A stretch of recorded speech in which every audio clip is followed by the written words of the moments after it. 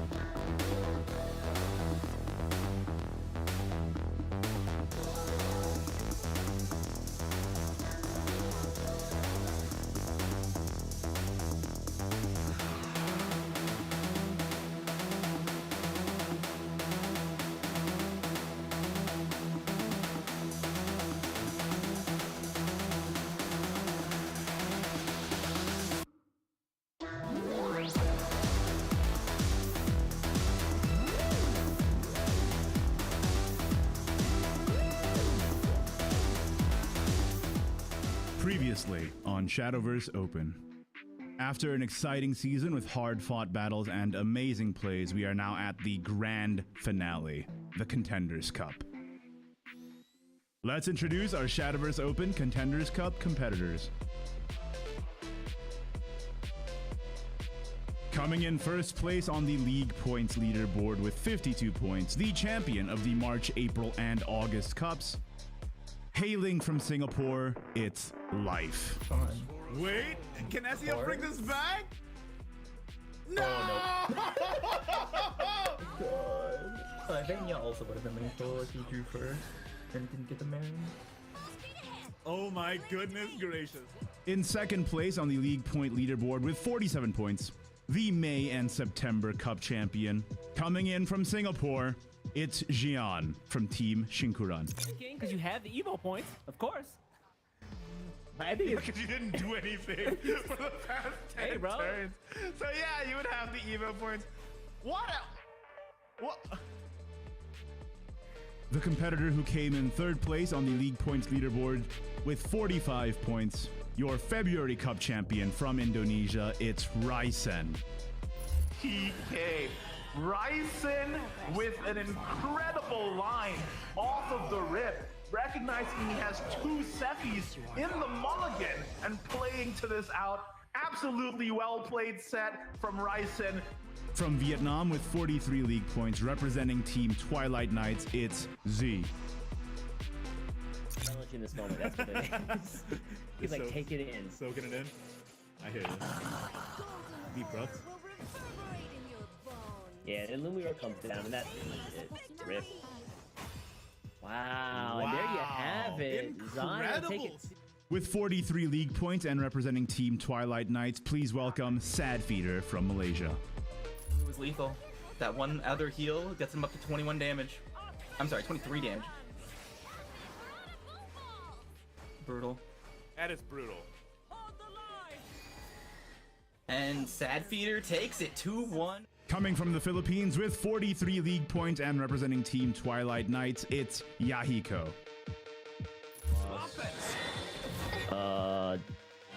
Dune Surfer on for me. Oh, this is the, yeah, the Evo gets the artifact there. I am so shocked at that.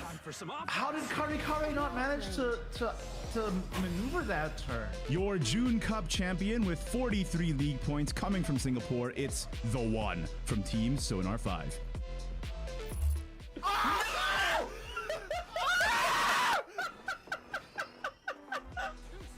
This man, he is destined. This man just 2-0'd Asia and then 2-0'd Sad Feeder. Hailing from Australia with 42 league points, it's Paper Flare from Team Disastra. Pop, and into the dome. Yeah, going second in this matchup is just like, no way, right? It's tough for sure. And that means, looks like Paper Flare is advancing.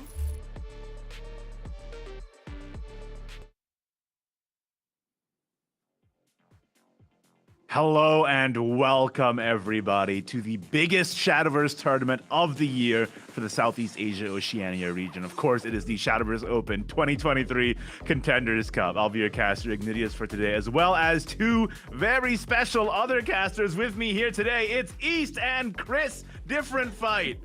Hello.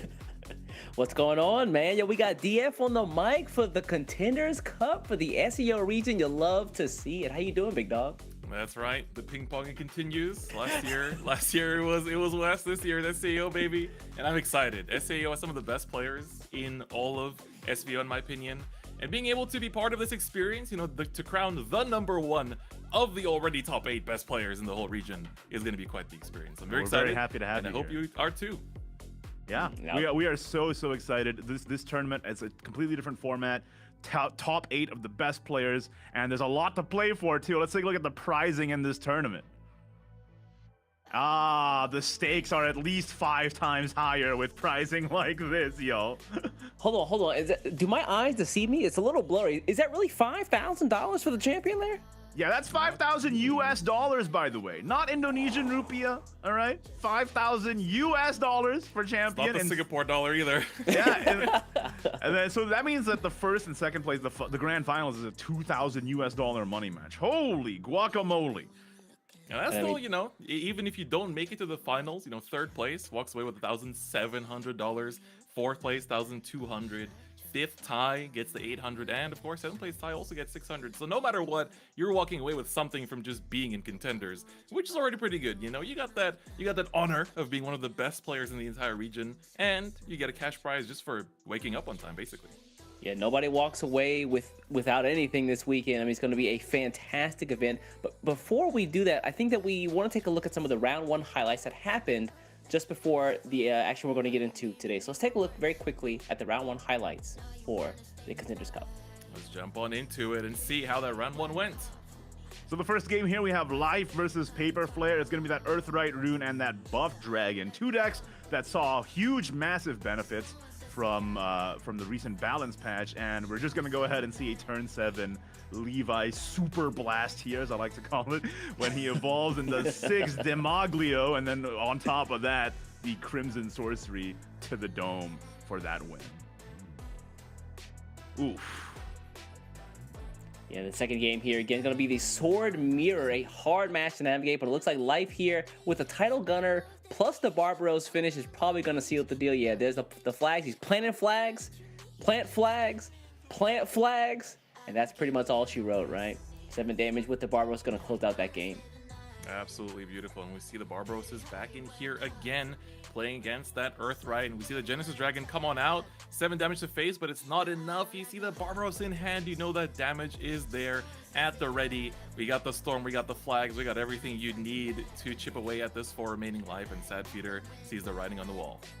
And then here we have that Buff Dragon versus Loot Sword matchup, a tough one if you can't get past the big wards, but with that Title Gunner and 5 billion flags, you might just be able to get through it. Yeah, the next game here, looks like it's going to be Dragon versus Earthright Rune, a deck that we haven't seen a lot of until after that recent patch update. But it looks like here, ZY going with the Mermaid. Can he heal out of range? Can he actually find a dub? Looks like he is. So the Joe again, damage on the Evo, damage on play, and then, yeah, that was all she wrote. Yep, absolutely beautiful. We see here Z running, of course, that Evo Blood 2. I think he's one of the 2 people bringing the deck to the tournament as well. You know, we've seen it have some success throughout the Rages, a lot of the Japanese circuits as well that have been happening throughout this expansion. And we see, of course, is going to be that 3 damage ping, and the Tavali comes through for that beautiful lethal to take Z to the 3rd win. And here was Gian versus the one. Gian, the only one in top 8 bringing Heel Haven. Not to put the cart before the horse here. Spoiler alert. But now we see why maybe this might take him straight to victory with a turn 6 super lethal with that Ether and that Lu going to the Dome. Yeah, the next match here, it looks like it was going to be, Sword versus Rune. Looks like, yeah, just enough flags plus the damage from the Title Gunners here was enough. Yeah, Spell Scourger was a really interesting choice here to get the 6 damage and then closing it out with the 2 damage there to face was crazy. Yep, the absolute perfect lethal there. And of course, here we see that next matchup again. Levi putting in the work. Of course, look at this. You don't need to worry about the 5-8. 6 damage to face, Crimson Sorcery for 3, and you're done. And we're seeing another Buff Dragon here, and that's a lot of Evo Storms, if I do say so myself. That's a 1. That's a Joe. And out comes the 12 quadrillion damage from the coach himself. There he goes, that Evo 7 to face to seal the deal. The next match here looks like it's going to be a Dragon Mirror. However, yeah, Joe, that guy does some kind of work with no wards on Yahiko's side of the board. Looks like Ryson was going to really easily take this one with the 7 damage face and then 3 more to seal the deal. Oh, and the emote. The spicy emote. Oh. You love to see it in here. Ooh, look at that 1 life believing left for Ryzen. But Yahiko, of course, sees, the Coral Spirit. You just got to get that bandage down. And of course, you already have the 3 damage to face necessary to seal the deal here and tie things up against Ryzen, a big name in the leagues. And again with Ryzen versus Yahiko. Yahiko bringing the Evolve Blood, a less popular pick in this field of competition, but making it through with a victory here. Grimnir and Leoparian to seal it. And then here, taking a look at the last game, the fourth game between these two. Just more flags. Barbaros getting the job done, and the buff here. Yeah, thank you, Rogers, for the 2 damage as well. He didn't even have to play the Juliet. Can we just acknowledge that? He didn't need the Juliet in that case. He just wanted him to know. Had to do it, and here we see the Barbaros like, ooh, as a 9/12 golem. It's quite a big menacing power. Good thing I have a Barbaros that can evolve and get rid of it. And of course, with this deck, you got to be able to do your basic arithmetic. You got to know that 8 equals 21. You got to know those conversions of the flags, wave them in your opponent's face. 8 equals 21. This is some kind of pirate math, but you know, I can't argue the results. Look at it. That was 21.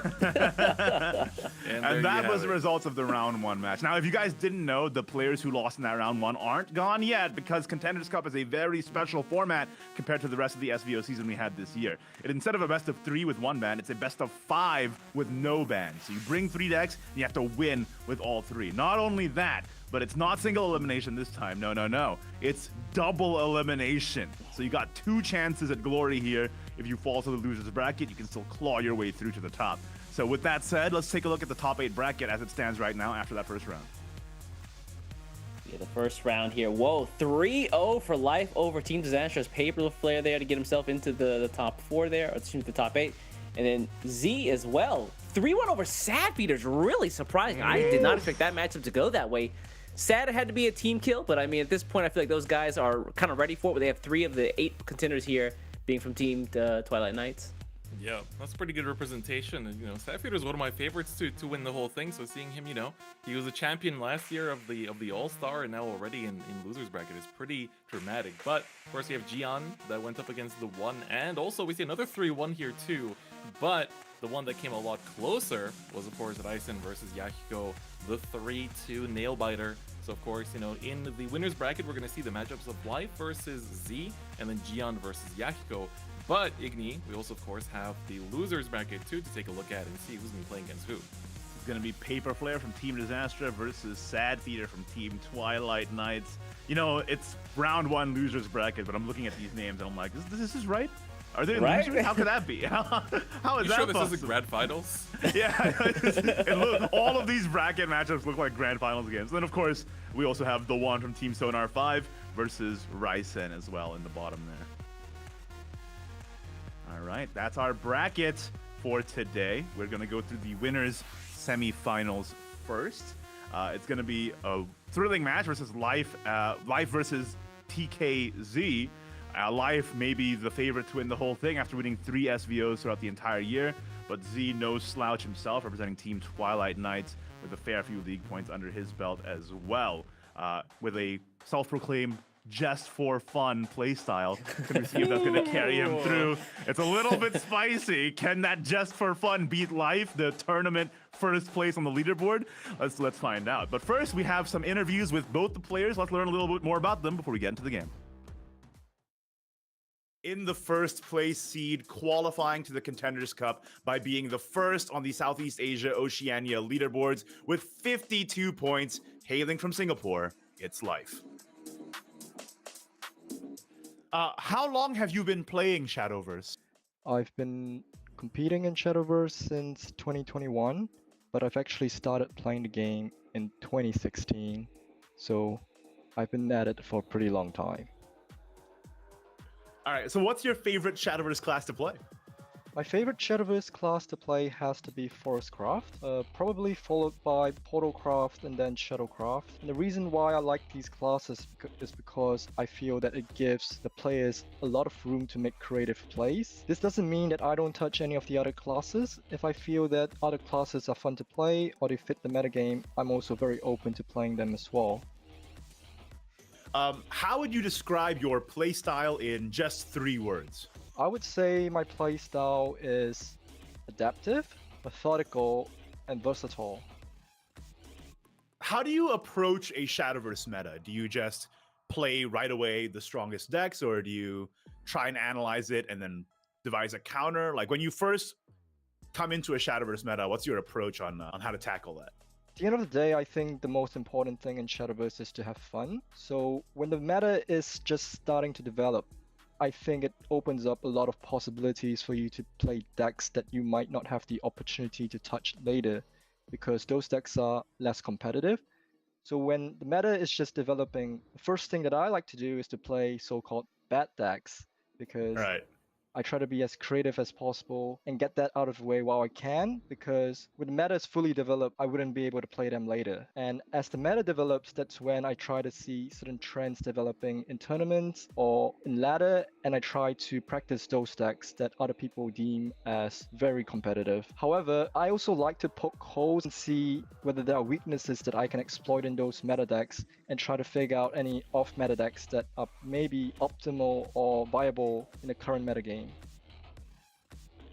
So, in regards to SVO, what are the benefits of being part of a team? Right, so when I started playing Shadowverse, I never had the intention of playing competitive, so I didn't really see the point of joining a team, and I never did so for the majority of playing Shadowverse. However, when I started playing Shadowverse competitively, that was when I felt the need to be a little bit more efficient in practicing and learning the metagame. And that's where I think teams really shine. However, I did not decide to join a Western team. Instead, I joined, my first exposure would be what you'd call a window or Mado in Japanese. And I joined the RK Mado.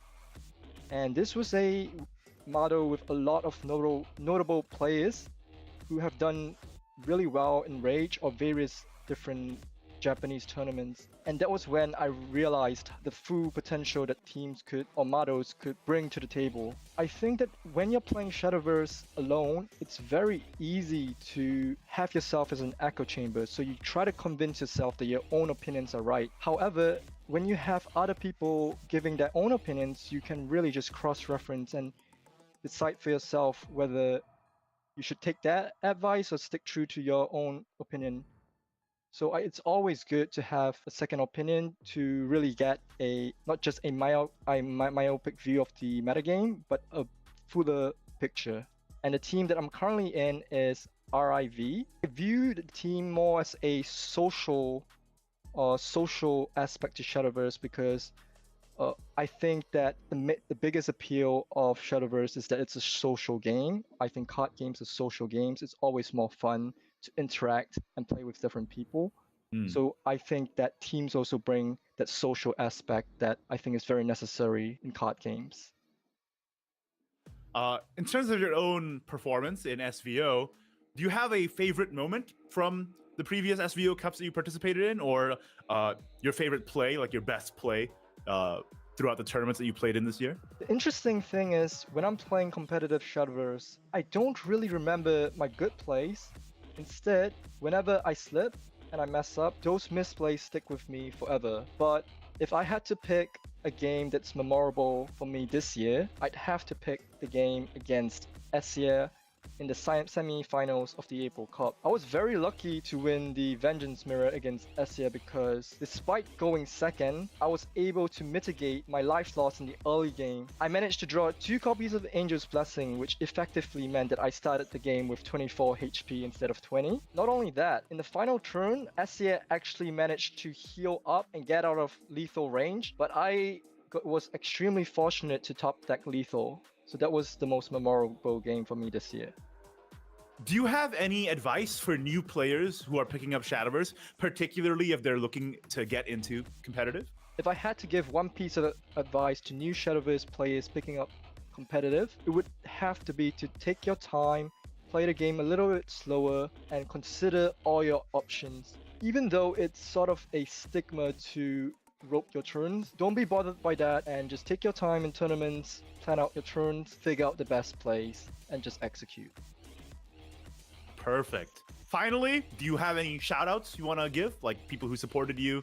Anyone you want to particularly mention?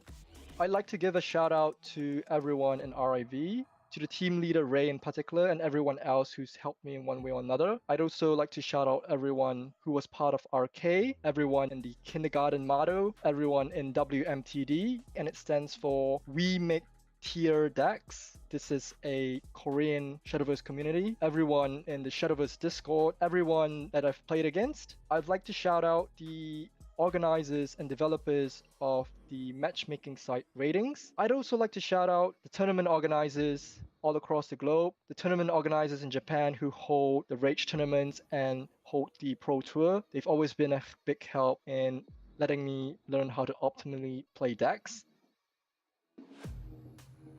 Appreciate you coming out. Yeah, good luck, and yeah, I'll see you in Contenders, man. Thank you Can't very wait. much. Coming from Vietnam and representing his team, Twilight Knights, in the 4th place seed in the Contenders Cup, qualifying through being the 4th place in the Southeast Asia Oceania leaderboards with 43 points. It's Z. How long have you been playing Shadowverse? Play Shadowverse 6 years, 7. Since 2017? Yes. All right, that's a long time. So have I, actually. How would you describe your playstyle in 3 words? The way spread my style is just for fun. Just for fun. I like that. You mentioned your team, Twilight Knights. What are the benefits of being in a team as a competitive player? What do you get out of being in a team like Twilight Knights? The benefit of being a part of team I can follow and learn how to play a deck in meta. And that's really good too, because in your team, Twilight Knights, there's such good players like Sadfeeder, for example, and all your other teammates. It must just be you improve very quickly just being around other good players, right? Oh yeah. Oh, what has been your favorite moment from the previous SVOs that you've competed in? My favorite moment when I go final in April or May Cup. Got the finals in the February May Cup. Yeah. It's my moment. Yes. That's your best moment? I mean, just making the finals is a huge accomplishment by itself. What in the February or May Cup then? What in that tournament? What do you think was your best play? I think best play Dragon, Discard Dragon. Discard Dragon, yeah. Yes. That thing very fun. Yeah? Is there a specific play that you played your Discard Dragon that you were really proud of? Yeah. This meta a lot of Van Blood. I try to heal, survive, and but now they dead, and I win. So against, what was it, Vengeance Blood you said, and they were just trying to aggro you down, right? Yeah. And you healed a lot, didn't you? Yeah. Yeah, just heal and survive. So heal and survive, and then you just win that way. Yeah. Yeah. With Dragon, you have a lot of longevity, so you just go longer. I mean, it must feel really good, right? Everyone's trying to aggro you down with Galome or whatever, and you're just like, no. It's discard time. Fair enough. Which opponent do you want to play the most? And which do you want to play the least out of the names that you saw? Moment I want to play most is yes, I think Sadfeeder. Sadfeeder, of course. Is it because he's your teammate? Yeah, and he strong. I think he strongest in my region. Fair enough. Sadfeeder is one of the goats, right? Yes. So able to play against a strong opponent is the best thing to prove that you're a strong player. Is there an opponent that you want to play the least, that you're afraid of fighting against, or you're not really looking forward to playing? Opponent I don't want to fight again. I think live. Yeah.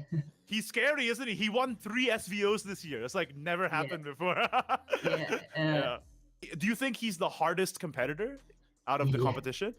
Yes, I think live very harder. Yeah. Fair enough. I would be afraid of that guy too.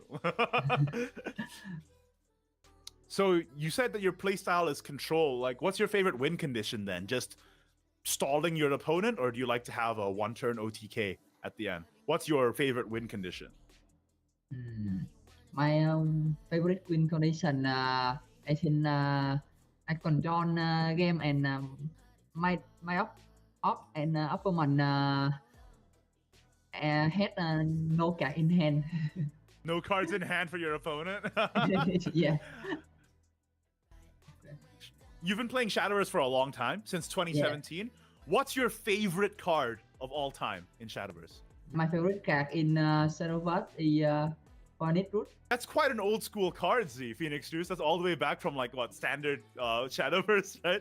Makes a lot of sense, Phoenix Juice. What do you like about Phoenix Juice? The fact that it's like kind of a risky card, or? Yes, it's fun and I like it. I like that. It's fun and I like it. That's exactly what you want in a card, right? Do you have any advice for new players trying Shadowverse who maybe want to become competitive? Any advice? Vài new player, I think he play some game and watch some video. Any shoutouts? Do you want to give any shoutouts? I want to shout out to my team and people in Vietnamese community to support me. All right. Yeah. All right. Thank you, Z, for your time. Really appreciate it. Good luck on Contenders Cup. Yeah, Really. thank you. I will try my best in Contender Cup. At least I want go top 4. Top 4. That's your goal. Yeah.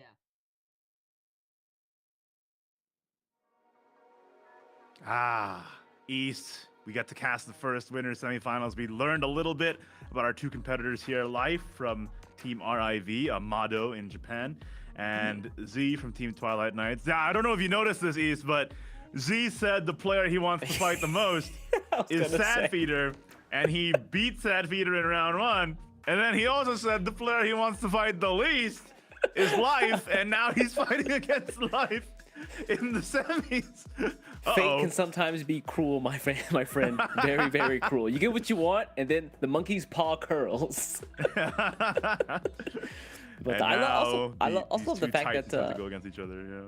Yeah, I also love the fact that Life points out the fact that joining a team is part of the social aspect of Shadowverse, and if you're looking to like make friends in the game, joining a team is probably one of the best ways to do it. Even if you guys aren't competitive, if you're not competitive, joining a team is such a good way to meet new people and just make great friends. I love that point, the fact that he pointed that out.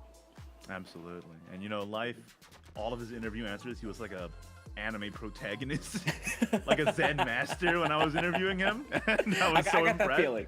I got that Let's vibe. see if he can bring that energy in to the semifinals here. He already won the first round 3-0. Is he going to continue his lossless streak? Let's find out. But first, let's take a look at the deck list that each of these players are bringing. It's Life versus TKZ.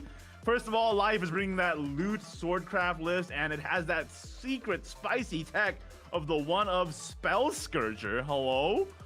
Such a cool card. Spell Scourger being able to just deal a little bit more face damage in the case that something like your Titled Gunner or your Rogers leader effect or your Barbaros isn't able to seal the deal with one of the flags.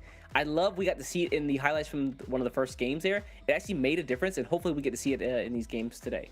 If you guys aren't aware, if you're just tuning in for the Contenders Cup and you're not super familiar with the meta, fret not.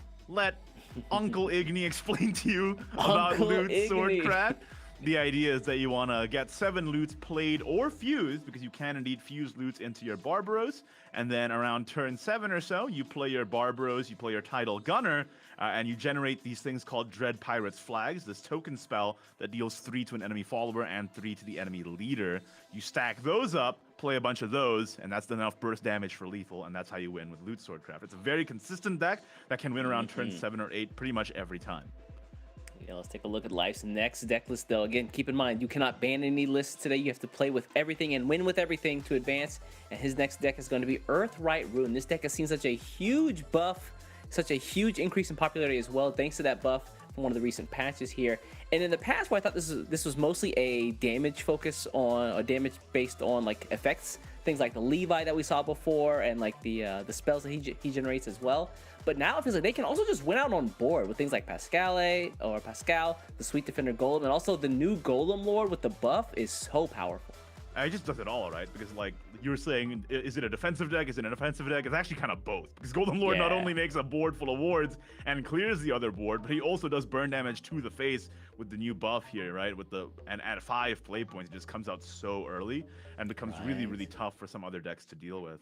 I think in part of like Golden Lord being so good is part of why Loot Sword is now maybe running one of Spell Scourger, because you have to sink a Barbaros turn 4 without the enhance effect to deal with Golem Lord, and you need that extra source of burn, and that's the way it goes. If you guys didn't know Earthright Rune, it's a playstyle in Runecraft that has been around for a long time, and this is the latest incarnation of it. You make Earth sigils or stacks on your board, and then you consume those stacks to activate powerful effects. One of the most powerful ones that we just brought up was the Golem Lord, and also the Levi Wizard of Ages, who can do a massive amount of burn damage on the evolve, as well as generating a Crimson Sorcery, which is just 9 burn damage for 5 play points right then and there. And that's almost half your health, as it turns out, if I pass math class. Yep. So Yep. it's a lot to contend with. Let's take a look at Life's last deck list here. Again, he's got the Earthright Rune, the Loot Sword, and yes, Buff Dragon. Igni, I know you got to be licking your chops seeing Dragon in Contenders Cup. Buff Dragon, personally, not my favorite type of dragon. You've betrayed your own class. How do you But feel? it is with the recent buff to Dion, it sort of pushed the deck over the edge. It's one of those things where with just one additional buffer, the deck becomes consistent enough to become a huge threat. So basically from 0 to hero with that one buff to Dion. And another thing with that buff to Dion is not only does it now buff your deck by +1 defense on turn 2, even if you don't buff him beforehand for that ramp, but now he also has evolution point recovery if it has at least 7 defense. Useful. It's so useful because it means you pretty much always have an evolution point for your Coach Joe, which is your biggest source of burst damage in this deck. Whereas before you would have to sink an Olivia and Sylvia to get your evolve points back consistently. Now Dion just does it for 2 play points, which is just so strong. If you guys didn't know, Buff Dragon is focused around buffing the cards in your deck's defense. You got lots of cards that do that, and then each of these cards have additional effects if their defense is past a certain threshold. So if you buff your Grand Slam Tamer to 5 defense, it summons a Hellflame Dragon, for example. But if you buff it to 7 defense, it evolves itself and makes the Hellflame Dragon have Storm. So it gets pretty unreasonable very quickly. This is mixed with the Evolve package because Buff Dragon has a lot of Evolve tools, which lets you leverage the powerful ability of Alice as well. Yeah, it feels like this deck is really managing 2 things at the same time, like buffing the cards in your deck, as well as making sure you get to enough Evos over the course of the game, so you can potentially have like a turn 7 lethal, something like, or turn 8 lethal with something like an Alice plus a Joe, and then maybe like one of the Dragonborn strikers there.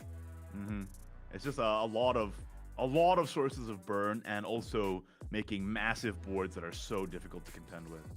Let's take a look on the other side, though. Again, Life, huge competitor, very powerful in the SEO region, but his opponent Z is also nothing to slouch at, and again, he's also going to be using the Loot Sword here. Actually, maybe a little bit different here. We don't see any of the Spell Scourgers, but we do see the Untold Kick. Yeah, Untold Kick was getting cut from a lot of lists after the nerf, where before it didn't have a Rally 10 condition for the transmute, but now it does. But turns out that Loot Sword can Rally 10 pretty consistently anyway, especially with Stormracked First Mate generating a bunch of Cannoneers and Buccaneers and whatever kind of pirate comes out, whatever flavor of the week pirates coming out of that guy. And now Untold Kick is just a really cheap, 0 cost, in fact, both damage removal and cycle. Another interesting tech in this deck list I want to say is the one of Angel of Darkness. A very heads-up tech that's relevant against a lot of decks right now. Against Loot Sword, the Mirror, not so much. But against Buff Dragon, which buffs all their defenses, this guy instantly destroys them all. Against Heal Haven, which buffs all their stats, this guy instantly destroys them all. Against Earthright, in fact, even with Pascal, this guy could end up coming in handy as well. The only thing it doesn't really do anything against is Loot Sword itself and Evolve Bloodcraft, which is also in the top 8 this year. But other than that, it's a very heads-up tech, especially just as a one-of, just in case you need it, right? Yeah, I've tried this out, and it actually makes a big difference. Again, you get one of those boards that you just can't break with all like dragons, for example, massive like Midland Mermaids that are just like 1/10s. Yeah, oh my god. And then you're like, all right, Angel of Darkness, solve my problems for me. Thank you. I appreciate you. I heard the pain in your voice when you said, oh my god. You're very emotive just then. All right, let's take a look at the next list here from Z. Oh, definitely based on boy. a true story. Ooh, Z is one of 2 players in this top 8 bringing Evolve Blood, actually is. Yeah, Evo Blood here, a deck that hadn't really seen a lot of play. Actually, only a couple players today are running it. Again, I don't want to spoil things for folks just tuning in, but yeah, not a lot of folks running Evo Blood, but Z is one of those players. And the idea here is just to get to 5 Evos, if not more, by what, turn 7, so you can start doing tons of damage in bunches of different ways. Things like Dublame, being able to give your Leoparions and Peckish Alcats Storm, and then also allowing them to evolve if he's evolved on the board. You got things like Tavali, which you saw in the highlights as well. We saw Signa as well.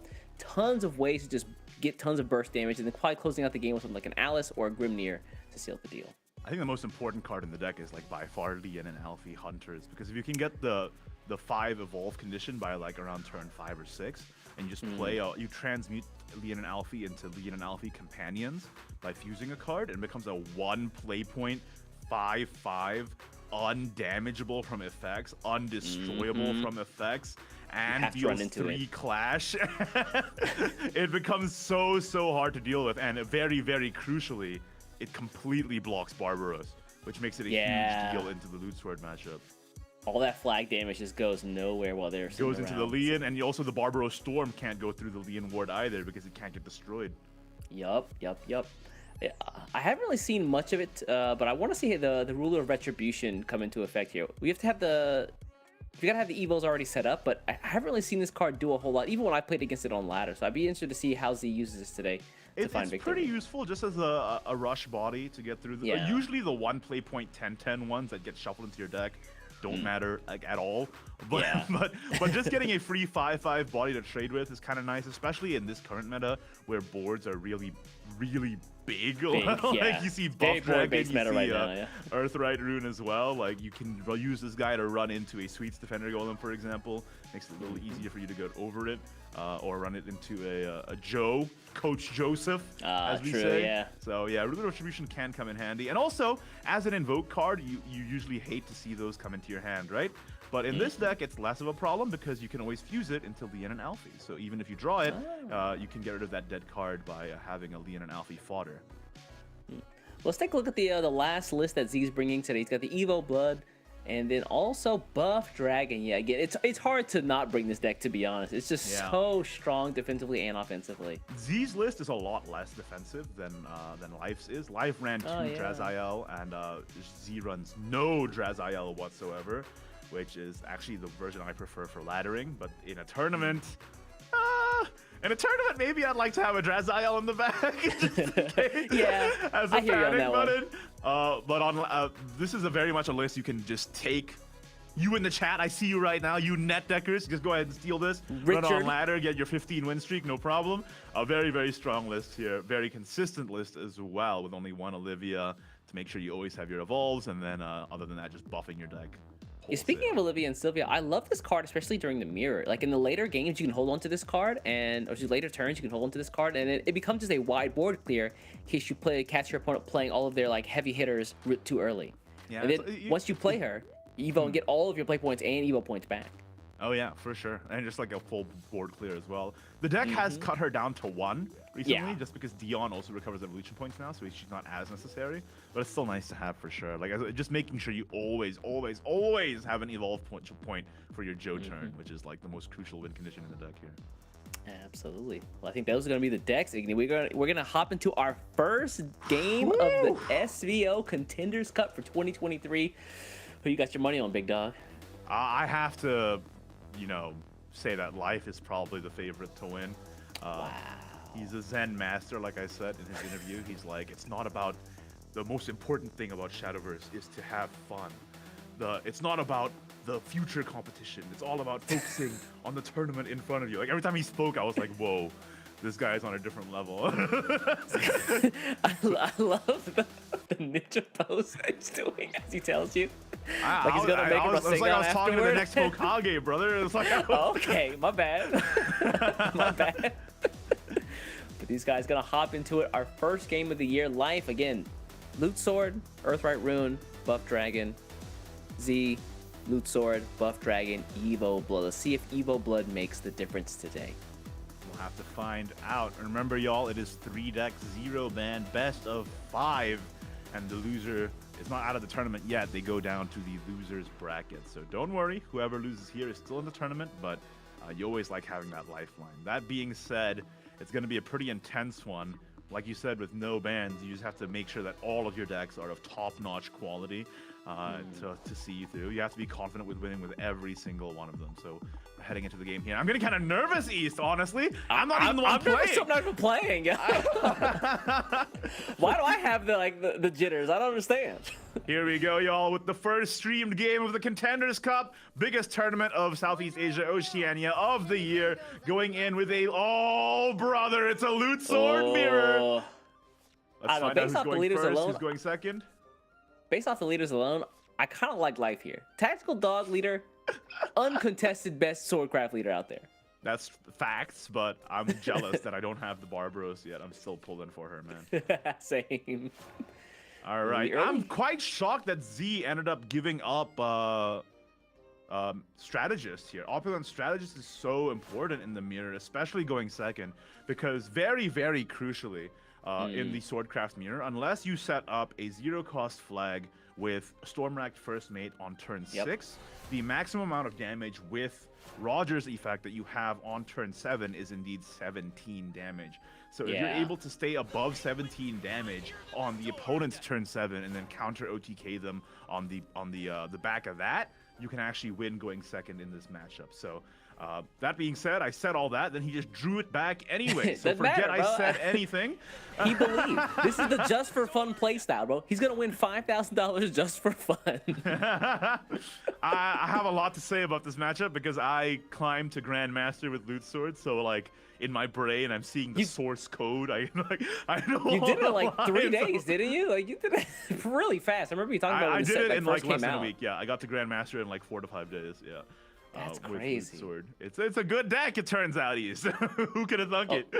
Life is thinking about spinning this Title Gunner. We typically don't see Title Gunners come out until Barbaros hits the board, but looks like he might want to try to get rid of or get that extra damage early on. The board in this matchup actually does matter. Like that's why Untold Kick was so strong back pre-nerf.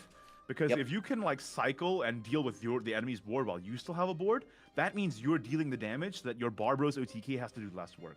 As we can see here, Z is already at 17 defense. He's already in lethal range for turn 7. So Z has to think, how do I heal to 18 plus while dealing with the enemy board, while doing this and that? So actually, I don't actually mind an early Title Gunner here. I think it makes a lot of sense. And he misses the 50-50! Oh, that sucks. Yeah, he was hoping to get rid of something there, but that means... Although he did get the Goblin in hand to heal up a little bit, I mean, he's going to be eating way more damage this turn. But now this Title Gunner is going to get traded for free with Life's own Title Gunner as if he just plays like another loot generator. If Z was able to win that 50-50 and take out the opposing Title Gunner, the flow of this entire game would have been different. But now it's turn 4, and the game's already had a huge... Like, what's it called? Like a crossroads? Yeah. A split in the timeline? All right, Loki. Anyway, now it's like, getting real difficult for Z, as this Title Gunner is gonna get blasted from existence here. Yeah, if you're Life here, the question is, how do I push the advantage I was given this turn? The fact that 50-50 miss means that I can actually play the Deep Sea Scout here, get another loot card in hand. Oh wait, double. He's just trying to draw into his Rogers as fast as possible. If he doesn't draw Rogers turn 5, it's gonna be kind of brutal, right? Yeah. But instead, he draws Mikhail. Uh-oh. It's unfortunate. Yeah, Mikhail, one of the cards you wanted to invoke from the deck rather than draw out, but I don't know what you do here.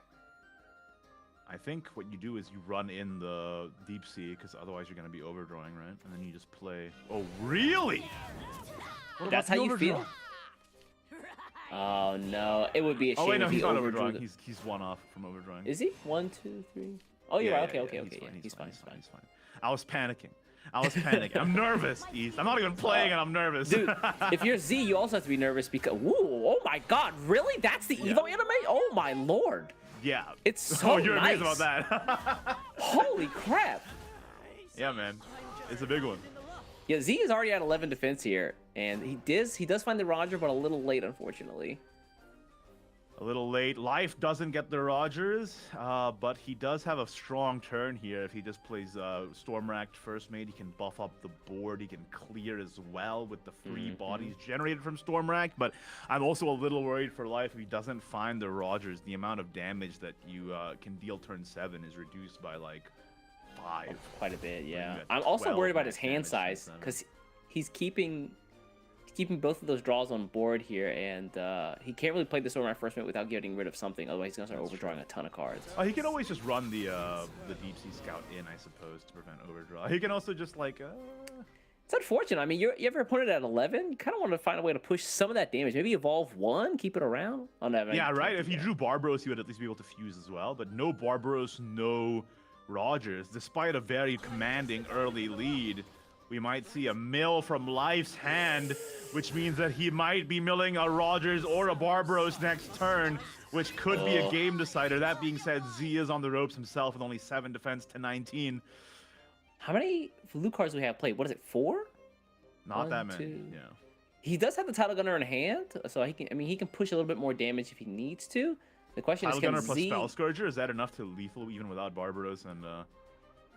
Yeah, it is. The question is, how many loot cards have been played? I want to know what he's going to get from the Title Gunner here. It's going to be a flag. If it's a flag, then it's super easy. I don't think it's flagged. Not quite yet. And here comes the Rogers on Z's side. But he's that EO animation is super extra. It's incredible, man. Honestly, I'm just taken aback by how good it is. Yeah, this is a little bit of a tough spot for Z to be in. Like I said, if he was able to get rid of that Title Gunner on turn 3, this would have been so much more comfortable for Z. But now he's in such an awkward position, not even being able to clear Mr. Tony right here. Okay, he does find Barbaros, but I'm surprised he didn't spin to get the Goblet there. He's at 9 defense. Yeah, it's not He's gotta spending be for the worried. Goblet there is really scary. Now, Life has almost lethal with 1, 2, 3 damage on board. Make it 5 damage with Title Gunner. Gunner, yeah. And then Spell Scourger is 7 damage. Not quite yet. I don't think it's Title. Yeah, the Spell Scourger's rally hasn't been activated yet. But it's so he's not close. at 7, really? I don't believe That's kind of so. surprising. Wow. 7 is Could 2 be. hits, and then 15 is 3 hits, right? I believe so. I'm kind 15 of is surprised he kinda hasn't hard got to to 7 reach. already. That's, kind of surprising. I don't know. I think he's at 5. What? Title Gunner. Yeah, if he plays Title Gunner, it's just not enough for Spell Scourger, right? Hmm. Oh, Yeah, wait, no, just, Spell you know, Scourger is active now. Was that a lethal potentially? If he played Title Gunner, Spell Scourger? Title Gunner, Spell Scourger. Wait, Spell Scourger I think can hit anything on board. Let me double check that. No, it wouldn't have been. Yeah, it could have hit the board, right? So it wasn't a Yeah, guarantee. so he doesn't want to take the chance. I get that, right? Yeah. I mean, especially when the stakes are this high, man. Yeah, exactly. I understand. And I mean, you can always use a Spell Scourger after like you play a Barbaros to like just delete one of your opponents. That's true. Followers there. Oh, is Spell Scourger lethal here? 1, 2, 3, 4. Nope. Not 3 quite. off. Yeah. But now he has lethal with the Title Gunner in hand if there's no healing on Z's side. I mean, we do see the Goblet, which is good. Goblet is good. And Opulent Strategist is not active either. Like, Z did not rally very much this game. I mean, it feels like he's been on the back foot since that turn where he didn't get the Title Gunner 50-50. clear. Yeah. Having to play the Shipwreck First Mate kind of sucks, although I guess you can make the Goblet 0 cost. Yeah, it is a clear, but then you're not, mean, you're only healing up to 5. I'm kind of not uncomfortable enough. with that, especially going into Life's turn 7. Like for Yeah. all, like Z doesn't know this. Like we know that there's no Barbaros in hand, but for all we know, like his Life could just top deck Barbaros and win instantly if he doesn't heal past 7 defense. All right, looks like he's gonna go this route. So this is 0 cost. He gets another count toward his rally, but I still don't think it's 10, right? No, it's not. I don't think so. Nope. If he necklaces, will it be 10? But then it's not enough to heal with Opulent. Because Opulent will only. Oh yeah, he doesn't have any more. That's unfortunate. Yep. That's 10, but Oh, that Opulent is an auto 10, heal now. yeah. He was 1 away. Okay. Trade this and then... Interesting. Oh, he's trying to get Life to mill. He traded into the Nightly Thief so that Life can potentially mill. I like that. Oof. It didn't end up That didn't mattering. really matter, though. It's fine. No. This is So a what, super this- easy clear and win from Life's, right? Yeah. He has Opulent Strategist, Title Title Gunner, Gunner. play 12 billion loots, and they all go face. Yep, here we go, sir. Yeet.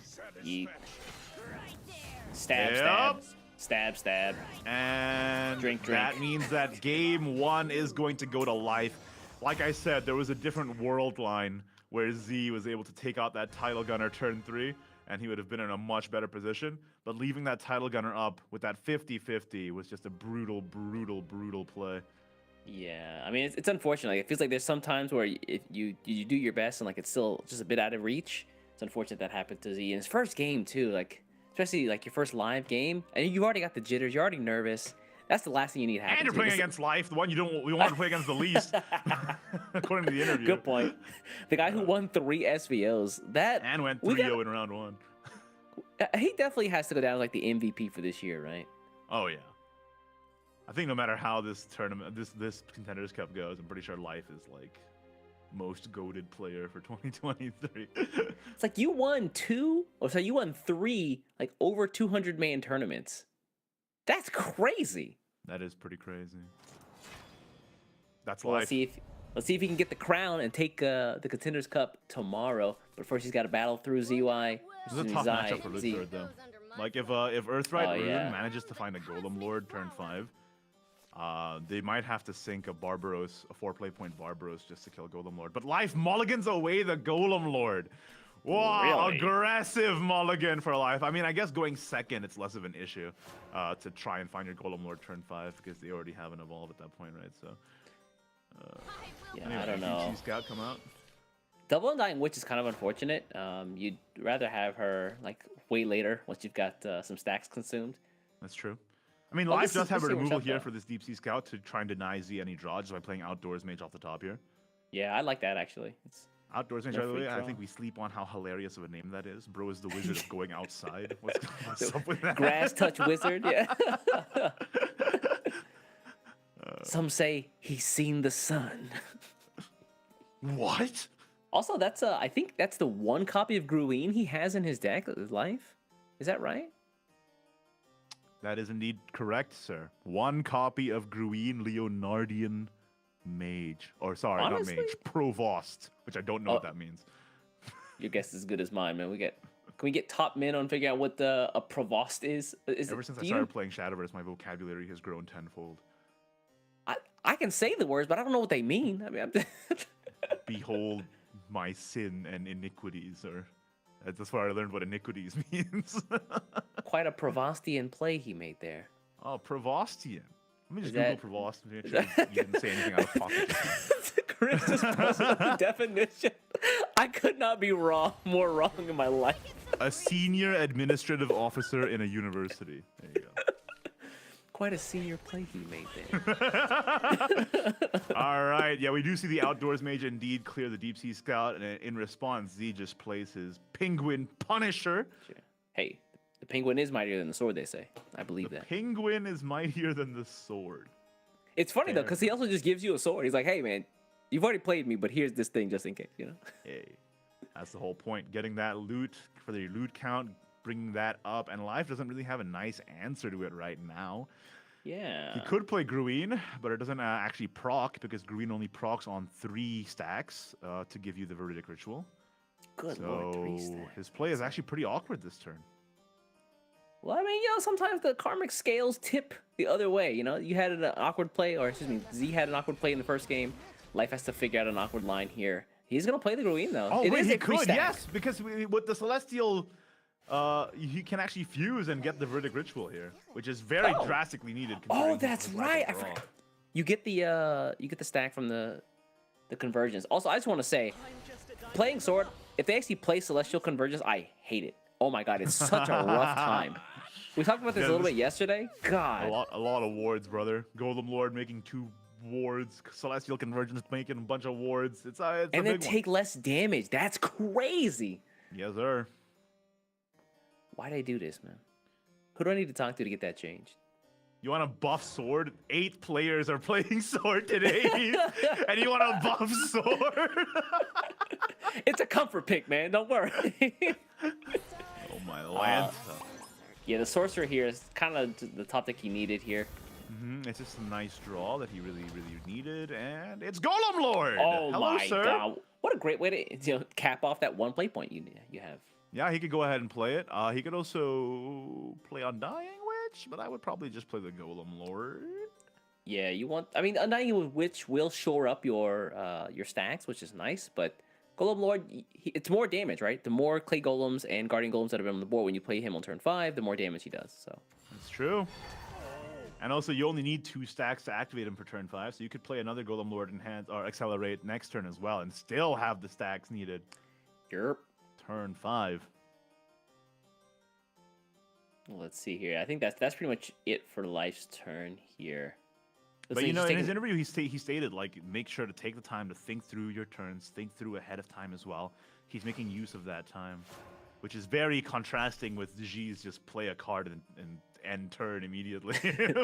Hey man, if you know the lines, no time, no reason to wait. Exactly. Well, going Tony first come is kind of out. unfortunate. Yeah, Polywog's gonna drop. Yeah, you'd like to be able to play a Roger on turn 4 in Evo, but yeah, going first is kind of unfortunate. But going first, for Loot Sword is usually very good, because even if you just play Rogers on 5, it's fine as long as you have a Deep Sea Scout or a Tidal Gunner in the back, which he does. So you get to leverage that for a lot of draw turn 5. And That's going true. first for Loot Sword, while it feels less good to play Rogers on 5 compared to Rogers on 4, you do also get to turn 7 faster, Yeah. which is the turn you win. Usually. But we'll see if they can get past the Golem Lord, all right? If they can't get past the Golem Lord, it looks like the turn to win is going to get pushed back a lot. Yeah. Maybe you actually do want to play out the Undying Witch here just to shore it up. We talked about it last turn, right? I think you Just just shore play up your one. stacks, get some board space. Yeah. Because Oh, now with- Pascal is good. Ooh, You don't want yeah, to but you burn don't your wanna- heal though. Do you want to play Pascal now? It's kind of risky, because that means you have to fuse something with Convergence to get Golem Lord active on 5. That's a good point. Alternatively, you could just play Golem Lord Accelerate into Veridic Ritual, go face, and you would still be left with 2 stacks. He's fusing Colossal Summoning, which is fascinating. Wow. He only runs 2 copies? 1 copy? Is he saving the Veridic for a face burst? Oh, he runs 3 copies, excuse me. Holy crap. I think he might be saving Verdict for like the finishing turn. Yeah, I'm thinking it might be so as well. Well, I mean, you don't want to have them like just play a goblin and just mitigate all that damage. So That's I understand true. holding here. I just feel like this turn could have been a bit more robust, but he didn't want to spin the Pascal. If he spent Pascal, he would have to fuse anyway, but he Yeah. did fuse anyway, so there was an option there. There's also Alright. a case to be made to Pascal on top of a board full of wards to make it harder for Tidal Gunner to pierce through. Very true. Very, very true. Once you have your Undying Witch up, Pascal can be a nuisance. Ooh. All right, Scout yeah, off the Rogers. back, exactly what we Scout. expect to see here. Yeah. Wide open, brother. And now we heal up. He'll face, surely. Healing the for sure, Rogers yeah. doesn't do anything. Yeah, I mean, yeah, he's not gonna see the light of what He's not turn gonna live. 6. So He's going to Davy Jones' locker after this. Don't worry about it. so I've heard. He's going straight Why does down. Davy Jones have a locker? Why does a pirate have a locker? Can we talk about that? He's a nervous high school guy. Why does Davy Jones have a locker? I'm pretty sure on ships they just store their stuff in lockers. Surely. My thieving days are over. Are you googling why does Davy Jones No. have a locker? I have no regrets. Definitely not. The Oh. most important pursuits. Listen, I know this game is an intense one, but why does Davy Jones have a locker? I need to know. Questions need to be answered. Inquiring minds want to know. This has got to be a Golem Lord turn 5, right? It's so strong. Yeah. Undying. Or does he Witch want to also get the play. witch up? I don't think Witch is active yet, right? I don't think so either. He didn't play Pascal, which would have been like a huge amount of 3. Earthright eating, Earthright activations. Honestly, has he really consumed many Earthright or mini stacks at all this game? Not Maybe 2? really. Maybe 2? it's That fine. being said, I don't see why. Maybe he just feels Yeah, like you- this board isn't that scary. He wants to get the Golem Lord up for sure by turn 7, so Barbaros can't go face. There is like the case to actually hold on to Golem Lord for later turns right before Barbaros comes down, because then it's really annoying. Yeah. I think that makes a lot of sense. Is Undying Witch active now? Yeah. Yes, ma'am. Yep. Wow, really? Way more than 2, I suppose. Yeah, because with Pascal and the other one, that's already 4 by itself, so he just did 3 beforehand, right? Okay. And he gets the free draw here. Kind of unfortunate, but I mean, he's got to evolve here. Feels kind of a sad use of an evolve point. He just has Run to the trade Undying into Witch Deep Sea, in. And Mr. Rogers. This gives Z an extra clash, so he can get the Another loot. Gilded Blade in hand. That's true, but is that really good? I mean, take a look at his hand, I don't not think she has that many really. plays this turn, right? How many? What's his rally count at? It's not 10 yet because certainly Secret not of Loves. 10, no. Yeah. Like, Wow, he's fused got a everything? Active Barbaros now. Are you actually playing it already? That's crazy if he plays You this. don't have much in your hand. Oh, you're at 10 now though. Opulent? You're wide open. The problem with being at 10 now is that you can't use send in the troops to like throw away the Juliet. Yeah, that's true. But you can just throw away the Secret of throw away Love. I this mean, blade. It's fine. oh, okay, that works too. Yeah. Oh, and a Not Deep great Sea off the pickups. back. That could work though. Let's see what He's it got draws, still got to right? find another Barbaros. That's the problem. And he fused everything. I'm surprised he fused. He didn't leave like one loot card around. Well, yeah, he had to because if he didn't fuse all the Ah, loots, that's a he good would have point. not hit 7 play points. Oh, Yeah, fair seven, enough. 7 loots fused. I mean, Actually, kind of beat.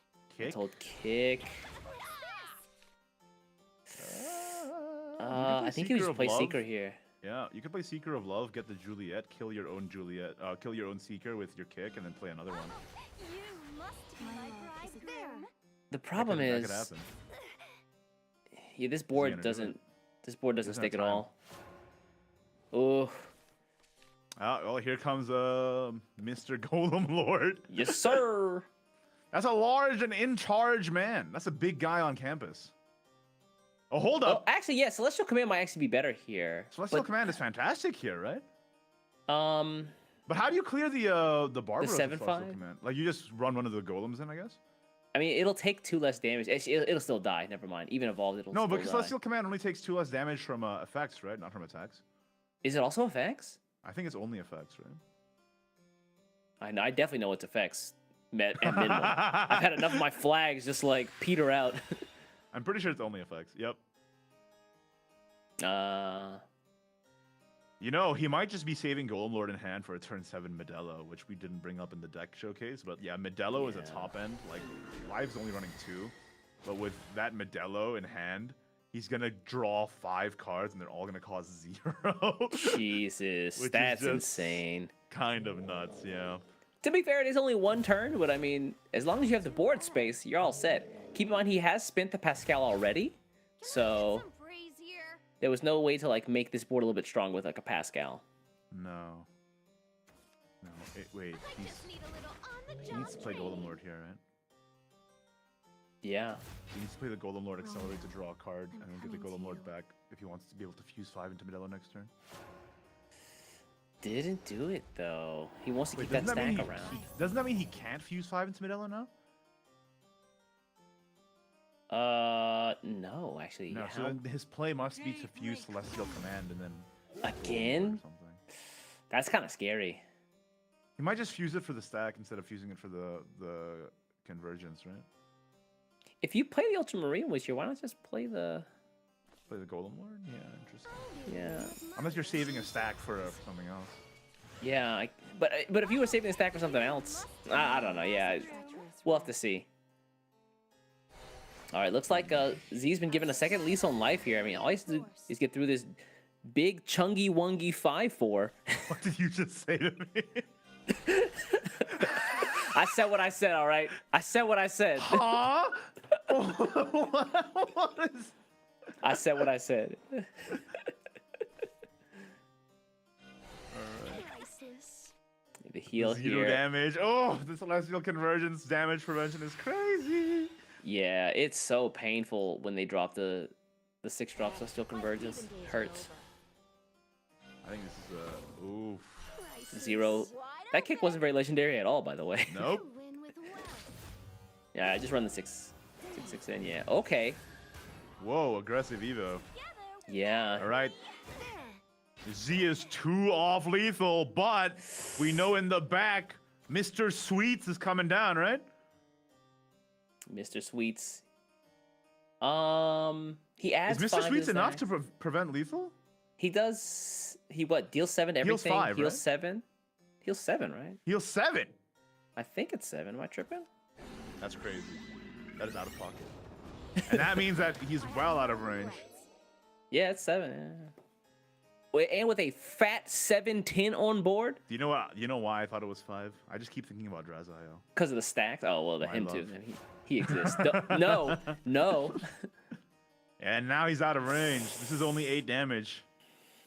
8 Yeah. damage versus 9 defense. The sweet golem just got him out of range. Dude, all the wards that Rune has, it's so hard for them to just get through. But Alright, this is just 1 damage out of range. it's so unfortunate, man. If it was a heal 5 like I thought it was, this would have been lethal. I run this in, yeah. I mean, you're gonna clear the golem, but yikes. You have to save that last one in hand just in case. And then he still can't get the Modelo. Life, I don't actually know what life does after. Do you have to just play the golem lord now? Modelo? Yeah, that's true. Like, you're not dead, but you're also not winning next turn, are you? Yeah. Oh, The just play Modelo it. draw.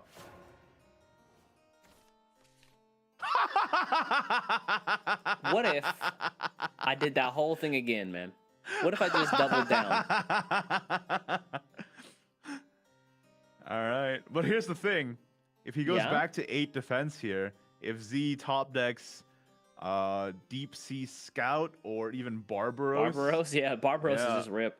it's over. And 19 cards in the deck, you gotta. And I think he's only seen 1 Barbaros so far. So Is there chance another is pretty play likely. besides playing Sweets Golem, though? Well, let's consult life's advice here and take our time. Really consider all of our options. I thought you were going to say Golem Lord consult doesn't the do it. manual. And I'm like, can I get a hand on those manual? God, I need that one too. Right? Levi is pretty much useless here because you can't close out the game. So we can eliminate that. Modelo, you could fuse something in, but then you're losing a You need very 5 big to piece. get the Modelo, and you only have 4 other cards in hand. Well, hold on. Whenever you fuse 1 card into him, he draws a card, right? Yeah, but then you'd be wasting 3 play points for a draw too.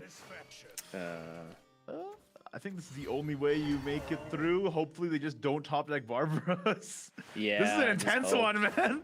Yeah, this is close. Much closer than I thought it was initially. Oh! Ooh, Title Gunner is That's close. enough, Is that right? enough? That's more than enough. 1, 2, 3, 4, Flag, 5, 6, 7, 3. 8. Yep, that's enough. Oh The my Title goodness, Gunner yeah. top deck will win Z the game. Holy guacamole. They were both living on a prayer there at the end there. They were just like, please, please, please, please. My next draw, save me.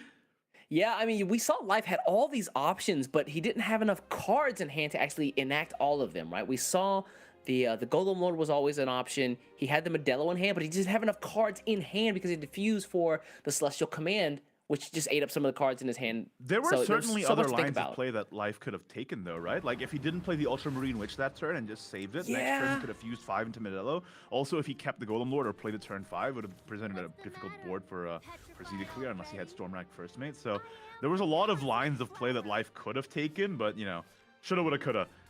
We have to move on to the next game here. And now it's going to be Earthright versus Evolve Blood, a matchup I'm very interested in looking at.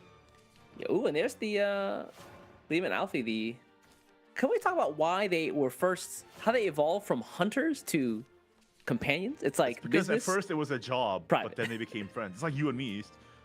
Dang. Are we, Is it us? Did they make that Ignean after East us? casters transmute into Ignean East companions. We got this. We definitely have photos of us when I think when you came to Japan. Can we get that on some actual like Shadowverse card art? No, please. That would be so good. Like someone All gets like right. the headshot of both of us.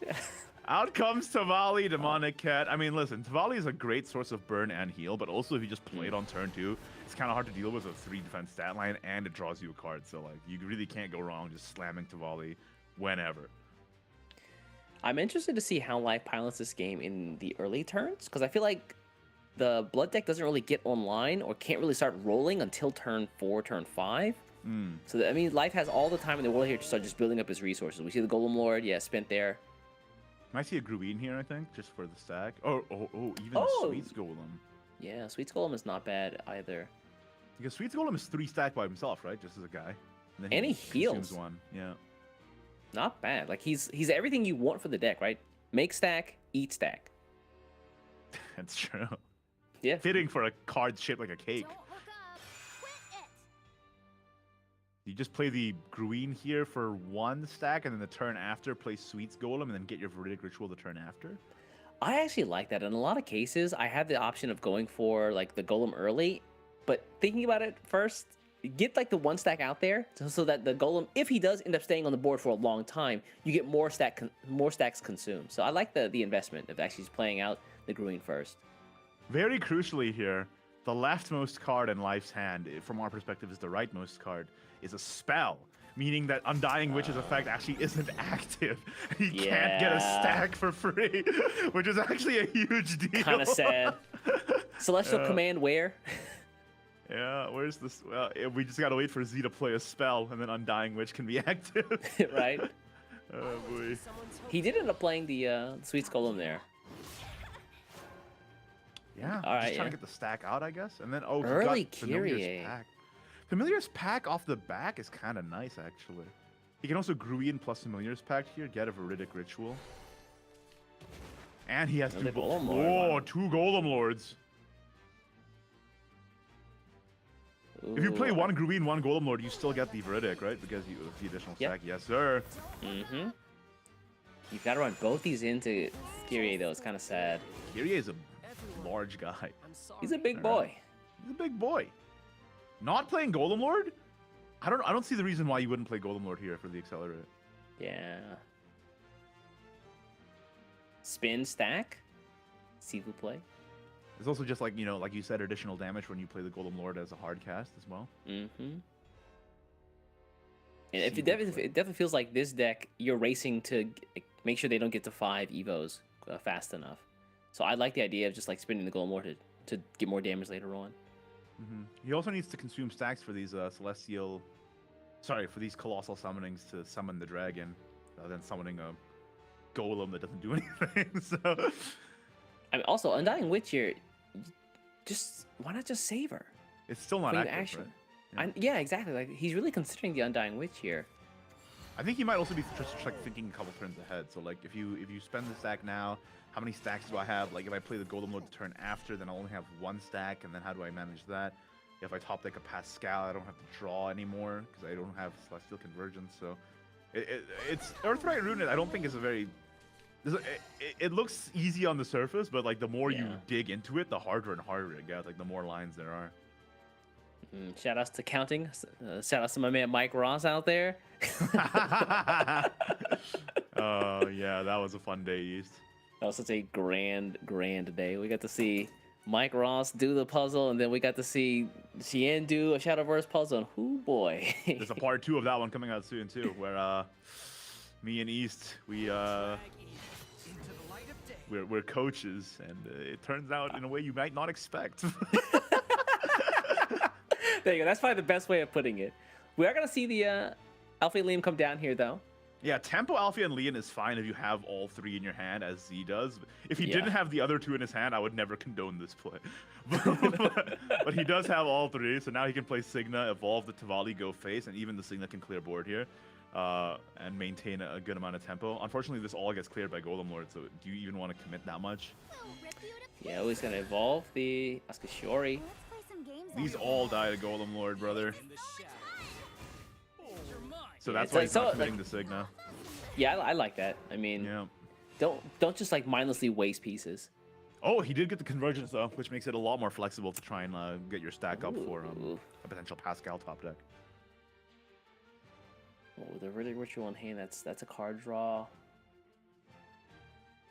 Doesn't have Modelo, not enough. Life has more patience than me, man. If it was me, I'd just slam the Golem Lord. Yeah, Make a kind of sound effect with my mouth as I do it too. We're like, Choo! Oh, okay. A little bit different, it's fine. Yours had a little bit more gravitas to it, but it's okay. that's because he's a Golem Lord, brother. He's not the Golem Pipsqueak. He's the Lord. Where are the Golem peasants at? Is that... Out he comes. Oh, okay, yeah. Skadoosh. Took a little bit longer, but we still... Oh, skadoosh, okay. All right. The skadoosh slam. How do you spell jabroni? I mean, that's pretty much all she wrote for this turn. And the question is, like, how do you spin turn 6? I No think what he's Modelo in hand. Yeah, Has he's this- considering like, do I fuse something into convergence now, right? To like get my Yeah. stack count up. Because I have the other Golem Lord in the bag, so that might be useful. But what do you fuse, right? All these cards are good, so Yeah, it's all damage or, like, damage enablers.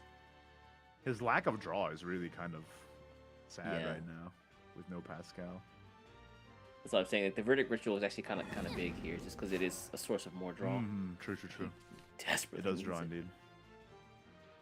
Signa can clear this, which is why he saved it in the bag. But what Z doesn't know is that there's another one. Yup. Potentially there's another one. Yeah, Signa here, someone's got to come out and evolve, though. What's it gonna be? You don't really want to evolve any of these. You manual evolve Alice, I guess. Ooh, Awesome. that feels so bad. It does feel horrible. True. But it does go over the Golem Lord, which is nice. Yeah, good point. And then you can also sack you also something and draw an additional 2. Oh, really? I'm very surprised Z spent that here. Well, it's not like it does anything without a Pascal. And Pascal is not that big of a consideration, so I guess it's fine. He can Yeah, also you can- sack his own Signa to heal 3 more with this Drain. Oh. Alright, Goodell, thank you. Lean and Alfie is 1, 2, 3, 4, 5 active, so he gets to get 2 Lean and Alfies next turn, blocking my another goodness. Golem Lord. Oh, Life does draw Modelo though. Ooh, it's gonna get spicy. Yeah. Having Modelo in hand, now you have to, like, you've come to a fork in the road again. Yeah, you have 'Cause- indeed. I think you could like fuse the 1 Colossal, play Golem Lord this turn, and then you'd still have 1, 2, 3, 4. Top deck another 1, 5 fuses for Modelo turn 7. That's true. He's gonna just play it, really. Yeah, Colossal for just the Golem is kind of funny. That's wild. But this guarantees 5 cards for Modelo, because Life could technically top deck a neutral card, right? Oh, that's could he? That's a great point. Life doesn't run any neutral cards, so never mind. He doesn't? Yeah, but Life, the consideration here is that Life might top deck another similar card for Modelo, and then Modelo wouldn't be active, right? But he's fusing anyway. Wow. I think He's just Modelo never is... going for the Modelo plan, which I think is fascinating. Yeah. Why not?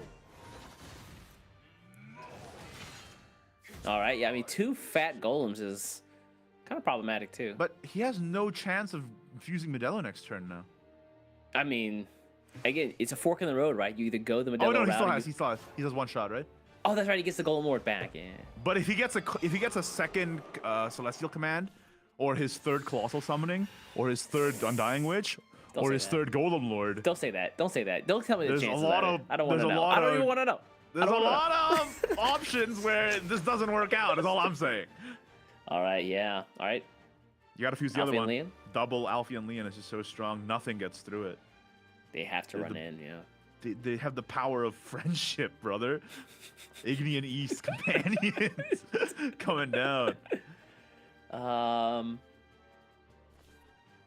Yeah, I mean, you do this, but you have to get rid of this board. Oh, you have Alice, right? You're fine. Oh yeah, okay. Yeah, And remember, that Ruler of Retribution came out as a free trade as well. Ooh, the evolve. He's gonna run it in. All right, okay. Yeah. So nice. Free trade. And then yeah, do blame here with the Pekka Shalkan. Look at Paria. Leoparian just to go face. You can run the Ruler of Retribution in. Play the Free trade is a Leoparians. great price. Free Evo, Storm, feels good. And now your And Alice this is is an annoying active. board. Your Alice is active for Storm, and so is your Grimnir. Uh-oh. Double Grimnir in hand, too, so Life's got to find a way. Jeff Goldblum style. Life has to find a way. I knew it. You know what I'm talking about? I do. I was like, wait a second. I think I just alley-ooped my man. Hold on. But yeah, looking at Life, he really never wanted to go for the Modelo.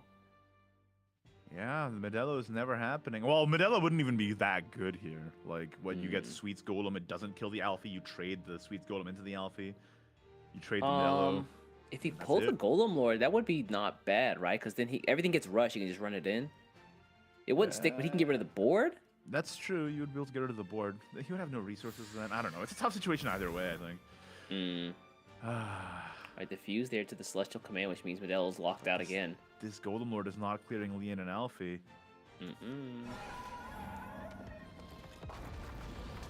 Two good friends surviving here.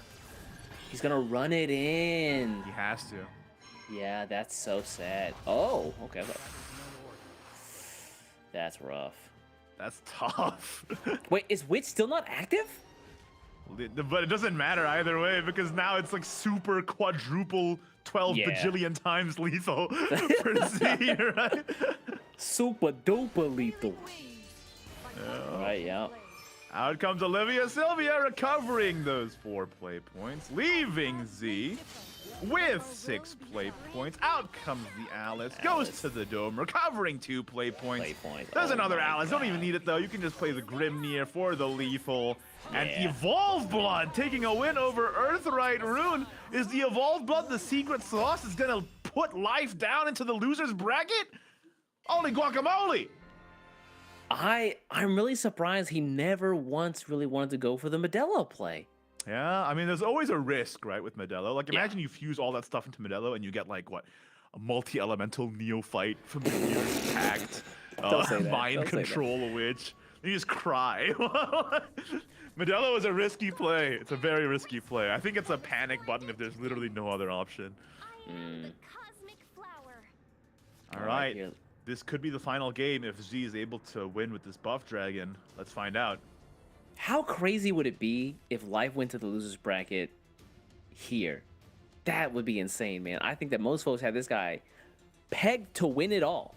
That's a Contenders Cup, brother. Anything can happen. Anything can happen. And Z is very carefully mulling over his mulligan here. Yeah, I don't hate. Oh, that sucks. Back. Yeah, boomerang back into the hand here. Joseph. Oh, that's good too. Yeah, Militant Mermaid. If he gets Militant Mermaid, and if this Mega Lorca pulls a Grand Slam Tamer, this might just be curtains. Like, it's so difficult for any deck to deal with turn 1 buff, turn 2 buff, turn 3 Grand Slam. We'll have to see here. Let's find out. Mega Lorca Rider, is he gonna pull Grand Slam Tamer? He also has the draw for next turn too. Ah, it does okay, not. No. Well, he can still top deck it. I'm just saying. Exactly. It's still a possibility. Meanwhile, on Life's side, he does get the early Golem Lord as well as a Astrological. But do you want to save the Astrological for when the Strikers are about to go face? That might be a real consideration. Bro, he needs some stats on board. Yeah. You could also just like play Sweets Golem and just sit, I guess. That's a thought. Yeah, because I mean, this way he just mitigates all that damage from the weenies on Z's board. So yeah, and he's just trying to live so that he can clear a Grand Slam board next turn. But he can't even, like, he has to wait 2 more turns, even after this turn, for Golem Lord, right? So yeah, like an early Grand Slam would be back-breaking for Life right now. I actually honestly don't hate the Golem Lord here. Yeah, just get a body out. Yeah, and spin the Undying Witch. You'll find another one. It's fine. Yeah. And then Golem Lord here. Yeah. This way you get stats on board. You consume some stacks as well. Like, all parts of your game plan are being advanced in this way. Still no Grand Slam Tamer. We're probably gonna see a Gunbane into a Mega Lorca here, though. Yeah, Gunbane shoots. That's another 2 buffs. Mega Lorca Rider here, right? Is he considering just playing the striker and going face? I mean, you could use like a worm crafting you get later on to just like toss it back into the deck. That's true. That's true. No reason to spend it now. Ooh, Dion is a free nice. buff. A free ramp, I mean. Ooh. Yeah. That's my son. Also free buff. Well, he's not free, I suppose. But yeah. That's my son. That's your son? Yeah, I revealed Dion, but I revealed him before he got buffed. It's like my son came back from college a changed man. That's what's happened here. Igni and who's the mother? He used to be so small, and now he's got 12 billion effects, and here he comes with a double Dion double buff and my double God. ramp. This is crazy. Like, what do you do with your life here? 6 to 4 play points? Orca Bunga indeed. Orca Bunga. Ever since Dion went to the academy, he's become a party animal. I can't control him anymore. He's got too many. Gotta focus on his studies, man. You know. He's got too many effects now, man. He's changed. He I went to a lot of clubs. Books. Went to a lot of clubs. My dad made he pledged like $10,000 to the university. No problem, man. I don't need learning. He's a competitive pole vaulter now. That's why he what is like he the buffs pole and vaulting? He was part of like the sailing team. He never shows up for practice. He never calls home. That's my question. Dang, they never do, man. They never do.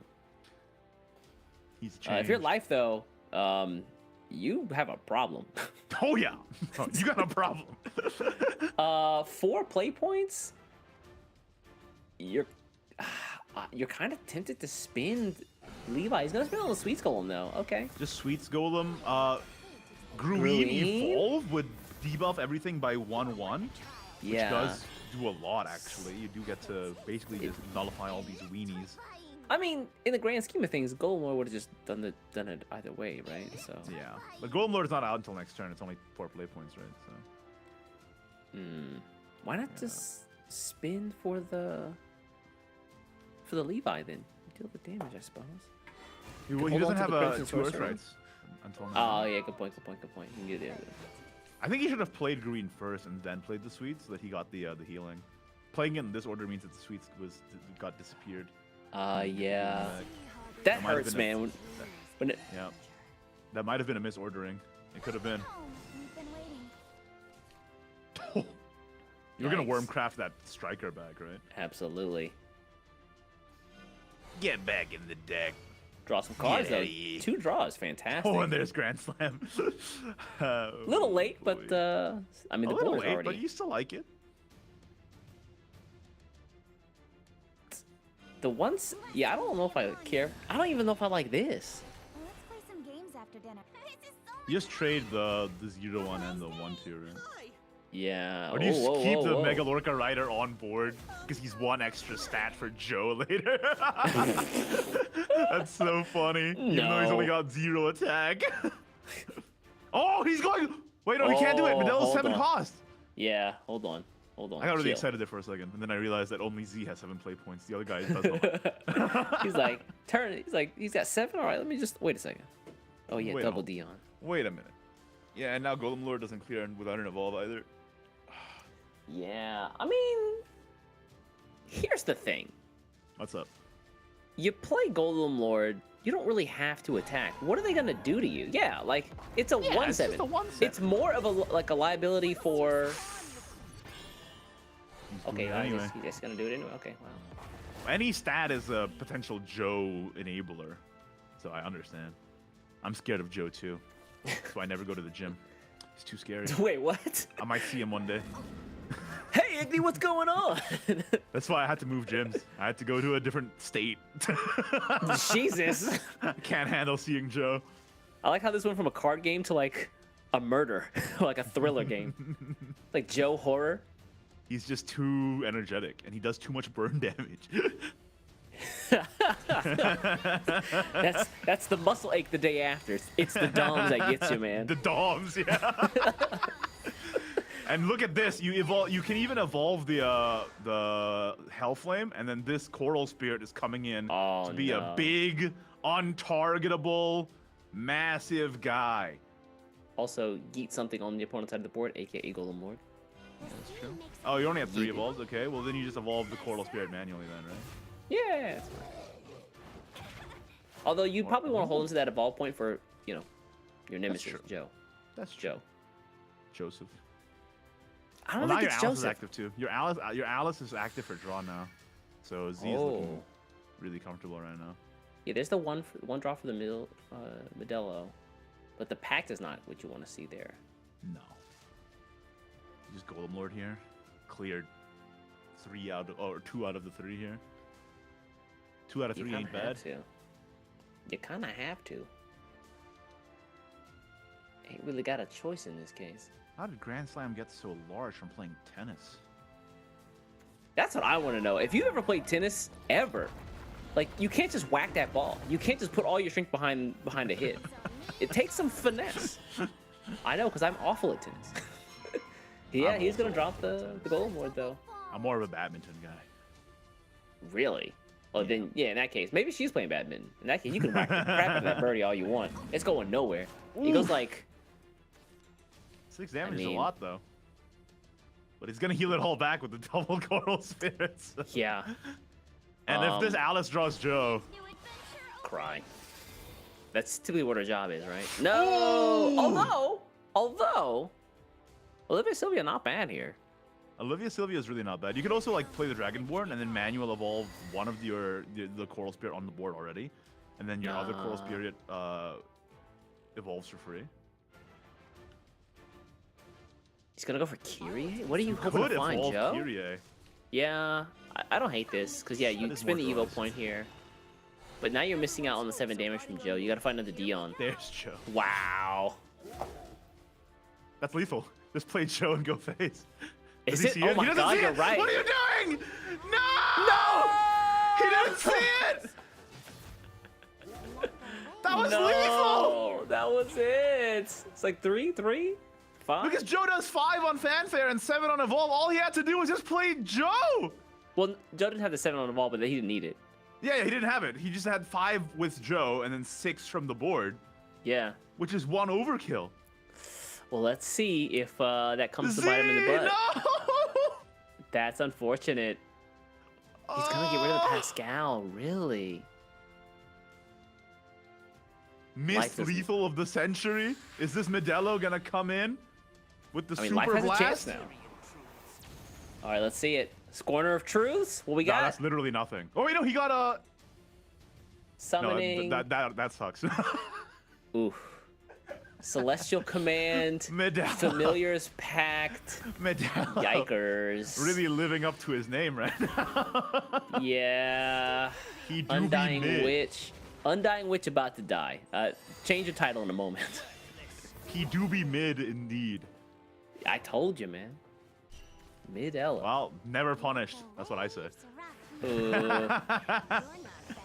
And that means Z pushes life down to the losers bracket in the first streamed game?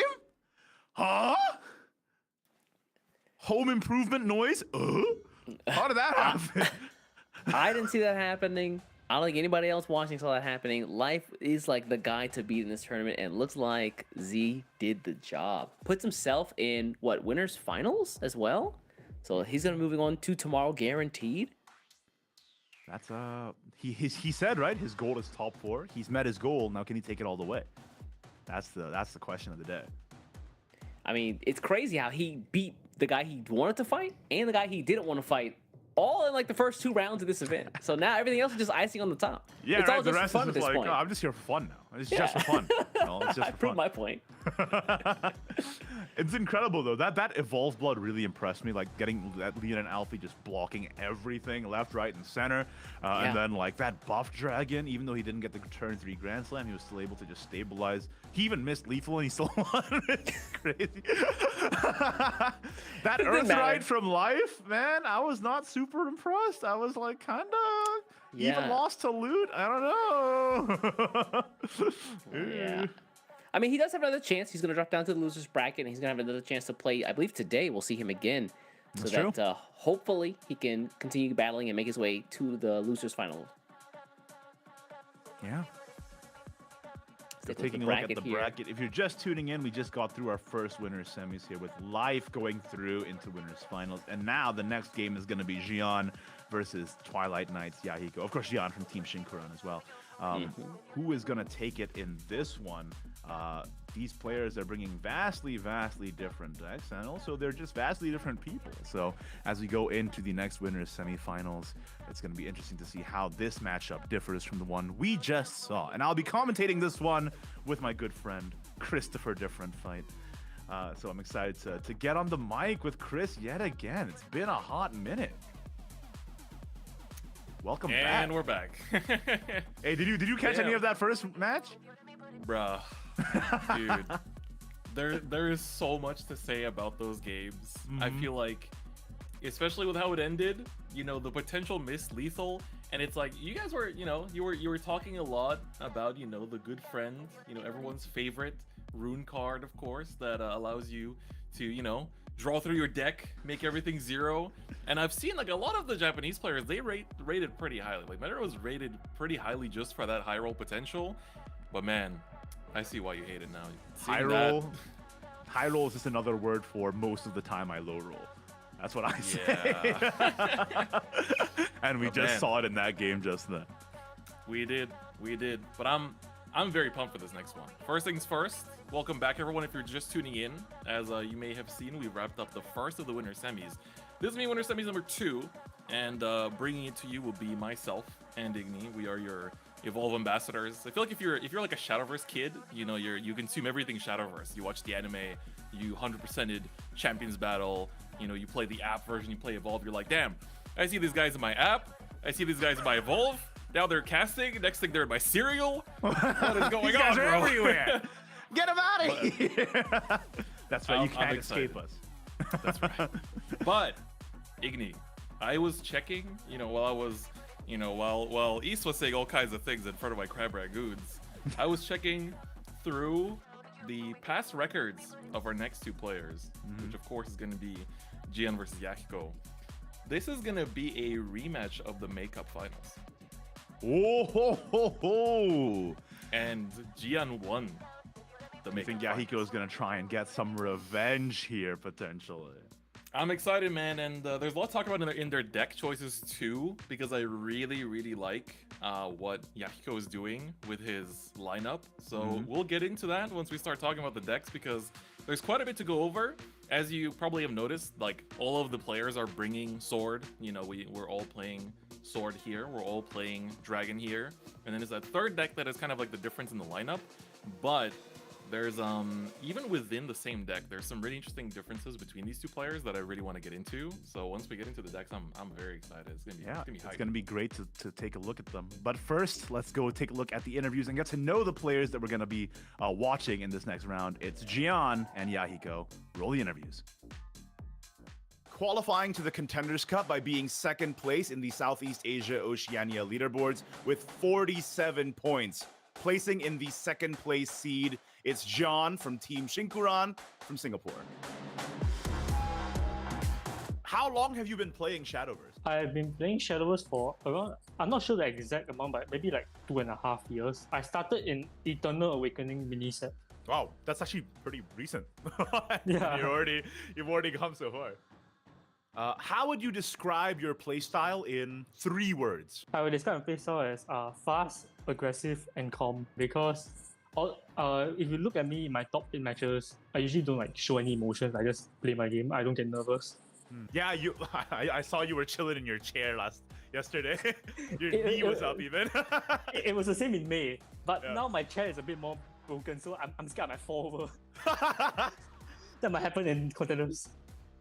So in terms of SVO, what are the benefits you think of being part of a team when it comes to preparing and participating in Shadowverse Open? One of the benefits is that being part of a team makes it so that you will have unbiased opinion. So for example, when you look at a replay yourself, you think like, oh, there's no way I made a mistake here, because you think you played perfectly. But if there's another person to look at it with you, they will be unbiased and tell you, yo, you make a mistake here, you shouldn't do this next time, and it will help you grow. As well as helping you discuss deck lists and ban plans with someone else to talk to, because they might have experience in matchups that you do not know. How do you approach a Shadowverse meta? Like, do you just follow the best decks, or do you try to counter it? So, like, what's your approach when you're trying to dissect the Shadowverse meta? Usually, my first attempt at approaching a Shadowverse meta is to play the best decks. Like, for example, this set was Magachio, Luke, and Crystallize. But obviously, I also need to recognize that I am not the best player, so Magachio is not a fit for me because it's too hard to play. So if that's the case, in the meta like that, I will then look for a third deck that will beat the two most popular decks, which is Ghost. Yeah, makes a lot of sense, especially for SVO with the 3-deck 1-ban format, yeah. The ban is very helpful. You can ban Evil Porter or Hero. So in terms of SVO, what's been your favorite moment from the SVOs that you've participated in? My favorite moment was in this year's May Cup, in my final match against Yahiko, the chess mirror. I remember that! No, that was so good. That was before we had Odin, before we had all these unbrickers, right? So you would just pass. Then it was like turn 23, turn 24. That was the best match ever, I think. It was in the finals as well. That was amazing. You just keep passing. It's so funny. I remember on the caster's desk, we were freaking out about that too. Like, oh my god, he's actually gonna turn 20 past. Like, I went to watch the casting. I was like, you guys were so confused. You guys were like, oh, what is he gonna do now? Who's gonna play a card? I remember. Who's gonna? Yeah, the first person to play a card loses the game. Like, that's so funny. All right, that was a great moment. That was a fantastic moment.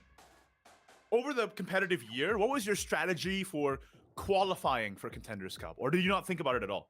I actually did not think about it at all. Like, cause my first month in February, I went 5-2, which I was like, okay, that's a good start. I'll continue playing. Then my next month, I bought such a bad lineup, in my opinion. Like, my lineup was very bad. Like, it was the rough and enhanced meta, if you remember. I bought Spell Boost and discard. Yeah, that was interesting. I went 4-3, and I was like, oh no, I think this is the end. Then I remember I was talking to like, a few of my friends in call. Like, it was Life and Buttercup, those two. So I was talking to them, I was like, yo, I think I have a way to go back to Contenders. What if I just win the next month? And then suddenly I won May. Then I was like, okay, I guess I'm back. Back. You just won May. You just said you were going to do it and then you did it. Yeah, I was like, oh, I'm back. Okay, let's qualify for Contenders. Let's do our best for the remaining months. Speaking of Contenders, it's the biggest tournament for the region of the year. How are you, I mean, I kind of heard it earlier when you said you were scrimming, but how are you preparing for the Contenders Cup? For preparing for Contenders Cup, what I will first do is train my stamina, because BO3 and BO5 are super different formats. There's more games. So I will play a lot of BO5s, and then afterwards, I will probably identify the top picks 1 week before deck submission. Do you have any like thoughts on how much the ban versus no ban format changes the competition? For the no ban and ban format, it will change a lot, because you can't just like protect a deck, right? Like, for example, Hugh Haven would be really good if Evil Porter wasn't there. So it will be very good in the ban format, right? But in the no ban format, Evil Porter will be a huge counter to Hugh Haven, and you can't avoid that matchup. So there's a lot of like matchup dynamics that will be different. So I have to think about that as well. What are the players you want to play against the least in Contenders? There is two. And then one of them is my first round opponent. It's Set Feeder and Life. I don't know how to fight those two. Yeah, that's very funny. Oh, why? Is it because they're just the strongest, you think, in your opinion? Yes, as well as Set Feeder has too much BO5 experience. He literally made WGP. He made All-Stars last year. He won All-Stars. I'm first time BO5. I'm done for. And then meanwhile, Life won 3 SVOs, right? Yep. Yeah, it's gonna be tough. But I'll try my best. If I win, miracles can happen. I believe in miracles. All right, perfect. What's your favorite Shadowverse card of all time? My favorite Shadowverse card of all time is Java Worm Transcendent. You and me, we can be good friends. Because Because that card was my first ever like card that I globed, I think, because it was a card in DOV, right, with Bike Dragon. So yeah, I globed him, and then he was like my training wheels. I think he was my first ever like deck. That's insane. Jerva Worm Transcendent, the 6-play one, right? Yeah, the 1/5/5 where you evolve, if empty board, you shoot 5 to the face. That is also my favorite card. That is crazy. Because remember, you could play Jerva Evolve, and then you can play Dark Prison Dragon Go Phase, and then Sudden Showers your own Dark Prison Dragon. Yep. For the, it's so much fun. There's also stuff like Reggie, but Java is better. Yeah.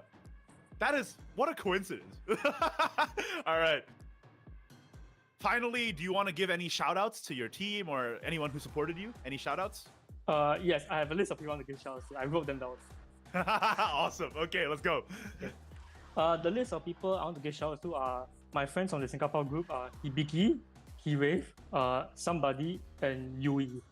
Then, as well as the people from my team, Shinkuran, a player from RIV, Ren, the guy who won August with Loot, not Loot, with Evo, SWOT, and FNG. My classmates, because my classmates always watch me play. Like I send them the link, they're like just like cheering. That's awesome. And also, last but not least, there's a certain Shadowverse Discord server that I will not name, but they will know who I'm talking about. So yeah, those are the list of people I want to give shout outs to. All right, perfect. That's it. Thank you so much, Gian. I really appreciate your time. Thank you. And hey, dude, good luck. BO5 is not easy. Yeah, I know. I saw I fight Sephi. I'm like, wow. I want SEO just to fight Sephi, really. In the 6th place seed for this Contenders Cup, qualifying through being 6th place on the SEAO leaderboard with 43 points, it's Yahiko from Team Twilight Knights representing the Philippines. How long have you been playing Shadowverse for? I have been playing Shadowverse since 2017. It was that time where the Wonderland meta was there. But unfortunately, I did not experience the Wrath of Alice because I actually started Shadowverse after the Alice nerf. What's your favorite class to play in Shadowverse? Right now, it seems like I do not have a favorite class, but when I started to play Shadowverse, my favorite class was Shadowcraft because of all the 8 mechanics that Shadowverse taught me, I thought Necromancy was the most broken of the 8, and it's also the first deck that I hit GM with. How would you describe your playstyle in 3 words? If I would describe my playstyle in 3 words, I would go for cheese to win. Because I see there are many lines of plays in Shadowverse where sometimes you high roll, sometimes you're not, but there are also lines of plays that you can force into a winning position or just be very lucky. So how do you approach a metagame? Usually, the first information that you see is the top 2 decks because JCG runs almost every week. So you have like the top 2 best decks in mind. When you know those 2 decks, so you have 2 options. First option is to play with the meta, or second option is to not play with the meta or have a counter pick with one of those 2 decks. Sometimes I just stick with the meta, sometimes I just try to pick one to bully with in the meta. And speaking of SVO, with your own personal experience, has there been a favorite moment or your best play in this year's SVO? For me, my favorite moment in SVO this year was finally topping again after 2 years. Because when you came from a very high point, like World Grand Prix high point, you have a lot of expectations about yourself. But for some reason, it doesn't work, and you just want to try to catch up with the other people who are doing well, but you just can't do it. So at the end of 2022, I realized that I don't have to try to emulate them and try to be the best, but I should just try to learn and grow at my own pace and look at the bright side of things. Basically, when I lose because of a high roll, it does not matter. What matters is that I did my best, I played my best, and whatever the result, I am happy that I did what I did in this tournament. Did you have a strategy for qualifying for Contenders Cup over the year, or were you not focused about it at all? I think for me the strategy is simple. It's basically two things to qualify for Contenders Cup. So first, you have to be very consistent regardless if your opponent has very good luck or very bad luck. As long as you play consistent, the results will always be in your favor, and you can always make a comeback after your first loss. And second is basically being able to play every month. Yeah, just to get the points, right? Otherwise, how are you gonna get the points in the first place? In Shadowverse, what's your favorite win condition? Are you like a smork guy, a control guy? Your personal favorite, how you want to win a game of Shadowverse? I'm a cheese guy. I mean, I guess when I mean I'm a cheese guy, it's more like I want to find lines of play where I can punish opponents into a losing situation. Not necessarily like you can cheese with aggro, you can cheese with control, but you know, finding those lines of plays and then doing it even with beam decks. You know, it's very satisfying. To do. Yeah, I agree. Do you have a favorite card of all time in Shadowverse? So for the boomers, but in the past, my favorite card is Iron Rod Fortress. Wow, that is old. Because it was a card that helped me win in one of a community tournament. Like my first community tournament win was with it. But to be relatable, I think my favorite card in this running meta is Magical Knight, the knight in chess rune, because just like in chess, knights are very tricky pieces, and it can turn the whole game around in a snap if left unaccounted for. Finally, do you have any shout-outs you want to give to your team or to your friends, your family? Any shout-outs? I have two shout-outs. Obviously, give shout-outs to my team, Twilight Knights, because I have always been with them for the best and for the worst for more than 5 years. So basically, they're like my family on the internet. And also, I would like to shout out to Calby, the guy who won last West SVO and is in Contenders, because I just chat with him from time to time, and I got inspired to him because he keeps on playing chess, and then eventually he won with chess. He won with chess, yeah, he did.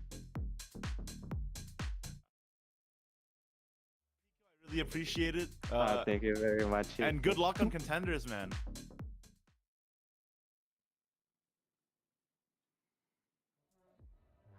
And there you have it. That a few words from our competitors, Jian from Team Shinkuran and Yahiko from Team Twilight Knights. Chris, we learned a bit more about our competitors just then, but now it's time to learn the most important thing about our competitors, what decks they're bringing into this game. So let's take a look at their list and see what they're rocking in this best of 5 format. Let's get into it. It's gonna be Jian that we're gonna look at up first, and of course, every player is rocking that loot sword. But you know, we've talked about, I think you and East kind of went over everything that's most important about the decks already. But there are a few cards and choices here that we are seeing for Jian. So we are seeing the Angel of Darkness being played as a one of, and interestingly enough, this is the only deck that Jian plays the Angel of Darkness in, which kind of, you know, goes to show that, of course, it's mostly played for that buff matchup. Of course, against Haven is also good too, but helps to clear up the board and make sure you have an answer. And as a one of, I mean, you go through the deck quite a bit, but maybe it's a little difficult to pick up, perhaps. And of course, you know, you do see the one of that we see in some of these sword lists, but Spell Scourger, of course, is played here as well for that extra bit of damage that we saw in the round one, ended up being very useful, right? Right. Especially since, like, sometimes nowadays you have to spend your Barbros for less than 7. We even saw that earlier as well when on turn 6 a Barbros was played rather than waiting for the enhanced 7, just for removal's sake, because these boards get really, really tall now.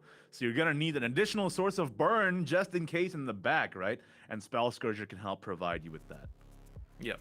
Absolutely. Can I just say this picture from Jian is hilarious? What is this pose? It's so good. I wish everyone got as dynamic as we did for the caster reveal, bro. I think we did a great job. Let's take a look at the next deck list here from Jian. All right, up next is going to be, most likely, this is going to be the one of Illuvia Haven in the entire tournament. So he is the believer, the holy believer in Illuvia, but chooses to run just the one of, and one of Tanzanite Convictor. What do you think about that, Igni?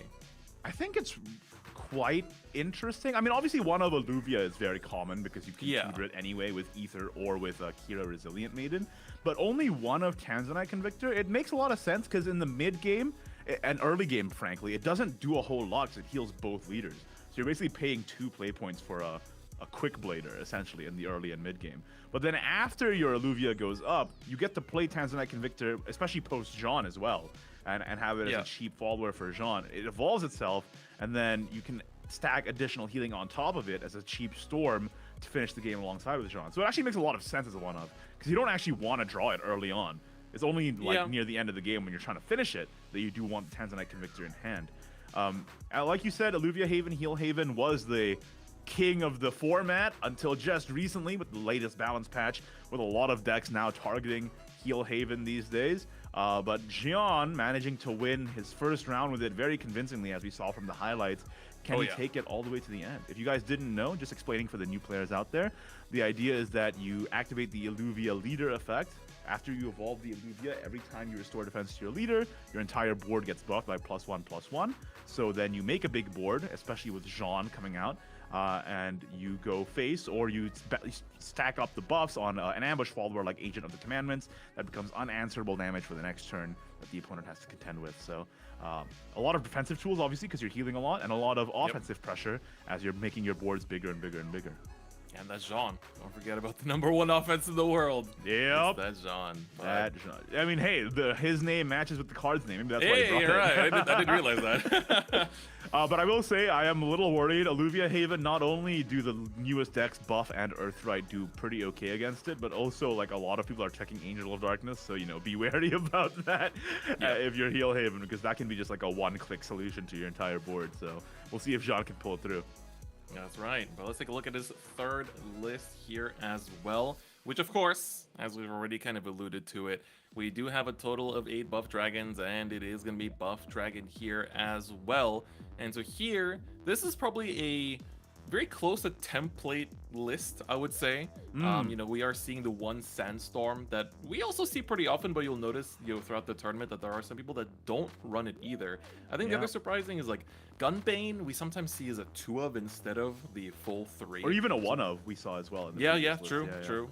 We do. I feel like with Buff Dragon, there's a lot of cards that you have to run. Like 3D on 3 Alice, 3 Grand Slam, 3 Dragonborn Striker. But then a lot of it is also just like up to personal preference and ratios. Like we even saw in Life's list, he ran 2 Sharks and 2 Jaziels and 1 Thunderclaw. Like it was really crazy. And this one it's much more standard. But yeah, this is pretty much very close to an optimal list that you can just like take and run with on ladder right here. Yeah, it's very much like the kind of template list that you would expect to see. And I mean, hey, if it ain't broke, don't fix it, right? So if it works out and, he's here in winter semis and he's here for a reason, right? So that is Jian's list. And I think there's, looking at them just like this, it's like, okay, right, this pretty standard lineup. But I think when we take a look at Yahiko's, that's where them running the same archetypes, you're going to start to see the differences and what makes them very unique in how they choose to approach this tournament. So let's get into Yahiko's list, because I'm very excited to start talking about it, because you'll notice a certain pattern across these lists. And so we start off with the Loot Sword. Igni, any thoughts? Yeah, we get the 1 of Angel of Darkness, no Spell Scourger, but 1 of Angel of Darkness specifically against Jian. And spoilers, every single one of Yahiko's decks runs Angel of Darkness. So you spoiled it. I'm a little worried about the Heal Haven, but we'll see. I am curious to see if the 1 of Spell Scourger really does make that much of a difference. Like we see here, he's not running any of it. Is it actually going to end up causing him a game, or is the burn from Barbara going to be enough either way? We'll have to find out, I suppose. So he chooses to kind of give that up for the triple Tony, which I personally like. If you're like, there's really high stakes in this tournament, and at the end of the day, having Rogers and not having Rogers is quite literally going to completely change the outcome of the game. And so I think maxing out on Tony is pretty good, and so for that reason, Yahiko's list is pretty consistent in that sense. But let's take a look at that second one. To keep on going with this pattern of Angel of Darkness, it's almost like Jian won over Yahiko in the during the May Cup, and then he took that person. He's like, I will put an Angel of Darkness in every single deck. So let's take a look at the second list. All right, Yahiko's next list is going to be that Evolve Bloodcraft. One of 2 Evolve Bloods in this top 8, Chris. Yep, that is correct. So what's interesting here is that we are seeing, again, the Angel of Darkness is being played as a 2 of here.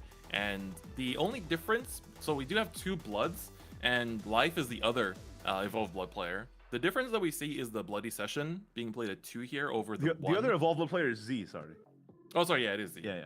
So, you're seeing the 2 Bloody Session instead of the 1 in the other list. And the other list, I think, ran 3 Kyrie. So we're seeing the 2 here, which I think, especially going second, Kyrie's really, really good, and just to make sure you have the play points to get all your free evos. You go Kyrie, get Blooming Dancer, all the kind of stuff continues on as well, and so it's pretty good. But Bloody Session is kind of cool just because you have like Ruler of Retribution. Like once you play it for the 10, you can like Bloody Session it away to like heal yourself for 10, which is pretty good in some of these matchups. Oh yeah. I mean, even without the 10 defense, like even just getting a 5 heal for 2 play points is huge value, right? Like just getting the Ruler of Retribution Invoke out for free and getting the Bloody Session active. And also just like, especially with this current meta where like boards are getting really wide and really big, like having an option to just like wipe a board with 1 2 play point card is really, really powerful. So we're seeing a lot more Bloody Sessions being played here. Yes, exactly. And now, let's take a look at that last list from Yahiko.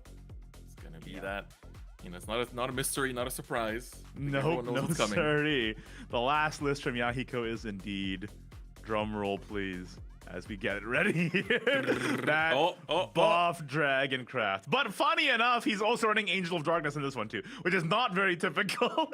So running Angel of Darkness in buff Dragon specifically as a tech card against all these matchups is kind of awesome. No Drazael, no Doomsday Shark, so again, a very streamlined list. He's pretty much just cut out the Sandstorm and put an Angel of Darkness instead.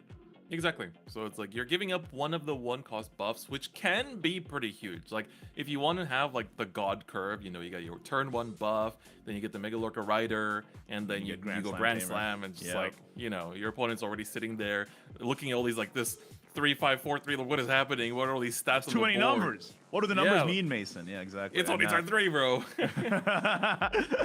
Yeah, but without that 1 play point buff, you do have the room for an Angel of Darkness to maybe just completely snipe away an opposing buff board, which is a huge deal, and also get rid of Heal Haven, which is a huge deal as well, because this deck doesn't actually have that many answers to Agent of Commandments other than that, right?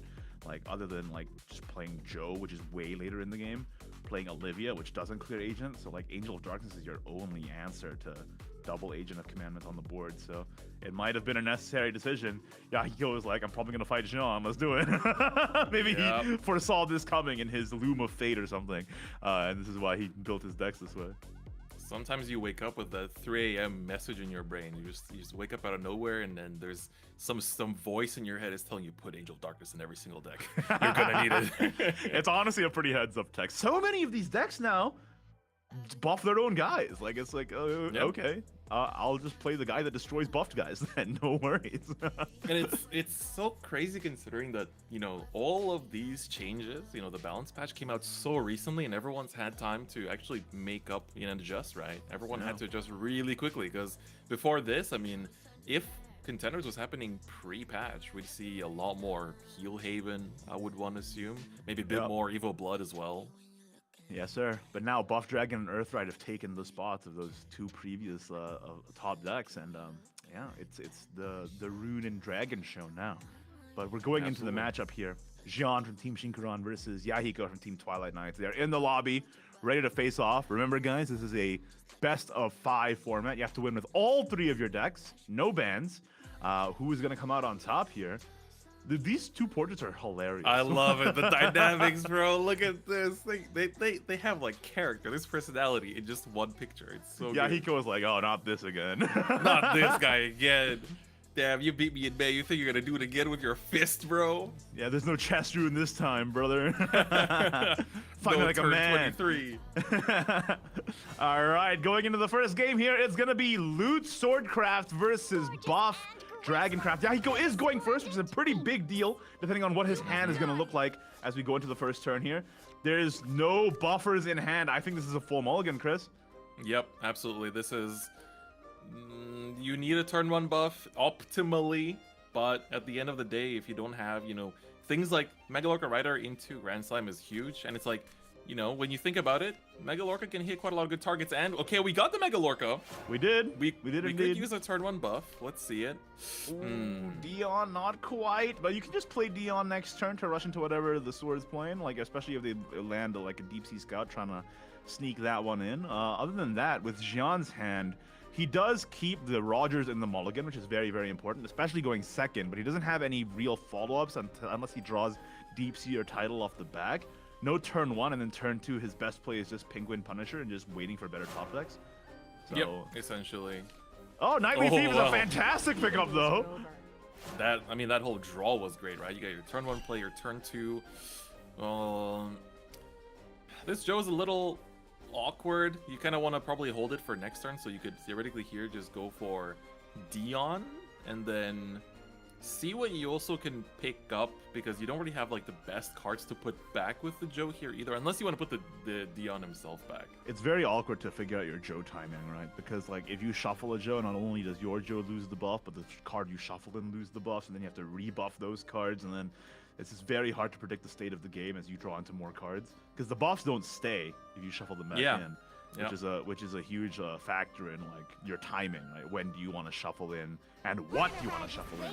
I think what he's probably going to try and do is, draw an academic card with the Mega Lorca Rider, and then turn 3, play Joe, shuffle an academic back in, and then play Dion alongside to deal with the Penguin Punisher. I think it's probably what's going to happen. That works out pretty well. We see a little trade here as well, just to set up for the Penguin to trade that off later than the line. Alice comes in, nothing really that you want to see right now, so I think it's probably going to be the play that you mentioned too. So Joe the Gunbane, and then play Dion and kill the Penguin Punisher. And you need to Joe, because otherwise you have a handful of things that don't do anything, because Alice and Chordal Spirit and Kyrie are all not active until turn 5.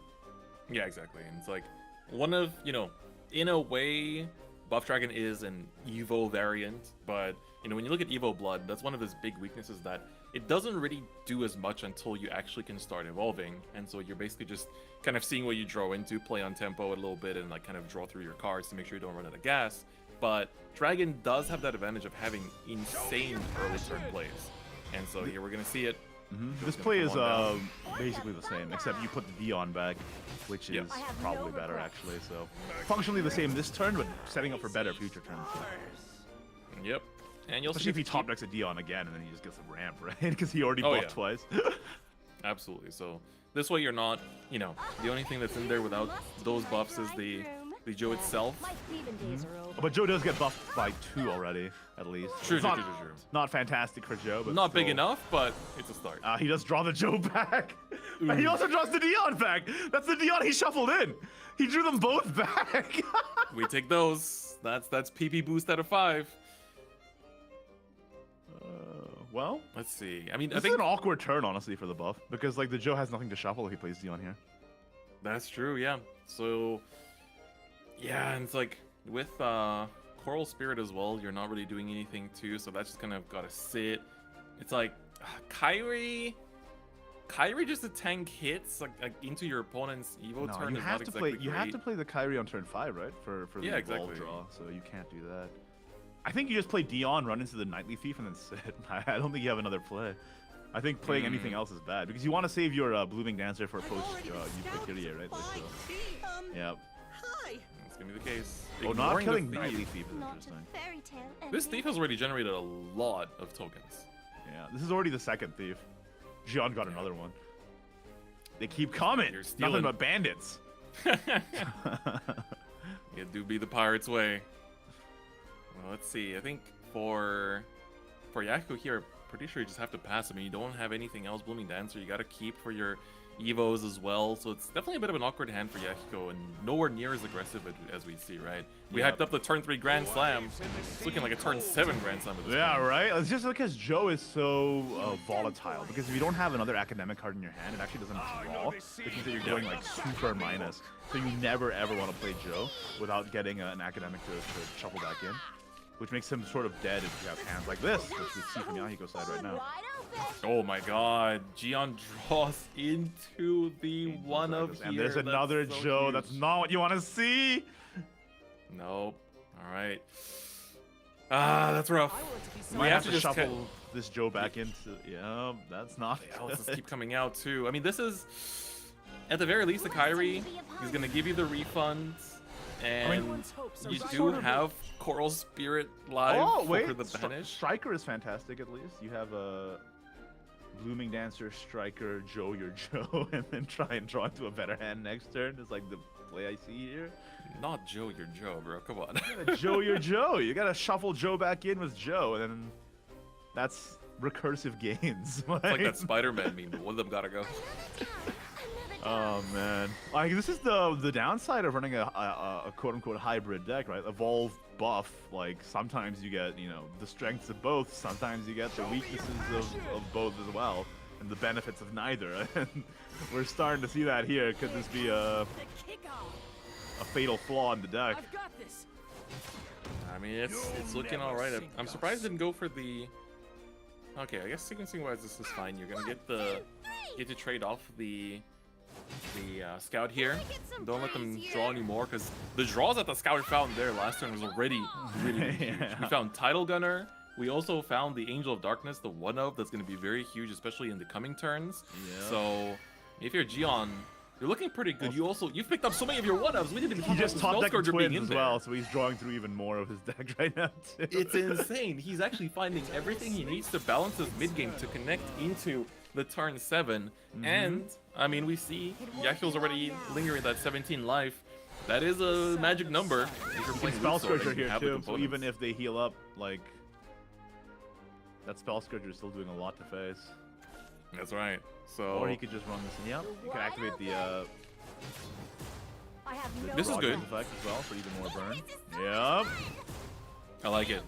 You make sure that they don't heal out of range for you, and you're constantly pushing, getting closer and closer. Grand Slime is here though. That is, damn. I said turn 7. That happened. It's actually not turn 7. He ramped, right? It's turn Technically. 6. 7 play points. 7 play points. True. All right. Alice gonna come out probably. Like this hand is kind of smelly. Like you gotta get some better stuff than this, I think. What that head smell like, Igni? Tell me more about that. Smells like a brick. Is what it sounds like. So let's go ahead and play a draw card, I guess. Yeah. So Alice does have her Evo to draw 2 effect here going on. You get a nice trade off on the 3/5 as well, but I guess you can Alice Grand Slam just to. I think it's like you do need to start worrying about healing as well. So Coral Spirit does have the Restore 3 live, but at the same time, you do want to get still her. Not 17 though, right? Like, Yeah. I think the more important 17 is thing. not safe either. Right. The more important thing is to get the Coral Spirit to evolve 5, right? Because then you have a reward for Barbaros. Yeah. So tanks the Barbaros, cannot be targeted. You're doing good. We're gonna burn it here. Oh wait, does she have? Whoa, he already has evolve 5. Wow, that was fast. All right, let's go. Yeah, true. We did manage to get there through. Yeah. Okay. Right. What are we talking about? Through Grand Slam, Grand Slam, and Alice. Yep. And now Alice is almost active too. Alice is at 6 Evos now, so he needs one more Evo to make Alice active. You can also just Alice and then like make the other Alice with Storm live, right? That's true. You know, I was kind of considering maybe you save the Coral Spirit for the turn after, right? Because playing it now, like they could clear it with an Unstorm Barbaros and then still go hit your face with a Storm Barbaros. Yeah, and we're seeing that right here. Was it worth it to save the Coral Spirit for the turn after to make sure that you have a blocker for the turn 7 Storm? I think it might have been, because at this point you're basically at the mercy of your own deck here to try and see if you can draw into a more buffed version of it. Yeah, right? Basically, you're just like, can I use my Alice to draw a bigger, stronger Coral Spirit, or can I not? Give me the corals. Give me the corals. Corals for the Coral Spirit.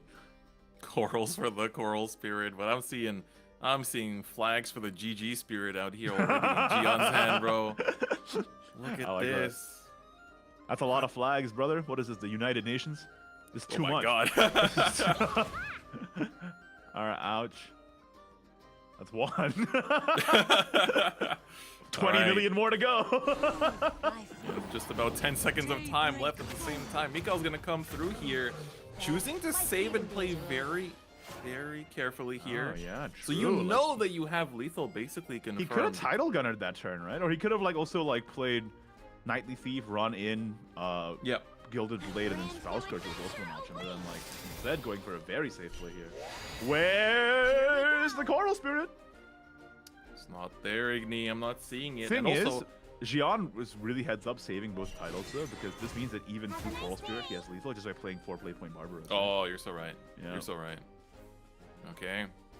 It's gonna be the double Alice. This one will have the Storm.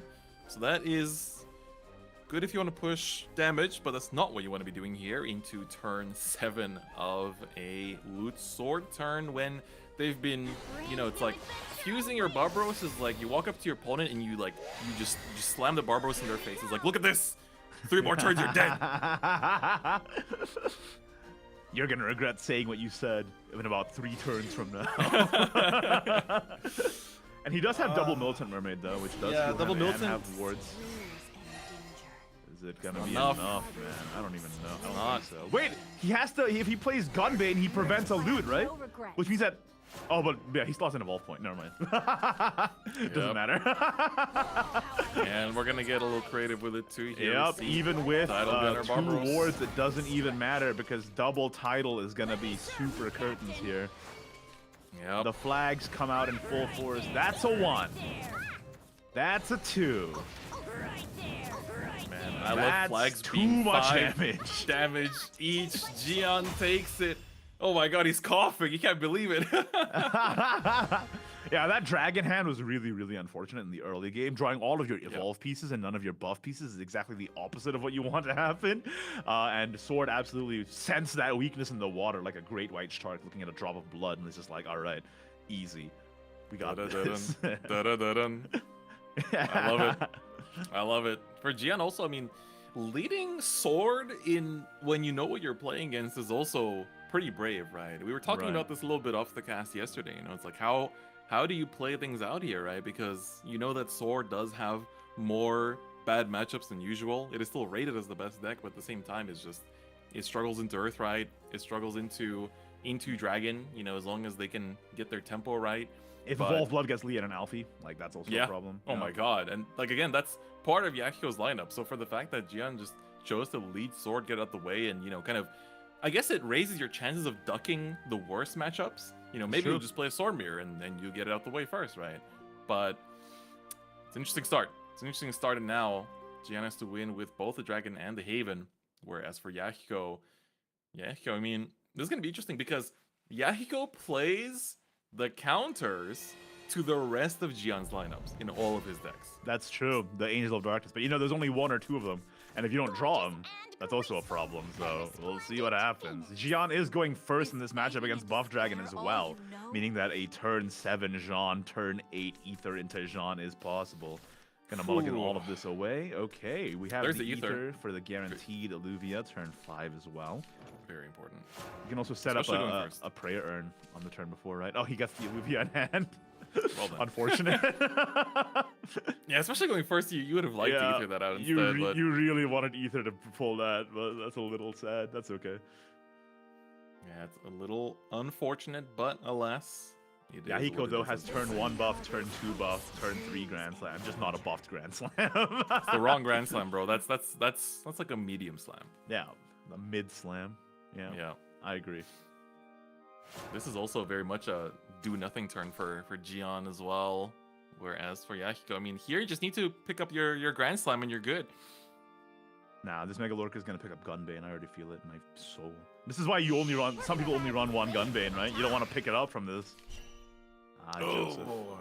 It was Mr. Joe. Well, at least you can shuffle back your unbuffed Grand Slam with this and hopefully draw another Mega Lorca Rider or something. It's not the worst thing in the world. Yeah. All right. But still, man, drawing your Alice and your Blooming Dancer in the early game, it's like that's the cards I want in the middle of my deck, not right now. Yahiko has retreated away from the battlefield. Yeah, where'd he go? Oh, he just went to get a water, I think. He's like, oh crap, I forgot to attack. Hey, end your turn, bro. We will sit here in silence and pray. Where'd he go? Yahiko? He got up and left. He's trying to find the Grand Slam. I was like, where'd that thing go? I swear it was supposed to be here. Nah. His food right. delivery came probably. That's my prediction. Yeah, I mean, when you think about it, time zone wise, we are there. All right, this is gonna. I can't believe he just got up and left. That's kind of hilarious. I don't think he's doing it out of malice. I think something just came up real quick. He has to open the door or something, probably. Most likely, right? That's how it is. But the time will. Oh, he's back. out. He's back. He's back. He's back. He's back. Okay.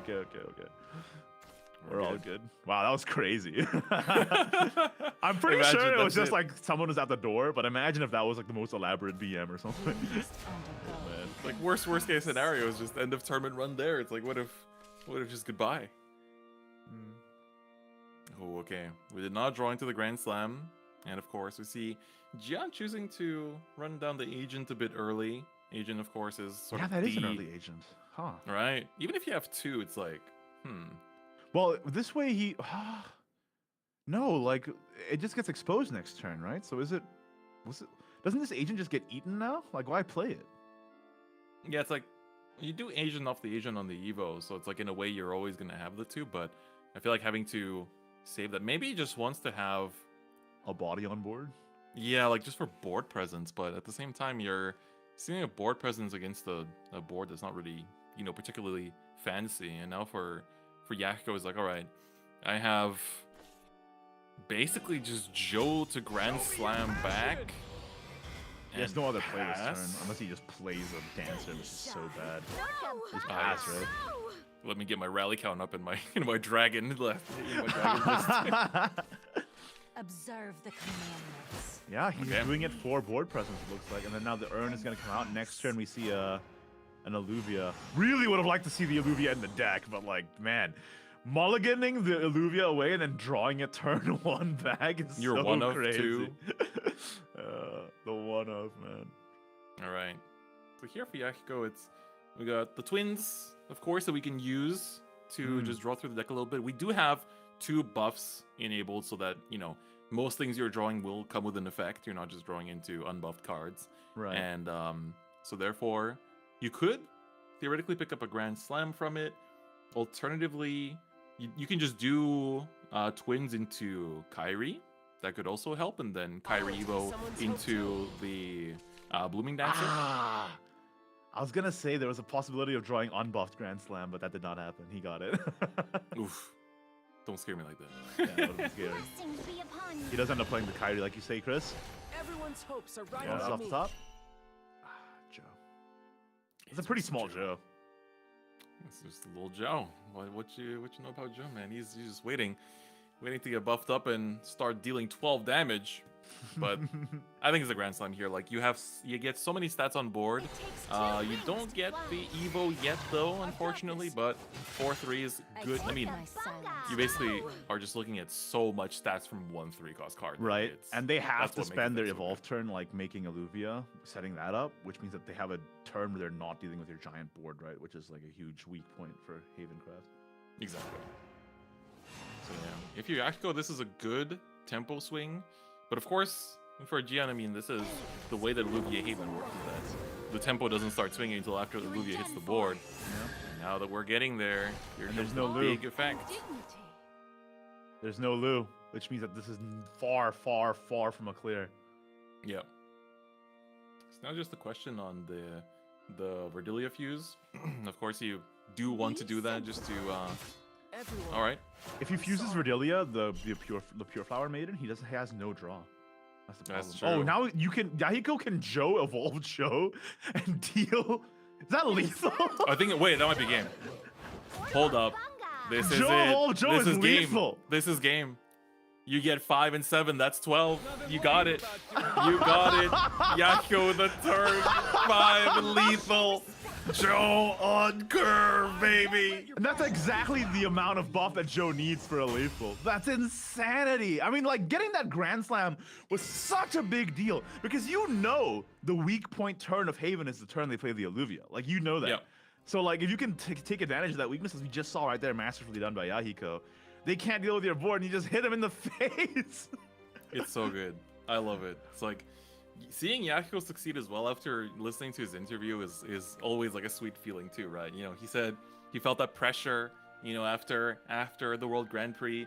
You know, you gotta, you know, you come to the top once and then you always feel this pressure to keep performing, right? You know, it's that will to keep winning. He's trying to be the Shadowverse Daigo, but it's like you gotta have the mindset, right? He says, you know, don't let luck affect you. Don't stop just because you have a bad streak. And you know, as you can see, he took a little, you know, took some time to reevaluate how he approaches the game, and now he's at the top stage, winner's semifinal, Contenders Cup. You beat Jian here. Not only did you get your revenge, but you also got yourself a spot in winners finals. But can Evolve Blood do it? Well, Leon and Alfie blocks Jean Worldwalker, so maybe there's a real chance. Like before the patch, the top 3 decks were indeed Loot Sword, Heelhaven, and Evolve Blood. Evolve Blood made it into that that winner's circle, right at the end. Yep. And now, still seeing 2 decks in Contenders Cup with that Evolve Blood. Do they still stand a chance? Like, I think it all depends on how early you can get your Leon and Alfie. Yeah, it's like both of these decks are a little bit on the slower end in terms of their startup, and you know, we're gonna see, you know, cards like Goblin Genius that, oh well, speak of the devil, are really huge in matchups like Loot Sword, are not gonna do anywhere near as much in this matchup, especially in the early game. Not at all. So let's see. I mean, at this point, Yakuko also has to just think through the turn here. You do have some of the, again, it's like the early turns are the most awkward for Evo Blood, right? Yeah, because like until you get your like double, triple evolves off, you know, with Do Blame and with your Leon and with your Signa, until you get to that turn, you're not doing anything really, which is kind of awkward. Yeah, and it's like another thing is like you could be thinking it's like, oh, you know, I can just play out my Signa and let her chill, but then it's like, okay, well, your opponent gets Orchids and just mums Examination Hole and boom, it's gone. It's like, well, that's one of my Evos and my board-wide damage gone, and you're just not feeling great. Does Xian run Orchids? Oh, he does indeed. Yep. We didn't see it that last game, but that could be a huge deal. Especially in this early game too, so we're not seeing it in hand, but it is an option, and we have to see how. I think it's really in Yakuko's ballpark here. We're looking at Do Blame. Yeah, there's always the option of setting up a turn 2 Do Blame, so that when you draw your second Do Blame, you can right away play 2 Leopardians that evolve, right? And that's always a consideration. So I think he's doing that right now. He's just gonna set up one Leopardian in hand and hope to draw the second Do Blame later. Oh, he gets Owlcat. Why does he get Owlcat? It's good against Kira, but Kira gets buffed, so it doesn't work anymore. Right. So now it's just awkward. Well, oh no, the second Do Blame came out at least. He can trade and play Owlcats? I'm assuming that's what we were going for here. Maybe, you know, considering that he saw, you know, the telegraph play of the Academy. That's true. So, I suppose that's the case, but still, it feels kind of bad. You're kind of hoping to. Bad. Yeah, it's like you were hoping to save it for the Do Blame Double Evo, but it looks like you're just kind of forced to not let them get out of control. Man, that's horrible. That girl just got eaten by an Owlcat. Don't let him go into the Forbidden Forest outside the school, man. That's all I'm saying. That Academy's got some stuff going on there, man. All right. I think for Yakuko, it's, again, we got one more turn. Going second especially, we didn't really talk about too much, but going second is not that bad for Evo Blood. I mean, you get to start ramping up much faster. You get to, you know, start building towards that Alice and Grimnir count a lot faster too. And of course, Rule of Retribution too. I mean, you just have to evolve 5 times to bring it out. You might be at 0 right now, but we're looking pretty good for next turn because you got a lot coming up here too. We've been saving the Signa as well to make sure that can come out too. But we are going to see Do Blame committed. That's very risky. Like if this gets answered by an Orchids, for example, that would be so sad. Oh my god, you had to say it! I can't believe it. This Orchids, if it hits the 50-50. Oh my god. The Do Blame lives! which means that now Yahiko can play Signa, evolve Doublame, and then Leoparian gets auto-evolved when it comes onto the board. That 50-50 Mum's loss is huge. But he even gets to auto-evolve Leon and Alfie too. Everyone's evolving. He, she, me, evolving. Everyone's coming out to play. Chat, you're evolving too. I can't believe it. But the thing is though, like it's not like Gian made, like we're screaming losing our minds. It's not like Gian made a misplay. That is a calculated risk you had to make. Oh yeah, for sure. It just so happened that's how it's gonna turn out. But like Yahiko put him into that awkward position, and then Gian made the best play possible. This is the kind of turns you want to see in the Contenders Cup, man. Exactly. Look at that 8 damage coming into the face too. Imagine if this wasn't the case. Like he would have to evolve a freaking Alcat, right? Like how sad would that be?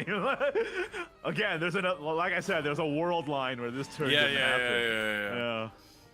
We're jumping dimensions here, and of course for Gian here, of course. I mean, you have your ether this time. You can invoke your one if you didn't draw into it. Very good. But still no Lu, which means that this is far from a clear. Where Lu didn't show up to class. Somebody get her on the phone. Oh my god, Grimnir picked up too. I mean, we've already, so what? Signa needs, I mean, we still need like 4 more evolves for her to start doing damage. Yeah, Signa needs 7, right? Yeah. Need 3 more evolves? So this is Alice. 5. Alice gets us to 4. Blooming Dancer gets us to 5. Yeah, but you don't have board space now. Yeah, that's true. Tivali's active though. Tivali is indeed active. You could just Tivali evolve. And then so if you Tivali evolve, you're at 5. And so you push them down to 1 defense remaining on the leader. So it's 1 off because you, I mean, hold up. I was just gonna say Tivali evolve and just let the Signa sit. That's true. You can also do that. Next turn it'll just do 3 to face. Oh, this works fine too though. Yeah, I guess with Tivali it's like you don't wanna lose out on the on the rest of what you can do with it, but the consideration was that Tivali would also be like an instant draw, right? But like this sort of solves the same problem, with the Blooming Dancer just drawing cards, so it's fine either way, I think. Yeah. Oh my god, this game is this evil blood's going crazy, bro. It all starts with 150-50, and now Gian is on turn 6, and this is like in a perfect world. This is where you play your agent, search as an agent, you play that out, you heal, buff. But you don't pass have the room with 2 ambushes, and then your opponent's shaking in their boots. But no, can't do that. It's gonna be the ether. Oh no. It's not great, Igni. Oh no. Okay, at least you get the heal. But no, that's not enough. Wait, the board lock? Oh, that's a bit awkward. That is a bit awkward. Oh no, but you have session. Wait, no, you just bloody session, go face. That's right. Yeah. Session it away. Who cares about board blocks, bro? Yo, bloody session is such a goated card. It is. I feel like we didn't really get to see it as much before, but it does that work. All it took was a meta shift, man. Once boards started mattering, so did board removals, and here we go with another win. Every time we've seen Evil Blood on stream, it's been so impressive. It's the secret, the hidden tier 0, baby. Yahiko, he's getting close to that run back. I love seeing it. This is the hype. Yahiko has 2 chances to win with Loot Sword. I like those odds, man. I like those odds too. This is looking pretty good. And again, I was thinking about this, right? It's like you have Sword that's just a little tricky to navigate in this current meta. And for Gian, it's going to be interesting to see how it's kind of the opposite. He got that Sword win out the way early, and now has just been trying to win with that Heal Haven that we said before is looking a little risky in this meta, right? But he managed to win in such a convincing fashion. The double agent we saw in the highlight reel. It's great, right? When you can pull that off, of course he's gonna win.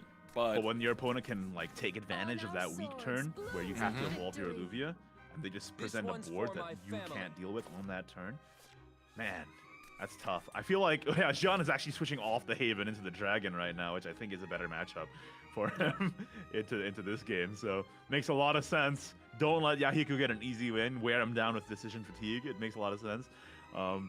But can Jian pull off a high roll with the dragon here? I mean, so far the hand is saying no with the blooming dancer No, to the no. Kyrie.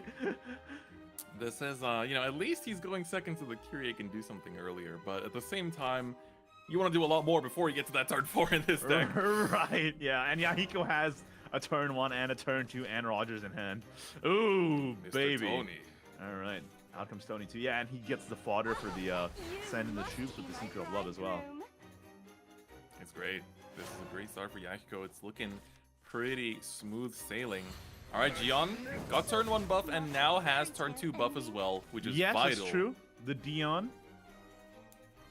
You don't get But the play does point that boost. Dion, is he gonna play Dion and then top deck Grand Slam next turn, or like what's the idea here? Hey man, when you're playing against someone that's equally matched against you in any game, sometimes it's those little moments of luck that determine everything. You know, no matter how good you are, if you're equal, right? If you're equal skilled, how else is it gonna change, right? Yeah, you're absolutely correct. And I mean, also like in those last 2 Field Haven games, if Jian had Lu, for example, like those could have been completely different games too. Yep. Oof. Well, we don't even need Tony anymore. We've got our commanders for days. Jian's hand is really bad. Oh, absolutely. He needs to draw a Grand Slam into turn 4 Kyrie, or he's just gonna pass turn 3 at this rate. Yeah. If he draws need Joe, anything. he's gonna be really sad. You say that sometimes, Iggy, and then those things kind of happen, you know? You notice that? Okay, Oh, okay. that's not so bad. That's not so bad. Okay. You can make that work. You can make that work. Okay. It's not a disaster. We're entering the board. That's the important thing, right? Try to wear them down a little bit before, you know, Rogers starts pinging away at your life.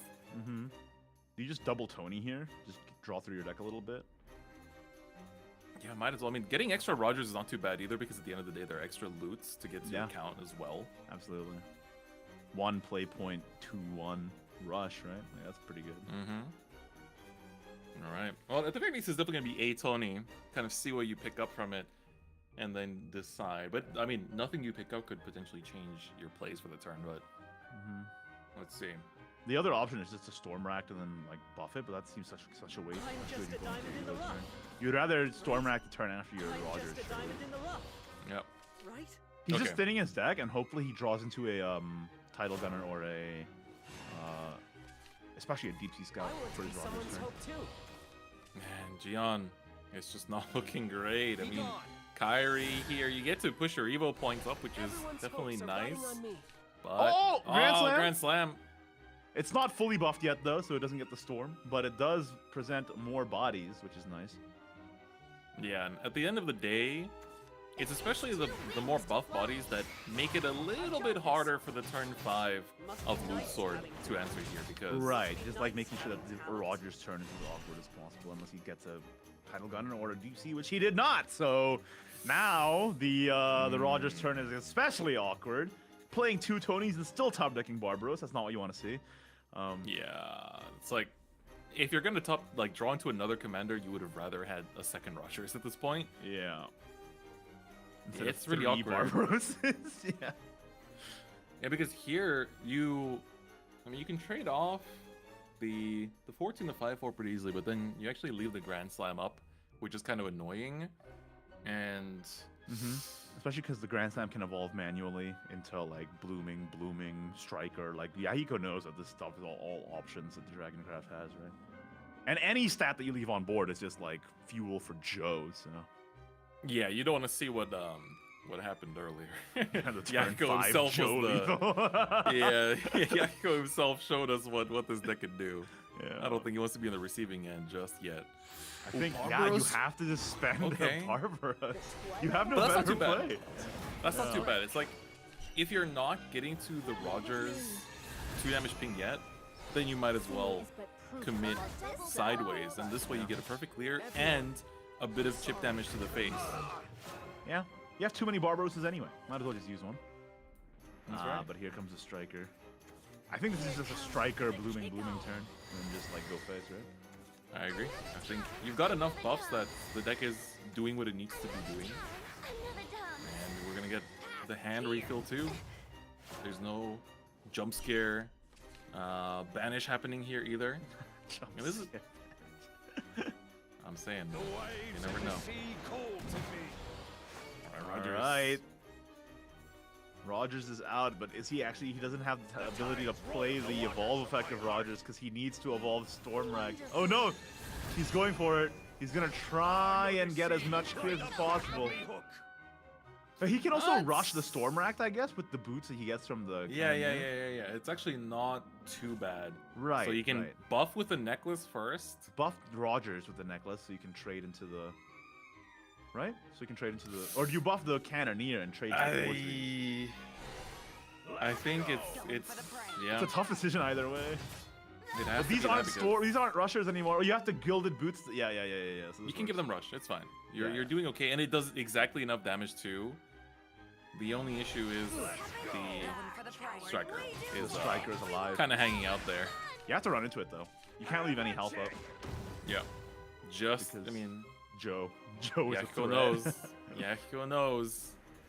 Yeah, leaving a 3-1 up is fine, and most importantly, I'm not sure how we are on the actual loot count here. We might find out from how the fusing goes for the rest of this. We know there's one more loot coming back to the hand, so you can kind of safely fuse away the 2 and then get one back later. But choosing not to do that and try to not reveal any information, because if we do get to the 7 and then you draw the title gunner, you do have lethal. He's at 4 fuses right now. 4 plate or fuse, which is good because now he has guaranteed 7 on turn 7, but he doesn't have any titles or DC scouts, which is really quite a problem if you're trying to win on turn 7, especially you don't want like buff to go into their late game, right? And now I think we're probably gonna see Dragonborn Striker and Coral Spirit here. And Coral Spirit's gonna banish the loot. Oh, that hurts. And it's a big untargetable ward that Barbaros can't get through without trading. Gian is looking pretty good right now, making that little comeback. Mikael gonna come out, get that heal. Ooh, Tears is not what you wanted to see here. Yeah. You draw Tears, you get Tears. And now Opulent clears. Oh, that rhymed. But then, what do you do after that, right? Like, you Opulent, evolve it, like Barbaros for... you don't have enough loots anymore because of the banish. That you banished that Cannoneer just now. So you have to play for Wee Merchants, right? If you want the loots. Yeah. Yeah, he's gonna go for it. He has to do it. Doesn't have a choice. He has to fuse 3 here. No, he's gonna go for the one. Okay, all right, we're he's gonna making just sure that they do both it have across. auto evolve, or I like both it. I have like free it. I like evolve. it. Right.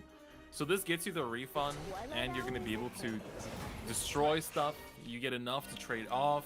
You get enough damage with the flags as well. So this should actually be able to answer. Yeah. That's a lot of burn too. Wait, hold up. Is the Tears actually good? Healing up to 19 here. I like that. I like that. The flag is still active too. Yeah, you just play the flag here. Wait, what? You you're can saving save the flag. You can save the flag because you know because that then you have... get 2 activations of your Rogers effect next turn. Yep. Yahiko! He knows the lines. He sees it. He smells it. He sees the source code. Meanwhile, Gian is like, where's my other Coral Spirit, brother? He's not really seeing any of his top pull Coral Spirit. Coral Spirit's not academic, but it does pull Joe. But Joe doesn't do anything. Yeah. No Coral Spirit this turn. How much damage is that? We still don't have a 7 to 15, right? On the loot side, yeah, we don't have titles, so that is going to take away at least 2 pings from them. Yeah, I think we're 1 off. It's 1 off. No title. No necklace either. Yeah. Either. Did he have a necklace? Did he fuse a necklace last time? He used the necklace to answer a board. Oh, that's right. He used it to answer the board. Okay, so now this becomes kind of awkward. Thing is, you know that the Stormrack, yeah. Gion's like losing path is okay. So we know that Joe is going to be doing the 12. So you're basically off by 7. The only other things that could win would be like Alice, Striker, but yeah, technically you could go Joe, Alice, Striker, and that would be the 19, right? Yeah. There's definitely a lethal out for Jean, but it's also kind of risky because he doesn't get it like red on board here. Yeah, especially if you like flag here, right? We're not clearing the work of this way. Yeah, pushing down. It's a little risky. Okay, Kyrie is not gonna be there. He has to play Olivia because he can't leave the he can't leave the duelist alive. Yeah, and I like the twins here as well, just to get. Oh, the Alice gets picked up There's just Alice. a bit too late. Alice is part of the win con here. But You he can still actually play it, do right? need her. Yeah. Still go face with it. Yeah. You need to push He's this looking damage. for Coral Spirit now. That's Oh! not it! But it's still pretty good. Striker's still pretty good. Worm crafting away. Looking for Militant Mermaid now. No mermaid! No just mermaid, needed the no healing. spirit! None of the creatures of the ocean want anything to do with this, okay? They're all staying in there. Oh, and we get there's the title gunner. That's gonna be it!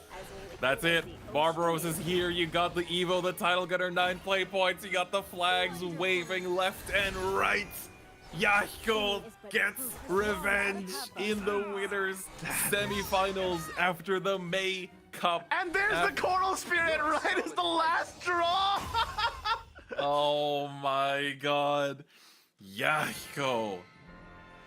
Basically a reverse sweep there. Would you like just look at that? That was so intense. That last game was like nail biter. Like that could have gone either way until the very end there.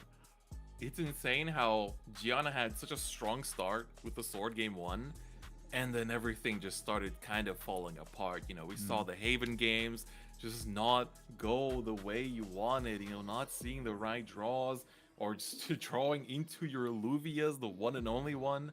Yeah, that was It was tough. just tough game after tough game. And luckily, again, not out for the count yet. You do still have the losers bracket to run through. But man, it's like looking down at the losers bracket is like looking at a freaking like shark pit. It's like, yeah, there's just beasts there. They're all ready to just make the run through the gauntlet to make it back. But here you see the winner side. Man, Z and Yahiko. It's gonna be the team kill again. Are you serious? I just realized, yeah, it's gonna be another team kill as we go into the winners final. Yo, that is so funny. Dude, Twilight Knights is too good. They just cannot like. They're like, nobody else matters. We have to scrim our way into the Contenders title. They can't. That's so true. They would have been scrimming too. Hey, it's just another scrim. They get into winners finals. Hey, it's just like another scrim, right? I can't believe it. Let's take a look at the loser side, though. This is going to be the nail biters, right? If you're in the winner side, you know, you're playing against someone you're always playing against. Yeah, you got your safety net, but here we see, you know, all the spots have been occupied. So we're going to have Paper Flare against Sad Feeder. Bruh, like just seeing this matchup be the top batter is going to be crazy. The one versus Ison, and then, of course, you know, the winner of Paper Flare versus Sad Feeder will play against Gian, and the winner of the one versus Ison will play against Life. Like, man, there's actually a chance if Sad Feeder and Life win through, they could be fighting for that winner's final spot as well. It's like you listen to all these interviews and everyone's saying it's like, oh man, I don't not Sad Feeder, man, like Life, you know, these are the two best players, they're beasts, and they both got knocked down into losers. And they might be fighting for that final spot too, so it's gonna be emotional. Well, every time I look at the bracket, I'm like, wait, these names shouldn't be in lower bracket. What's going on here? But then I realized that all top 8 of the players here are like the goated beasts from SEAO, so none of these names should be in lower bracket. It just is what it is. Man, what a crazy day of competition so far, huh? It's incredible. I'm honored to be able to cast such insane games. Like, this has been quite the treat, and it's barely even started. Like, these have just been the winner semis. After this, we're gonna jump down into the losers bracket and take a look at the losers bracket round 1 on both sides and see who's gonna make it through and who has to unfortunately bow out at that 7th place time. Yeah, I'm really looking forward to it, and we'll be right back with those after this short break. Don't go anywhere. 12 billion Loots and they all go face. Yep, here we go, sir. Yeet, yeet. Stab, Yep. stab. Stab, stab. And drink. That means that game 1 is going to go to life. Like initially. Ooh, Title Gunner is close. Enough, is that right? enough? That's more than enough. 1, 2, 3, Flag, 4, 5, 6, 7, 8. Yep, that's enough. Oh, The my Title goodness, Gunner yeah. top deck will win Z the game. Holy, covering those 4 play points, leaving Z with 6 play points. Out comes the Alice, goes to the Dome, recovering 2 play points. There's another Alice, don't even need it though. You can just play the Grimnir for the lethal. And Evolved Blood taking a win over Earthright Rune. Is the Evolved Blood the secret? right. What are you doing? No! He didn't see it! That was lethal! That was it. It's like 3. He do be mid indeed. I told you, man. Mid Ella. Well, never punished. That's what I say. And that means Z, that's a 1. That's a 2.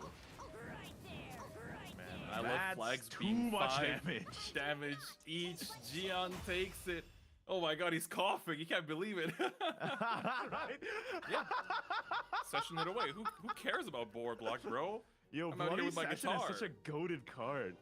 It is. I feel like we didn't really get to see it as much before, but it does that work. All it took was a meta shift, man. Once boards started mattering, so did board removals. And here we go with another win. Every time we've seen Evil Blood on stream, it's been the title. That's gonna be it. That's it. Barbaros is here. You got the Evo, the title gunner, 9 play points. You got the flags waving left and right. Yahko gets revenge in the winners semifinals after the May Cup. And there's the Coral Spirit right as the last.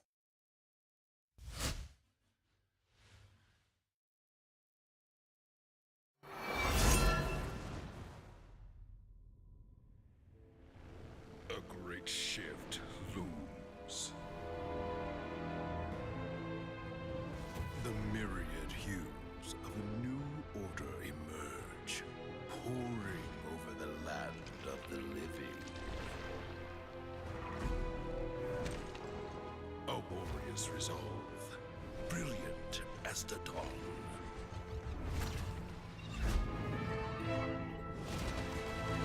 The scorn of a distant paradise, promising vivid but hollow miracles.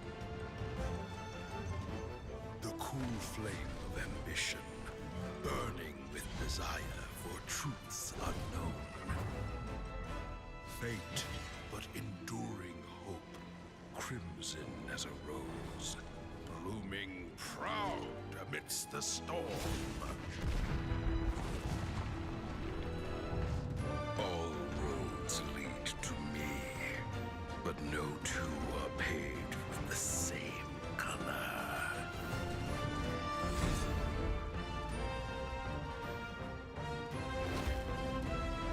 Order shift. Change is our constant companion.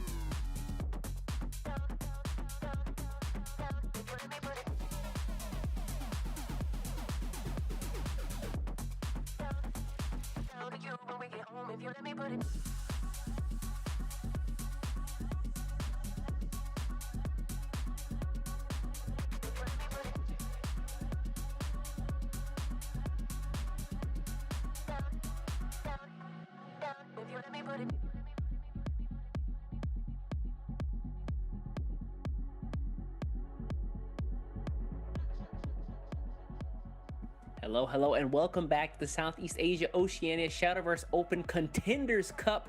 I'm joined by Different Fight. Iggy's taking a quick break, but we're going to drop down to the losers bracket, and we have some crazy matches coming at you.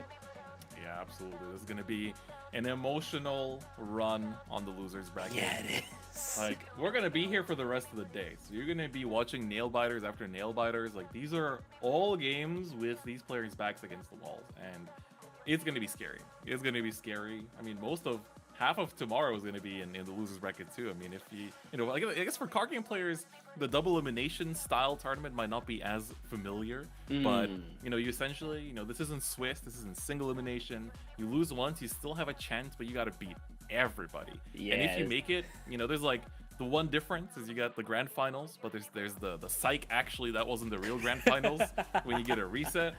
So we'll talk about that when we get to it. That's for day 2. Let's actually take a look at the bracket, though. Speaking of unfamiliar, if you're unfamiliar with double elimination tournaments, the way this works, we have 2 brackets, the winner's bracket and the loser's bracket. And we just finished up all of the winner's bracket action, which you're looking at right here. We saw some crazy matches between Life and TKZ, where Z took that out 3-1. And then that last game, oh my god, TK Yahiko versus Jean was a nail biter, to put it simply.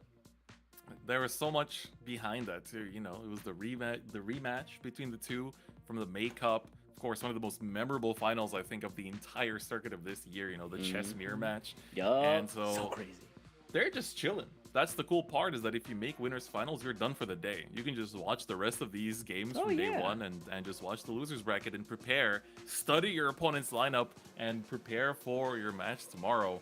But while those two are preparing, everyone else is sweating out here. If we take a look at that losers bracket, that's where the real battle is going to be for the rest of the day. Yeah, so loser bracket, these are the matches we're going to be taking a look at and following through for the rest of the day here. Again, first match is going to be Disasters Paper Flare versus TK Sadfeeder. Look, if you're anybody in this tournament, the guy you don't want to fight is Sadfeeder. This guy, especially in the losers bracket, is like the shark who can possibly make the run. So Paper Flare's got a hell of a hill to climb in his first match here in the losers bracket. You're playing against one of the most famous players in the entire region. You're playing against the all-star champion from last year, where, this year we got Contenders Cups on both sides, but last year we combined them. Last year we said, nah, everyone get in a room together, we're going to choose the best player in all of SVO, and that man is Sadfeeder. That player is Sadfeeder, and Paper Flare, he's got a big of a hill to climb over. But of course, Sadfeeder lost round 1, right? It's not like he's immortal. You can damage this god.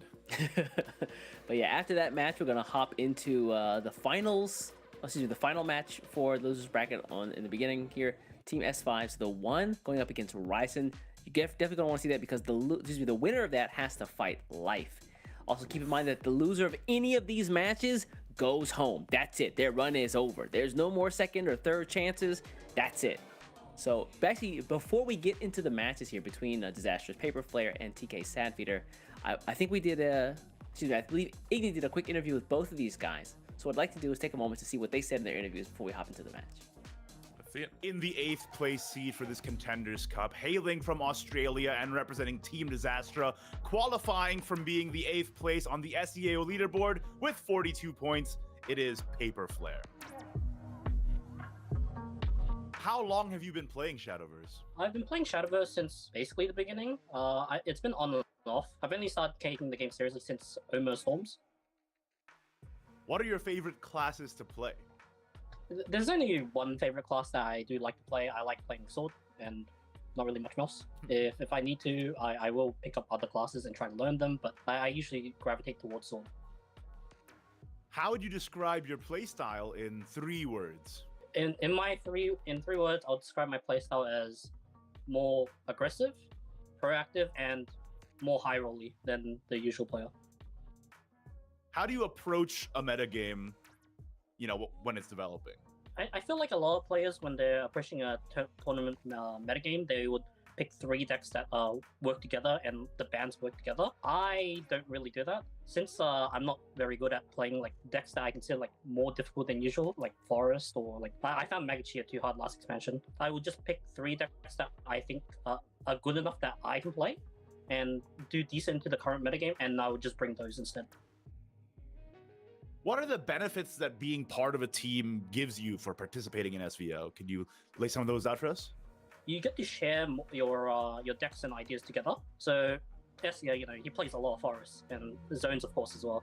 And we usually get the early info on their decks. I think it was sometime last expansion, SEO won a JCG with Magachia. We already knew the deck like way beforehand, because he was like testing it, he was showing it, he was telling us the combos and stuff like that. So you get the early information. You get other players' insights, like, because most players don't have the same playstyle or like deck building principles. So you can see how they build their decks, and then you can incorporate it into your like own ideas. Regarding your experience in SVO specifically, has there been a favorite moment from when you were competing in SVO that springs to mind? My favorite moment from SEO this year is the moment I beat Beamer to enter the semifinals in the July Cup. I was super excited that I got to, like, I didn't die in the bracket stage and got past at least one round. So over the course of the year in SVO, did you have a strategy for qualifying for the Contenders Cup, or were you just focused on winning an SVO and Contenders Cup was sort of ancillary to that? My strategy for usually qualifying for the Contenders Cup, it probably won't work all the time. Vita probably has a better strategy since he's like qualified basically every year. But I just play the best you can. If you lose like 2 rounds, don't concede. Those points do matter. And most of the times when you go like when you lose two early sets like really early on, you will be put in the bracket where most of the players aren't weaker, but they like don't care anymore, and they might just straight up not check in, so you just get those 3 points.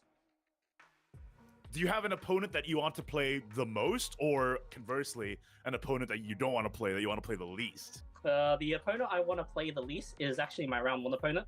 It's Life. We talk quite a bit. He's I don't know if you noticed, but he's pretty good at the game. Yeah, 3 SVO winner, wins ratings cup. Kind of terrifying. Fair enough. Yeah.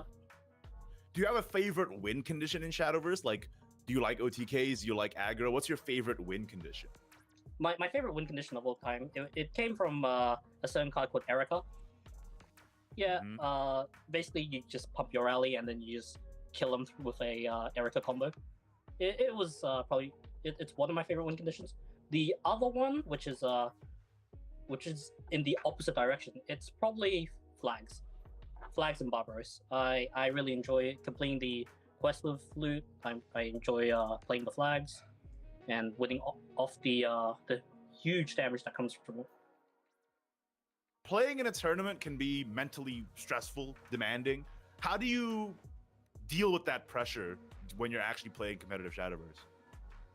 Playing in a tournament is mentally demanding. How I usually handle pressure and maintain focus is I will try to play as slowly as possible. Not too slowly that I run the clock, of course, but slow enough that I can think of the correct play while acting on it and not immediately misplay. Of course, this doesn't always go to plan and I still panic, but if that happens and you lose the first round because of it, take maybe a few seconds break to calm down before you start the next round immediately. This will let you calm down a bit, so you won't just go in like either terrified or sad or angry.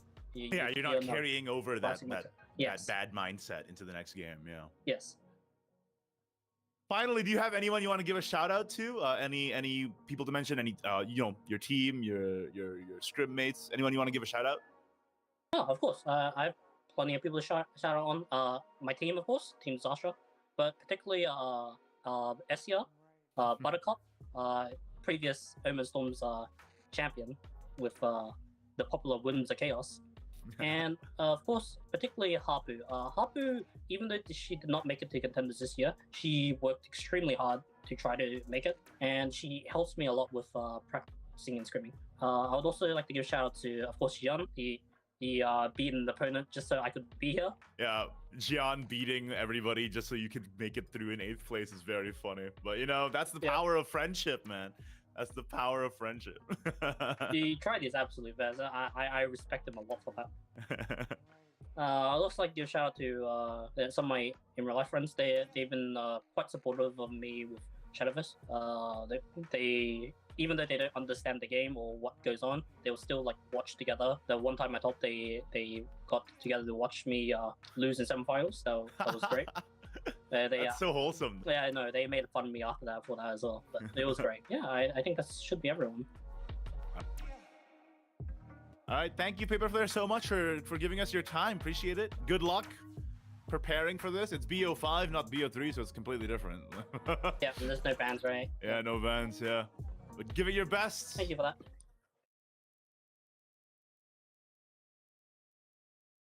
In the 5th place seed for this Contenders Cup, coming from Malaysia and representing Team Twilight Knights, qualifying through being the 5th place in the Southeast Asia Oceania leaderboards with 43 points, it's Sad Feeder. How long have you been playing Shadowverse? I've been playing Shadowverse 6 years since Wonderland Dreams.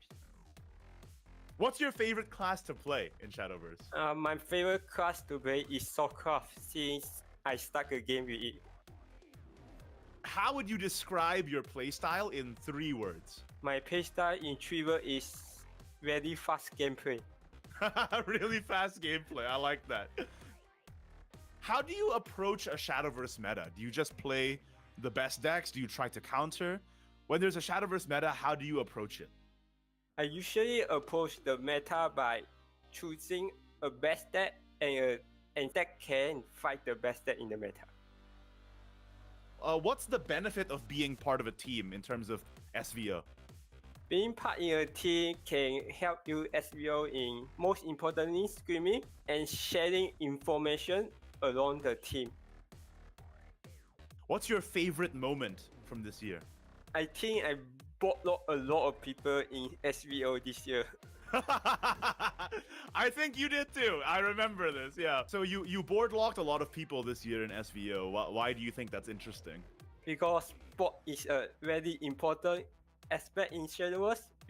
Bot only have 5 slots, so you can't just randomly place anything into a bot by using all your costs. You need to think how many pre-point you should play and not just throw everything into the field. So when you board lock somebody, it's kind of like a feeling of that you're outplaying them, basically. Yes. So Sad Feeder, you've qualified for Contenders Cup pretty much every time. Do you have a strategy for qualifying for Contenders Cup? Like when you're playing SVO during the year, are you thinking about your strategy for qualifying for Contenders Cup or not focus on that at all? I don't focus on all qualify for Contenders Cup at all. Just play your best and you win eventually. Do you have an opponent that you're looking forward to playing the most, or an opponent you don't want to play because they're too strong or something like that? Who do you want to fight the most and who do you want to fight the least? I don't have an opponent that I want to play the most, but I don't really want to team kill my teammate. Fair enough. That's a fair answer. I don't want to fight Z and Yaiko most, but I have to face Z and first round. And in Shadowverse, what's your favorite win condition? Is it aggro? Is it playing a really long control game? OTK? What's your favorite win condition in Shadowverse? My favorite win condition in Shadow is a 2-turn kill. So you don't let them heal too much and then you kill them in the second turn. So like the setup and then the payoff, basically. Yes. It's satisfying, right? How confident are you that you can win this Contenders Cup? I'm pretty confident since I already won one before in the Contenders Cup. I like that. I like that a lot. Let's go. Winner mentality. All right. What's your favorite Shadowverse card? My favorite Shadowverse card is Hazewind Dragoneer. That's an old one. That's a very old one. They're a very old card. Why is that your favorite? I just like the ROE. Oh, fair enough. You know, I revealed that card, so I'm happy about that. Playing in a tournament can be quite stressful, and you've played in a lot of tournaments over the years. How do you handle the stress of playing in a tournament? The way I adjust is play more and try to master memory your plays so you don't have to think every turn of what you're gonna play next turn. Finally, do you have any shoutouts that you want to give? Shout out to my team, Twilight, for keep supporting me since 2019. And that's all. Okay, perfect. Thank you so much for coming. Really appreciate your time. And good luck, man. Good luck. And start practicing those BO5s, I guess. All right.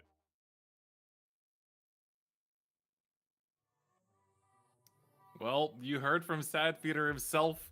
That's what it's like when you're at the top. That you hear from all the other players, and it's like, I don't want to play against Sad Feeder. I don't want to play against Gian. I don't want to play against Life. He's just like, let's play against everyone but my teammates, man. I mean, I've been here enough times, man. It's like, I've been to Contenders as long as Contenders has existed. Fumbles again, and he has to fight Z in the first round. That's rough, man. That's so unfortunate.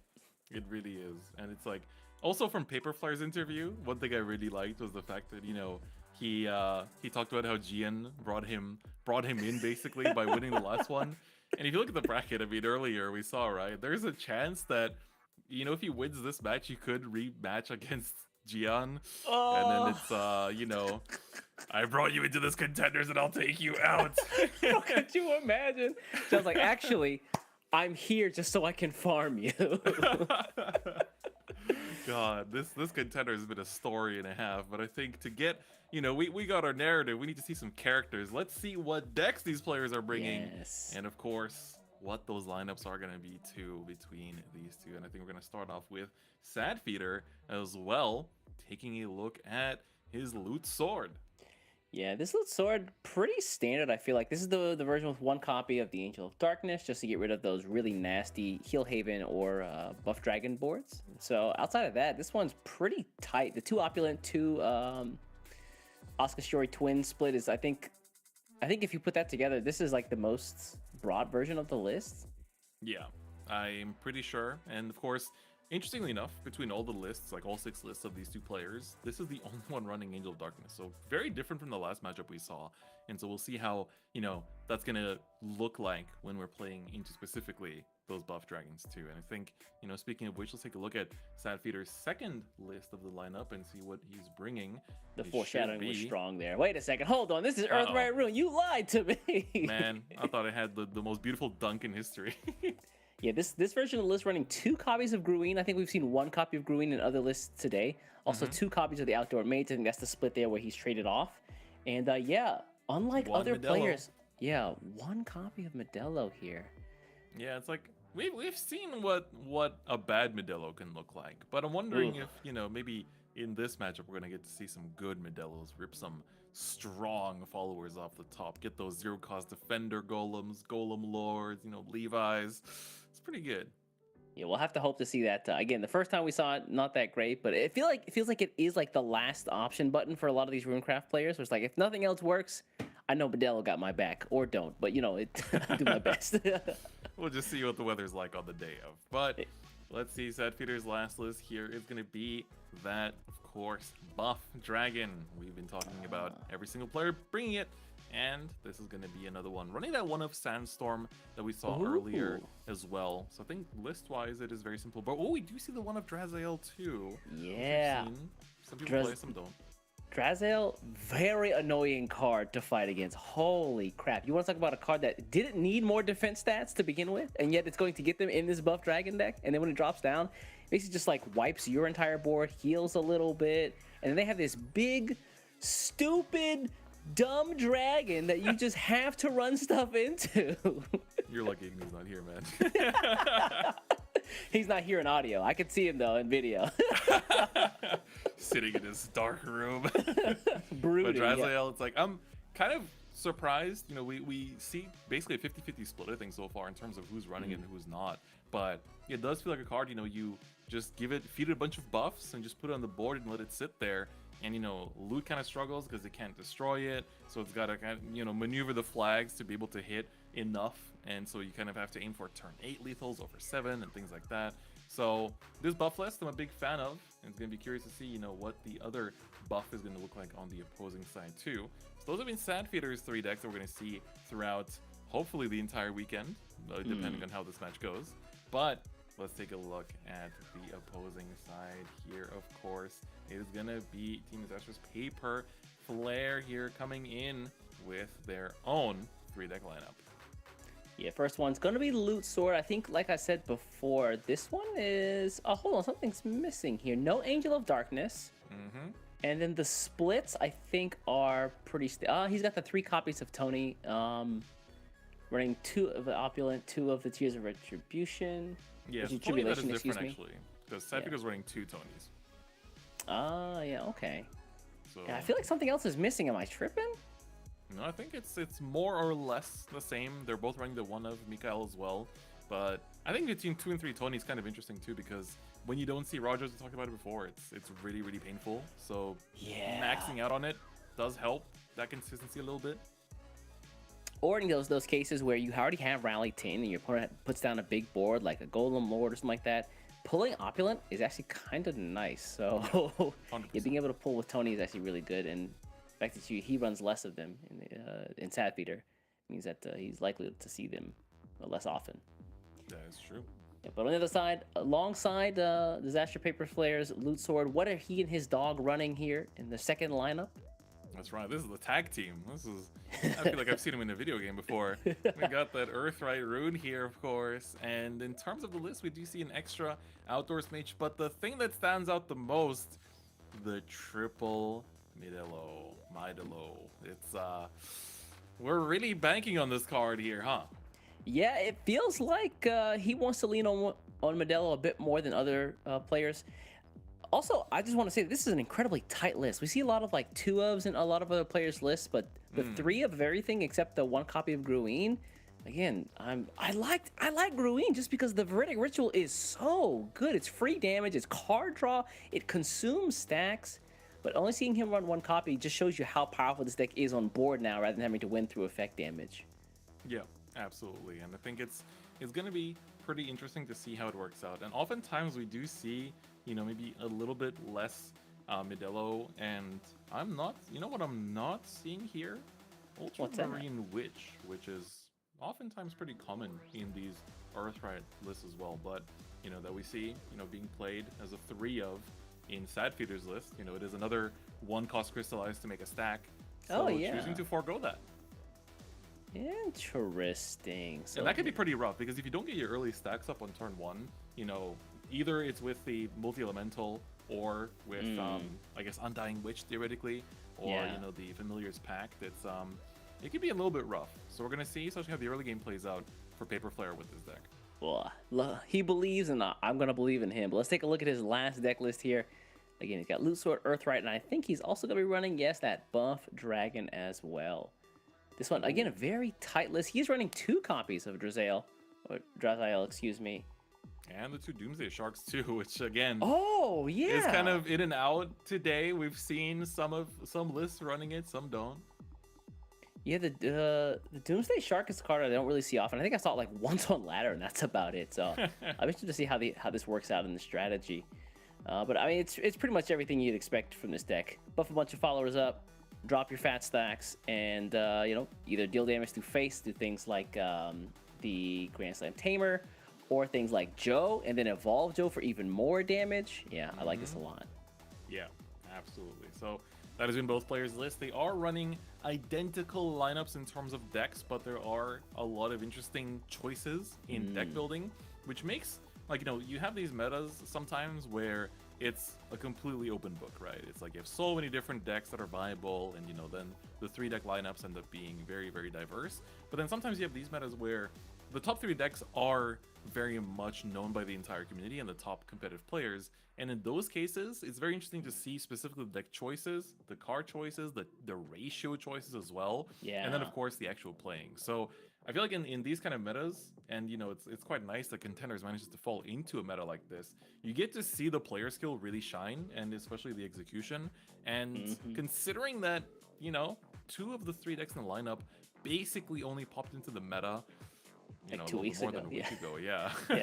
It's it goes to show how well these players have been preparing to be able to bring them in, right? Yeah.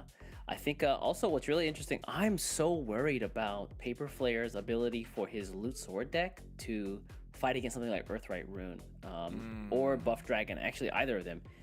He doesn't run the Angel of Darkness at all, which means I feel like he's very susceptible to those turn 5 Golem Lords, like a Celestial Convergence after that. I feel like that might be too backbreaking for him. So I want to see how he pilots this deck to actually get around those 2 cards. Yeah, we actually haven't seen that interaction come out yet today, so I wonder if it's going to start, you know, we're seeing a bit more Earthright. That is the deck that is brought a bit less between the 3 big ones, and, you know, we're seeing like Heal Havens and the Bloods instead. But now we're going to see a lot more Earthright games, so we might start seeing interactions like that pop up as well. But it'll be interesting, right? In the interview, both these players said that they are Sword mains, and it's a meta where Sword is really, really good. I did not expect to hear that at all. I expected all like really good players to like Forestcraft. I don't know why that's the case, but I just feel like in the past, I feel you on that. I feel you on that. It feels like every really good player is like, I like Forestcraft. And I hear that, I think Life said that earlier today as well. I was like, oh yeah, that kind of lines up with what I think. But hearing Sad Feeder say that his favorite class is Swordcraft was like, I feel vindicated, you know? It's like, yeah, like I like Swordcraft too. Wait a second, he's just like me. I could be just like Sad Feeder if I was good at the game. Nah, I get that. That Forest comparison, I feel it, because it's like, I mean, you're the top player, that means you're an execution god, and in most metas, that there's no other deck that's as intense an execution ability as Forest, right? Exactly, yeah. I've heard my fair share of open up das Erde to know, you know, how important execution is in that class. It looks like we're getting the players ready right now. They're getting locked into the room and choosing decks. But for the first matchups here between both these guys, what do you think that they call out? Again, considering how, in my opinion, weak Paper Flayer's Swordcraft list is to the other decks right now, what do you think that TK Sapphire sends out? Yeah, I think Sword is a tough one to lead in, specifically when you know these 2 lineups are what both players are bringing, because it is a deck that, especially, you know, if you don't play the answer, it's going to be kind of tough, right? To be able to, you know, no Angel of Darkness into buff is just going to be a bit of a tough story, so we're gonna have to see. And of course, Angel of Darkness is played by Sad Feeder in the Sword list, but not by Paper Flare. So Paper Flare, maybe do you lead buff here? And because you have a generally pretty good matchup spread, because you're good into the Sword, and I think the Rune matchup isn't necessarily too like one way or the other, so it's relatively even. And then the Mirror match is gonna just kind of come down to how both players are able to play it out. So I think leading either Earthright or the Buff Dragon might be the play if you're Paper Flare, and then leave Sword for last. Maybe just try to snipe the actual mirror for it. Okay. What do you think? Yeah, honestly, I've been like, the way I've been like playing the past couple weeks is like I go for a walk in the evening, and it's a nice like relaxing time for me to just kind of like de-stress and just kind of experience nature, play a little bit of Shadowverse while I'm walking as well, get my 10,000 steps in. That's right. And they have been anything but like de-stressing, because I queue up with Sword and I either get a Control Portal player or I get a Buff Dragon player, and I'm like, what do I do against any of their boards? I have no idea. Dude, Control Portal is something else, man. I'm kind of surprised. You know, we talked about this a little bit off the cast. You know, you're saying like, why is nobody bringing Control Portal? I agree, that deck is very scary, but you know, the Arc is a card that sometimes, you know, you don't get blessed by too much, so it's a little unfortunate. All right, so it's going to be our first losers match of the day. Keep in mind, the loser of this match is going home. Their Contenders Cup dream will end. TK Sapphire on top, Disastrous Paper Flare on the bottom. It's going to be Dragon versus Sword. Let's see how it turns out. Flare with the Sword lead, okay. I mean, he said Sword is his favorite, and choosing to lead with it as well. Nightly Thief is a good opener. I like having the early Barbaros in hand, just because sometimes your hand size does get a little wild, and it's just good to fuse in stuff to just manage your hand there. So fusing in some of those extra loot cards.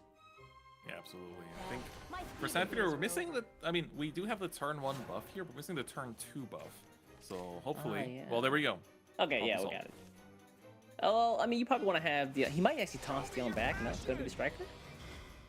Yeah, I think the Striker, wow. It's a bit tough, Dion is also your, while it is your ramper at this point, it's also got Rush to help answer some of these boards too. So for example, Penguin comes down here, you can immediately get rid of that. So also depends on what Paper Flare does play out here. It is going to be the Penguin instead of the Tony. You do need to find Rogers, and Tony's going to help you do that. I'm kind of surprised he actually went for the, even though it is like more stats on board with the Penguin, finding the Rogers is so important, even going first. You have another extra turn to do that, but still. Yeah, interestingly enough here, chose to go with the Dion over the Rider here. I feel like you can afford to eat a bit of that damage since you do have quite a bit of sustain. But Sadfeeder is going to hold on to the Rider there instead. And Also, the second good point here is that he leaves nothing for the Thief to clash into to get those free loot cards, right? That's true. Alright. I mean, we heard from Sadfeeder in the interview too, right? He loves board locking people. He loves to show people, this is a game of resources and respecting your opponent's plays. And at the same, if you're just putting down cards and, just bashing away your opponent's face bit by bit, eventually you stop having enough damage to bash your opponent in the face hard enough to win.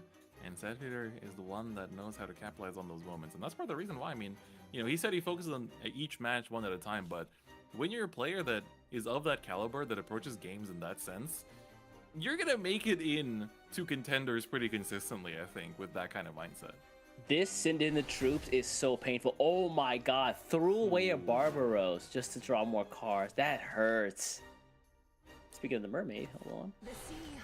And heal. Still not seeing Rogers though on Paper Flare's side either, so he's been digging pretty hard, right? Tony, troops, nothing.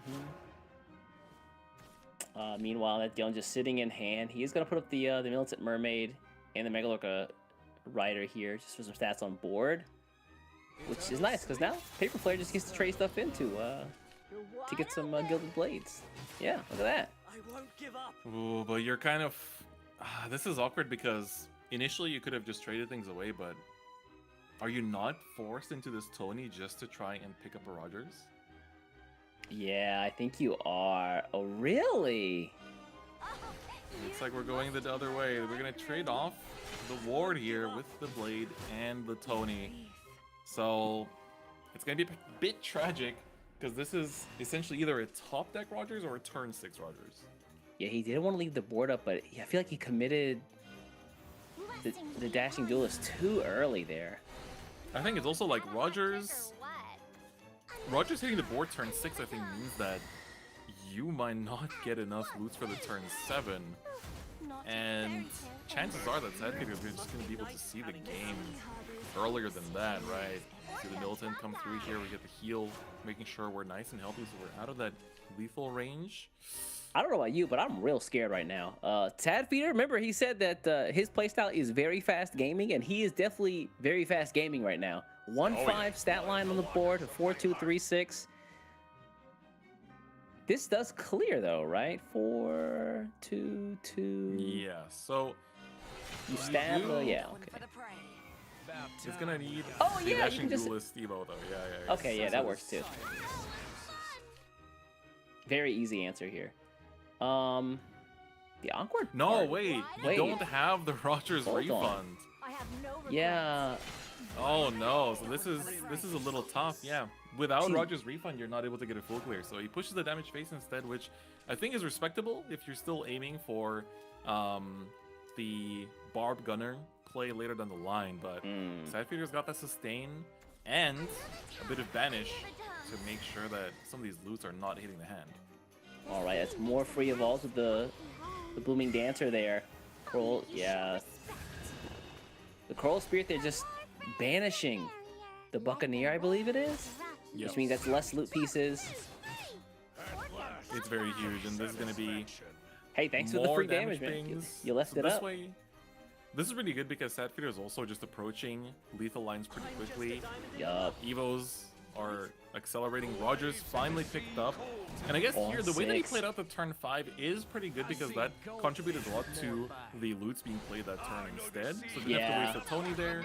So you still got your loot counts up. And this way, you're able to push Sadfeeder down to 16. And then you kind of have to, see if they have sustain. but this goblet is going to help to make sure you're not just randomly getting destroyed by Joe out of nowhere if anything on the board remains. But I think should be able to clear off this board. Let me just quickly take a look. I think this board is not an issue for Paper Flare here. Yeah. Oh, really? He trades it this way. Okay. I guess this works too. Yeah, you run in the. Okay, yeah, use the blade as well. Yeah. Ping. Ooh, but you're trying to keep them at the low life, but we're gonna see that Satfeeder can actually run through another Coral Spirit. Wait, what? He fused it in the necklace? Okay, wow, all right. All right, I guess the first flag. Oh, he wants the flag, that's why, okay. Okay, this is pretty good. And now, Satfeeder's got the Alice, of course. This is gonna have the free Evo in the draw. It's not quite the storm yet. What was that? 5? Yeah, I feel like 2, 3. I know it's minimum 3 because we saw at least one booming dancer. So might be 4. We'll find out soon. Coral Spirit. Wow, that's kind of a sad Coral Spirit. I mean, I think this is the perfect time to do it because you know that Paper Flare was initially aiming for that big play, but now Paper Flare can choose to just kind of delay it. The only issue is that this is kind of where ditching the Barbaros early is coming back to bite, because if you had the 2 Barbaros here, you could afford it to use that to trade away the board, do a bit of chip damage, because next, like 8 play points, you have 21 damage, no matter what. But wait, hold on. He's committed here. 3 flags. He deletes the 511. Really? Why would you get rid? Oh yeah, you can't get rid of the Coral Spirit. That's right. Yeah, you gotta just hold that. Not doing her damage, but this is gonna make more flags. He's shooting. He's shooting. Able to push out. Make some board space here. Yes. Run the 5, and then All right, Secret of Love gets the Juliet 2 on board, which means you can push this next turn. He's pretty set up with double flag plus gunner. Was what, triple flag, quadruple flag? Yeah, you can do 4 flags. So you have 4 flags.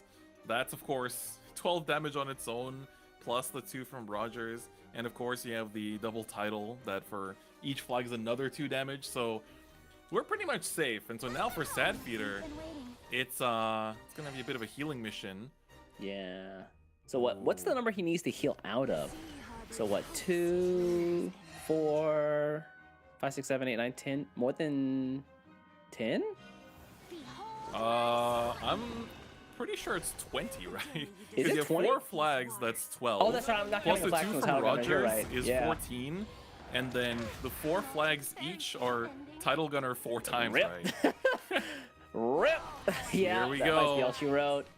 That's not enough healing, and Paper Flare is gonna be able to take game 1 here of losers round 1 against the player that everyone has been afraid of, everyone has been trying to avoid, and Paper Flare will take on God with his very own hands and get 1 win up ahead.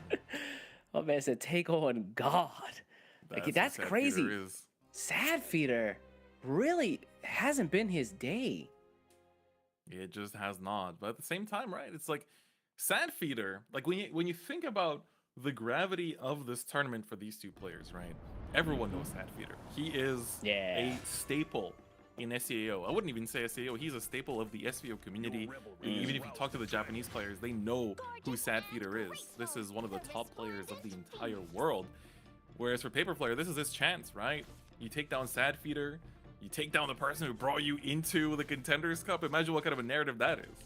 And again, as the guy being technically brought in here because of the way that the cookie crumbled, thanks to John, I don't think anybody really expects much from Paper Flare, so maybe he doesn't have that that nervousness on his back, right? Right. All right, this next match is going to be Dragon Mirrors. Of course. Is this? I don't want to say it's the first Dragon Mirror of the day, but we do see no pull on the Grand Slam. We haven't seen much Grand Slamming happening at all throughout this. No turn 3 Grand Slams throughout this tournament. Always coming in a little bit late. And so Satfeeder are going to use that worm crafting here. Only putting back that Eon, yep. I like that. Want to make sure you get that play point, so just toss him back into the deck so you can buff him up. Meanwhile, yikes, this is the problem I have with, I sometimes run into with Dragon. If you take a look at Paper Flare's hand, it's all non-academic followers. And sometimes you want to have Joe, and you want to use Joe, but there's no academic followers in hand, so you just have to sit there and just hold him, and hold him, and hold him. And if he draws a Joe, that would be disastrous. Will Paper Flare take it? Are we gonna go for that insight cloaked as a Draseo? Yeah, insight cloaking. Actually, reveal, pull cloth. I'm a insight. Oh Yeah, my he is. god! And oh no, I'm so sorry, Paper Flare. I spoke it into existence. How does this happen every time, man? It's not my fault, man. Please believe me. Well, on Sapphire side, though. No problems on Sapphire side. And the striker there. Something good? Actually, you want to play him, so... Yeah. The problem is that you do get the ramp off of it.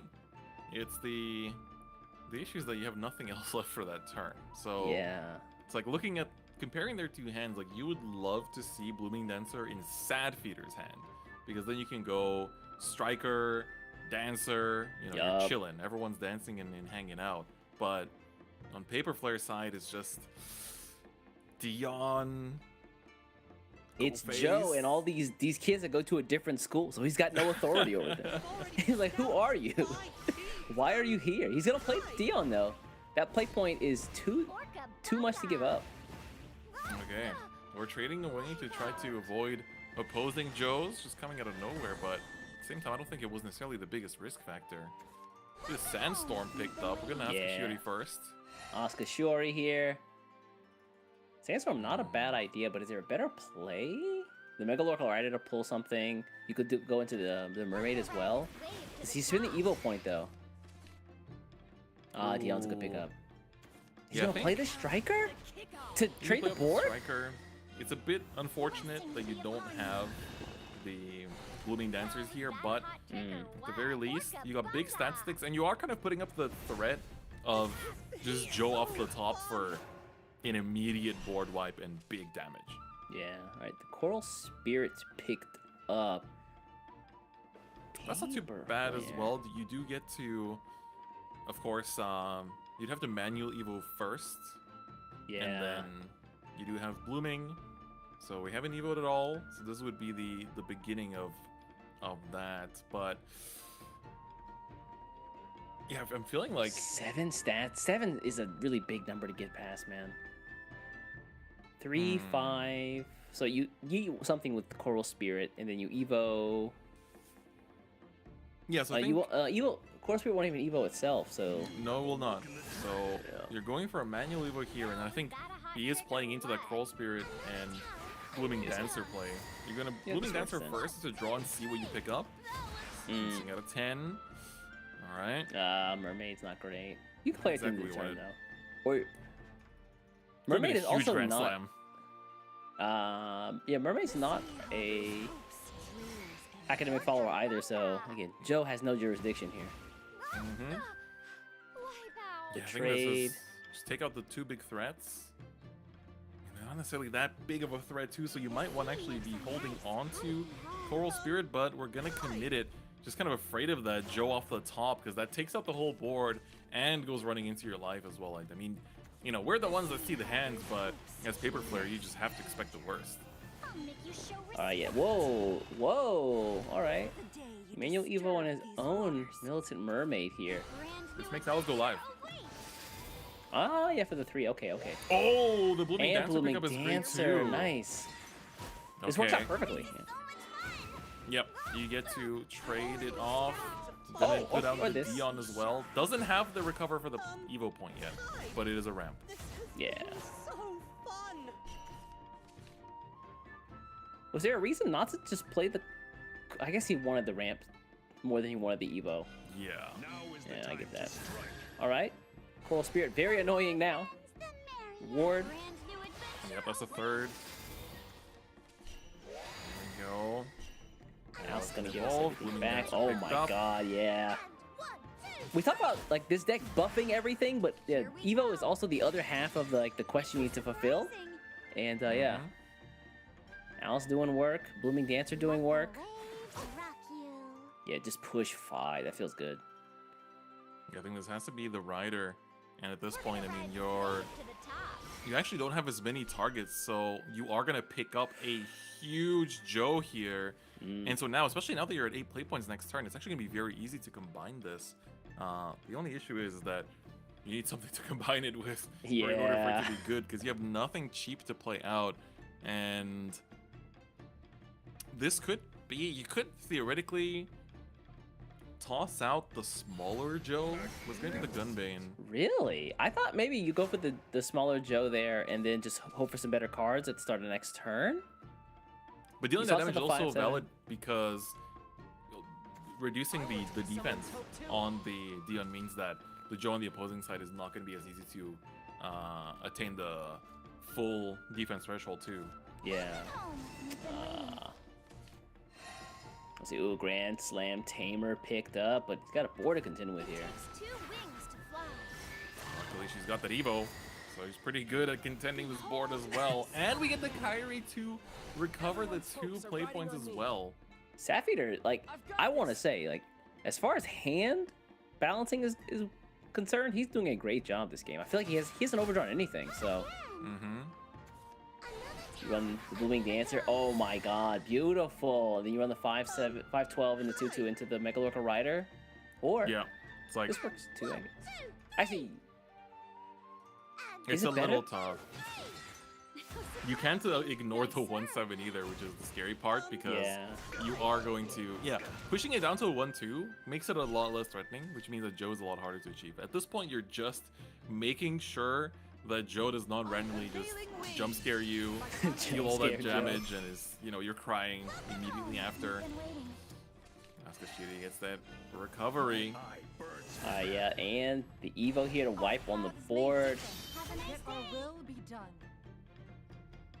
Will be done. And do we drop the... We'll probably hold on to the Alice at this point. So what are your options here? Worm crafting? Can you kill this 5-8? With Alice, you can, but it's not where you want to go. I get it. I get you spin the Alice here to kill the 5-8, but dang, you didn't want to have to commit it. At the end of the day, it's like, if it had to be done, it had to be done. And what's also nice is that you could theoretically keep the 6-6 alive here, burn your other Gunbane, and then run the 1-2 in as well. So it's, you know, you're missing out on 1 damage to the face, but it's not the end of the world here. Yeah, looks like we're going to see that. It's going to be the Rider running into the Grand Slam, most likely, and then that way you can take out with the Gunbane, but it's... No! Wait, what? We're not taking that angle. I'm so confused. Instead. Yeah, what is he digging for here? A Striker? Grand Slam, I guess, is a consideration as well. Maybe another Alice? Yeah, this board definitely just gets murdered. The board is also not as healthy, so both players are just kind of, they're just trying to stay alive at this point. Yeah, I wonder what the consideration. I wonder what the consideration was for trading that way. Considering you keep more stats on board going the other route, and like that makes this play a little bit weirder. Yeah, so that way it would have been a bit harder to, or like you might even have to trade Olivia Sylvia's into one another, but here Alice is coming in. We got the Evo with the 2 draws. We see the first overdraw on Sad Peter's side too, but for a Storm, I'd say it's worth it. Yeah, decent trade, decent trade. Coral Spirit as well, yeah. Just setting up for next turn with Joe. You see him putting at Paper Flare at 12. The magic number, AK. This is good. That's where you want to be at. And now for Paper Flare, it is the question of, okay, you can Joe your opponent here with a Grand Slam Joe, and you get pretty far. And if you can, you know, you'd have to use the stronger Joe here instead. But at the end of the day, a Wormcraft instead. Okay, yeah, toss the other Joe back in. You need that boy to get big. Go back and do some laps, son. Yeah. Hit some reps in the gym, homie. Eat your You're veggies. not good enough yet. You're featherweight. I need you to be welterweight minimum. Oh, okay. Striker into Joe is gonna be 15 22. damage. Yeah. Run this in. Does he have a way to pop? Oh yeah, Gunbei, yeah. Yep. We kept that for a turn and it managed to work out, taking out the Alice and also pushing down Sad Feeder to 5 defense. Okay. But Sad Feeder, just Joe. Does he have a way to get the? How much is it? Oh wait, I think he has it. Yeah, the Joe is 12. This is it. Got the 5 damage for the face, and then another 7 from the Evo. Sad Feeder manages to toe the line. It was close, but Sad Feeder is not going down that easily, tying up the set so far 1-1. Yeah, that was scary, man. Paper Flare was so close to having it. He was always, I felt, keeping Sad Feeder on the back foot, but yeah, the Dion with just enough defense there to put the Joe right where you need him to be. That's what worked out. All right, looking good. This is what I want to see from the BO5s, you know, that back and forth between the two, and now we get to see Sad Feeder's sword. Shout outs to best level, by the way. Yep. Okay, so now Roger picked up is good, yeah. Going second too. Roger going second. It feels good if you're Sad Feeder at this point. You know what? Shadowverse used to be a go first sort of game, but now I feel like every deck wants to go second. Like the Evo abilities are just too good to pass up. Yeah, it feels like it really depends with some of the matchups, especially the mirrors as well. Ooh, the Grand Slam picked up a little too early. Yikes. Toss it back. Toss it back. No, Gunbane. Yeah, choosing to hold on to it for the time being. You know, at 3-4, it is not going to be summoning any Hellflame Dragons. It's going to be 3-4 body that buffs. Yeah. I guess this does like curve him into turn 2, but now, yeah, like you have so many. The Gunbane here is not bad. Worm crafting is also very good. It's actually really good, yeah, because here you can also burn through the Gunbane. Exactly, yeah. So buff here, and then yeah, Worm crafting, toss Grand Slam back in. All right, after a little bit of thought, it is going to be the Grand Slam. Doesn't pick up a Grand Slam, unfortunately, but still a pretty good turn regardless. Yeah, getting a blue. I feel like getting at least one Blooming Dancer is really good right before your evolve turns pop up, just so you have like the free Evo to get the Alice going. Ooh, the blade there was perfect as well, saved from the Penguin. So big shield. Yeah, Rider's pretty nice here. I mean, if you're Paper Flare. Oh my God! Nice. You top deck into the ramp. That's good. Huge. Feels good. Man, Dion really had the glow up. This guy went from like a nerd. Nobody sat with him at lunch. Now he is like the cool kid at school. Everyone wants. Shows to be up in a friends with him. Bugatti. Got on the shades. Ziggy's son with all his newfound abilities back from college. Yeah, we gotta figure out who the mother is. I think it's Rosale. You know what? After what he said earlier, I think you might not be wrong. He likes that card one too much. Whoa. Sad Feeder picked up a very important one up there.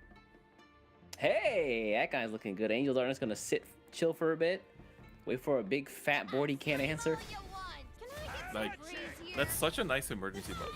We see this sometimes, you know, in certain rotations. You've had these emergency button cards. It's like, oh God, I can't do this. Let me just get rid of everything on the board. Talk about a really well-designed neutral card. I feel like neutral cards should be like cards you can like tech into any deck so they have value across the board, and Angel Darkness really does that. They've been getting really good with them too, right? I mean, we've also like I kind of like to think of Goblin Genius in a similar way too. It's like, oh, you have a big board-based meta, Goblin Genius. Yeah. Whatever. It's academic too. Or if you're fighting sword, you Goblin Genius. Alright, we see here. Alright, that's a pretty freaking huge Joe. Yeah, he kind of thick. Yeah, he's nice and snug over there, but Paper Flare is starting to lack a little bit of that mid-game tools. And also, you need some kind of cheap follower to play down, like the Rider or the Striker, to combine with the Joe for that big board-clearing damage. So let's see, do we dig for it with the Worm crafting here? That way you get a bit more buffs as well. I think you have to play the Gunbane here to kill the 1/2 Dashing Duelist. Really? If it evos, I mean, you just eat more damage. You can just trade over it. You could that trade might it, be I the suppose. play. You could be That's pushing this damage phase. Wow. Very surprised there. Joseph assessed the risk, and I think it did work out in that sense as well. And so now Sadfeeder gets a pretty good turn. Of course, now it's going to be just the hand balancing we're going to see. The first mate, of course, get that Evo and start discounting some roots. Yeah, this is kind of weird. No, well, he does have a Barbaros in hand, so actually maybe it's not so weird. But man, I really would have loved to get the Secret of Love down before you played your first mate, just because now you don't have anything for to discard. Yep. And I think that with the way that Sadfeeder is also processing through these turns, I mean, you had a good turn 5. You also pushed your rally count quite well too. I think we haven't seen the one of Mikhail come out yet, so that's going to be an emergency 2 heal in case we need it. And now it's just back to Paper Flare side and being able to Evo up so that Alice can go live. Oh, is he going to push damage here? Is he going to do it in 2 turns rather than 1? Looks like it. So yeah, push a bunch of damage from Joe.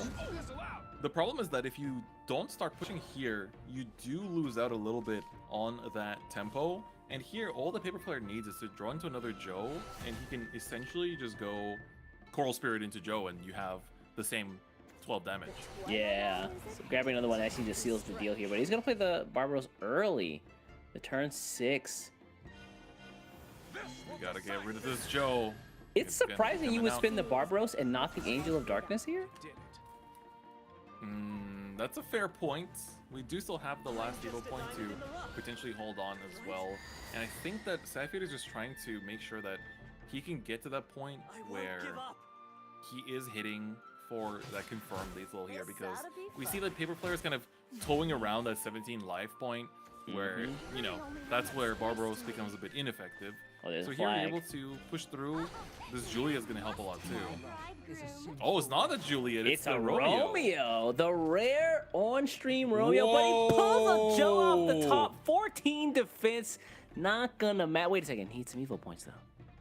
Oh, you're so right. He needs we Evo don't have points, an Evo point. Oh no. He should. No, we needed to play Olivia and Sylvia last turn. There's no Dion in hand either. Oh no. Hold on, Paperfoot. What do you do here, buddy? This is a little rough because you can answer the board. You can, I mean, theoretically even go Alice, swing, and then Olivia Sylvia, but oof. Lacking that Evo point is quite literally taking the game away from Paper Flare's grasp. No, not like this. Uh-oh. Coral Spirit? You kind of have to Coral Spirit, don't you? You can Alice first, see your draws. You're going to be able to swing it anyway to recover the play points in order to be able to Coral Spirit too. So if the Drazel come out with a 517, that could be big next turn. And this just, you have to do it. You need the ward, you need the healing, you need this effect on her, especially to not be able to be targeted. Oh, that's so unfortunate. Drazel next turn is nice, but he might not see next turn. The title gunner here. Hold up. We gotta do some. 4 flags, yeah. Wait a second, this is 20 damage. Is it? 1, 2. This is 20 damage. Oh Each flag is 5 damage. Oh no. Each flag is 5 damage. Sadfeeder has the 2 extra from the Roger. Sadfeeder is going to take this game 3 and turn it back. He saw the confirmation. He knew the double title gunner was ready. Even if you heal back up to max. This is Sadfeeder we're talking about. I mean, look, Paper Flare got that first game in him. I feel like that's been the entire route for today. Somebody gets first game, and then someone else just gets a 3 sweep. And right now, Sadfeeder is making that the 3rd time this has happened on cast. You know what else we've been seeing for that first game? Sword wins. Yeah. And then nothing else. I really felt like Sword was on the back foot, but today it doesn't seem like that's the case at all. Sword feels like it's doing work. Oh, I was looking forward to this. I wanted to see Sadfeeder play this Earthright. We've been, you know, some of the pro players, of course, they have YouTube channels. You can watch them play through with these top decks and see, you know, just the insane plays that go through their minds. But Sadfeeder, we're gonna open up that multi-elemental. And, you know, overall, at the very least, the early stacks are looking pretty good. So pretty cool. He opts to go for the elemental first rather than the ultramarine witch. Now that he has the stacks, he can immediately slap something on board if he needs to. Yep. So this is good. You get the draw off of it immediately. Yep. Oh, and into the command. That's going to be very good just to make sure you don't run out of gas. That's potential 4 stacks consumed in his hand. So he's on. A Pascal would do it, put him at 7, and then Undying Witch is just right there. Finally, Grand Slam. Turn Ooh, 3. Hold on. Grand Slam about to do work. We burned the augmentation, but Paper Player's got something big coming up next turn. Got another one. It's fine. We got another one. It's fine. It's fine. It's fine. It's fine. It's fine. He's gotten all of his neophytes. This is crazy.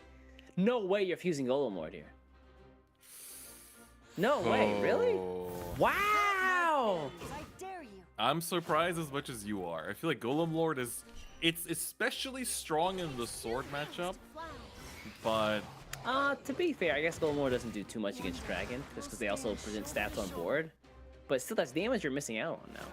Bro, if they double Grand Slam you, I think you're gonna want that Golem Lord. Yeah. All right, pop. Wait a second. Okay, yeah, this is in the second stack, so he's fine. Yeah, so he already knew he had the answer and he wanted to be drawing cards this turn. Oh my god. How do you draw into a triple command? Undying Witch is not active, right? He needs one more? You get the card draw. Oh my goodness. It's into the mind control mage as well. That's an easy answer for the command. You get more. He's gonna overdraw next turn though, right? No, he can we just keep on fusing. Yeah. We don't need all 3 in hand. You can just fuse them to each other. He has got 3 Levi! Yeah, he's going kinda hard right now. 3 Levi's, 2 Evo points, whatever, man. It's fine. Oh my. Dude, Sad Feeder, he was just getting warmed up. He just needed to lose game 1 to wake up, and now he's like, all right, let's get back to business. Back against the wall, Sad Feeder. The strongest version of Sad Feeder. I love it. I love it. So he's debating on the Joe. That like leftmost striker, the 1/1 is definitely a little disappointing. Yeah. I think we gotta send that back. We gotta put you back into school. All right. Supposed to be an academic follower. Get back in there. All right, study up a little bit. Dion here for the ramp. For the Evo. Let's use the play point to ramp a little bit. Yeah. Good. Can Sad Feeder find? Well, next turn he has Levi, so I guess that's his way to get to Undying Witch. So Levi, Undying Witch, and then go ham on. Hold Fuse first? Fused? Yeah, okay, fuse first. Well, all right. You know what? If that wasn't a clear answer from the universe, I don't know what is. It don't stop. It simply don't stop. But it's gonna be the Levi here coming through for, you know, just a mere 12 damage. A mere 12. He's gonna hold on to this Crimson Sorcery though, I assume. Yeah, so I think you wanted to burn that Evo here for the damage. Yep. And with that, this. Ooh, Pascal is free next turn. That's huge. That's actually a really big draw. So you get, we have another, we have a free Pascal that's gonna, I mean, you don't even need the card draw right now. So, but that's just a good card to have at all times, right? You are always gonna be able to just go like, oop, emergency button, let me heal 5, draw some cards. But that Levi is gonna be putting in so much work here because you're always gonna be able to just go like, all right, Levi for 6, and let me stack up these Crimson Sorceries. There's another 6 damage, so he basically just needs to find another way to do 2 more damage, and he's got game, yeah. Man, wouldn't it be nice if you had a Gruine who just gave you a Viridic Ritual, who just did 3 turns? I'm just saying, you know? I'm just saying. Listen, there's a reason we're on the mic and he's there playing, you know? Fair point, fair point. He's gonna run in here, not to the 2/6. Not okay. Wow, leads the Levi up. What is he gonna? He's gonna run the other striker in. Don't when you have a choice. Yeah. The problem is there any way Sad Feeder can close out the game this turn? Is there any draw that would help him? Hey, what up, Gruine? How you doing, girl? How does this keep happening? There's no way to use it though, right? Well, Levi recovers too. Actually, I think that's game, right? Levi, because of the Undying Witch. Levi. Oh. Like, this is a play. I don't. Hold up. You got the Crimson Torture was in hand. You have Levi. Oh my god, the freaking sweet defenders, they keep on coming. Levi's gonna come in and he's gonna recover the 2 here, so you get the 4. But it doesn't give you enough for the. You're right. You have 4 play points, but it's not enough to, you know, do Levi and then your Crimson Sorceries. Fair enough. But Undying Witch is gonna come through. This should get the card draw as well. But I mean, next turn, Paper Flare is super duper dead. Like, don't forget there's a 3rd Levi in that hand. I think. Yeah. And a 12-12 Levi. That's right. That's right. Double like, hey, Alice. man, Buff Dragon, meet Buff Rune. What's up? Oh, never mind. Everybody got yeeted. Yep, and you can barely run over the Draziel as well here. How can this be? Woo. But this is game. Yeah. We do have game. There's enough Earthrise. You just go for the 3rd Levi, basically, right? I mean, you get the 6 damage to face, and then you've got another 6 damage in hand. Sad Feeder, he's got it. He does it again. Runs it through. The run does not end. But for Paper Flare, the unfortunate reality. Oh, the Colossal Summoning for the Genesis Dragon. Sad Feeder. East. That was a set. Wow, I really thought Sad Feeder was on the back foot that first game, and he's like, you know what? Let me just turn the car on. Let me just turn on the gas, and he just brought it back 3-0 with some very fast gameplay, to quote him himself. Man, that was insane. The man himself, he said it. That was some very fast gameplay indeed. But Paper Flare gave it his best. I think that game 1 was nice and clean. Yeah. The previous game, oh my god! If only we had the Evo point. That would have been it. That would have been it. It was so close. Like, I think for Paper Flare as well, like, to be able to, you know, just be able to say it's like I was this close against Sad Feeder of all people, the best player in the entire region. It's incredible. But of course, you know, we say best player in the whole region as a kind of, you know, in terms of history. Who the actual best player in the whole region will be decided tomorrow during day 2 for the grand finals. But what a set. That was a pleasure to watch, a pleasure to cast, and honestly, couldn't have been any better. Now, let's take a look at the brackets very quickly to see where we've gone and where we're going for our next match here. Again, we just saw TK Sad Feeder reverse sweep here, Paper Flare 3-1, and that means that he's gonna have to fight against Jean. And that means our next match for the losers bracket is gonna be Team S5, Team Sonar 5's the 1 versus Ryzen. Yep. That's going to be a very exciting one. And so East and Igni are going to be bringing you that one. And I'm very excited to see how it's going to turn out because, of course, again, you can see some similar deck lineups, but these are, again, some of the best players in the region, especially Ryzen has been also just as much on a tear this season as well, right? Yeah, this guy's been doing work. February 1st place, June 2nd place. It's rare to get one Contenders Cup top 8. It's crazy to get to win one and then come so close for the second one. So he's definitely been doing his work this year. Absolutely. Absolutely. So I think it's going to be a very exciting time. And of course, we can also hear from Ryzen as well as the 1 on, you know, what they feel going into this tournament. Brought to you by a beautiful little interview by the one and only Igni. Let's take a listen. In the 3rd place seed for the Contenders Cup, qualifying through being 3rd on the Southeast Asia Oceania leaderboards with 45 points coming from Indonesia, it's Ryzen. How long have you been playing Shadowverse? How long? Almost 5 years ago. Okay. From Brigade of Sky pack. What's your favorite class to play in Shadowverse?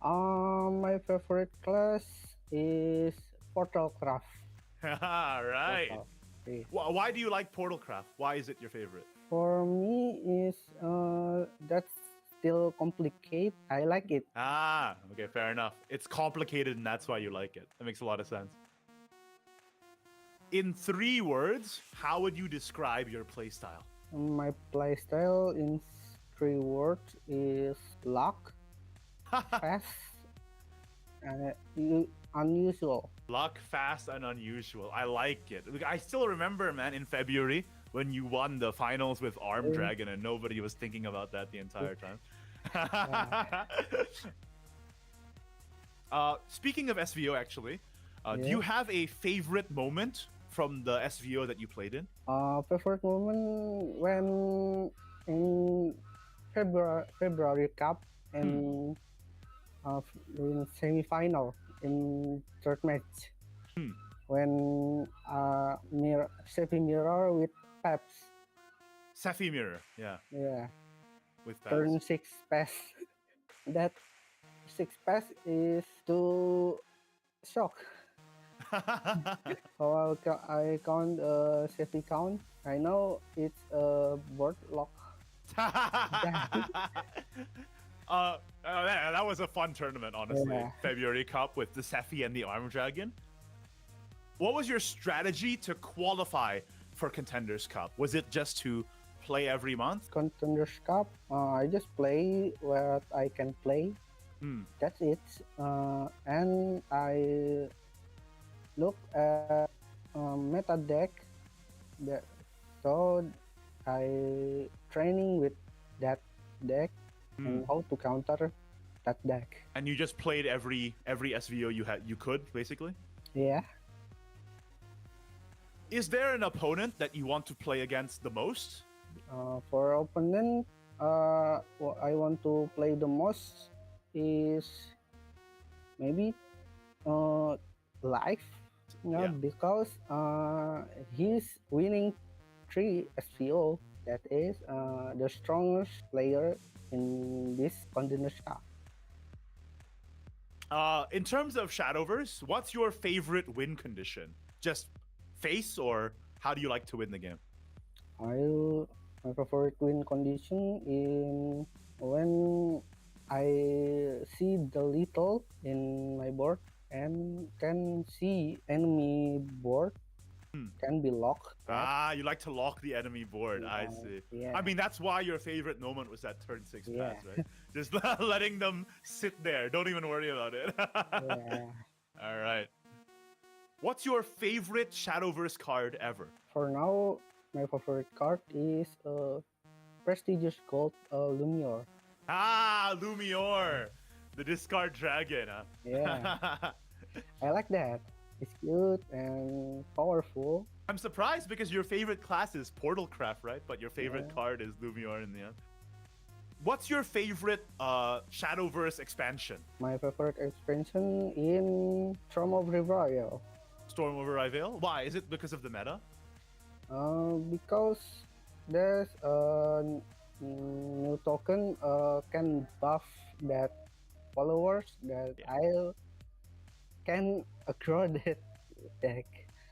Yeah, you can aggro, right? Because of Ganda goes buff with Bullet Bike. Yeah, I understand. So you like Storm of Revival because of the vehicle amulets, right? Basically. Yeah. Playing in a tournament can be stressful. Do you have any idea on how to handle the pressure when you're playing in a tournament? How do you cope with the stress? I handle stress. I just listening music. Listening music? When playing is real. What kind of music do you listen to? Anime song. Anime songs? All right. Yeah. It's common for Shadowverse players, right? Yeah. Anime music quiz also is. A lot of people play that in Shadowverse. Yeah. All right. Finally, any shout-outs? Anyone you want to shout out from the community? Thanks to Shadowverse Indonesia will support me and family, God, and my friend when then support me. All right. Thank you so much, Ryson, for your time. Really appreciate it. Hey, good luck with Contenders Cup. I hope you can make something happen. I still remember, man, when you won with Arm Dragon in February, and immediately, dude, I net deck you. I make a stream out of it. I remember. So I hope we can see something awesome out of you as well. All right. Best of luck. Thank you so much for coming. Appreciate it. I will rise to the top. So look at me.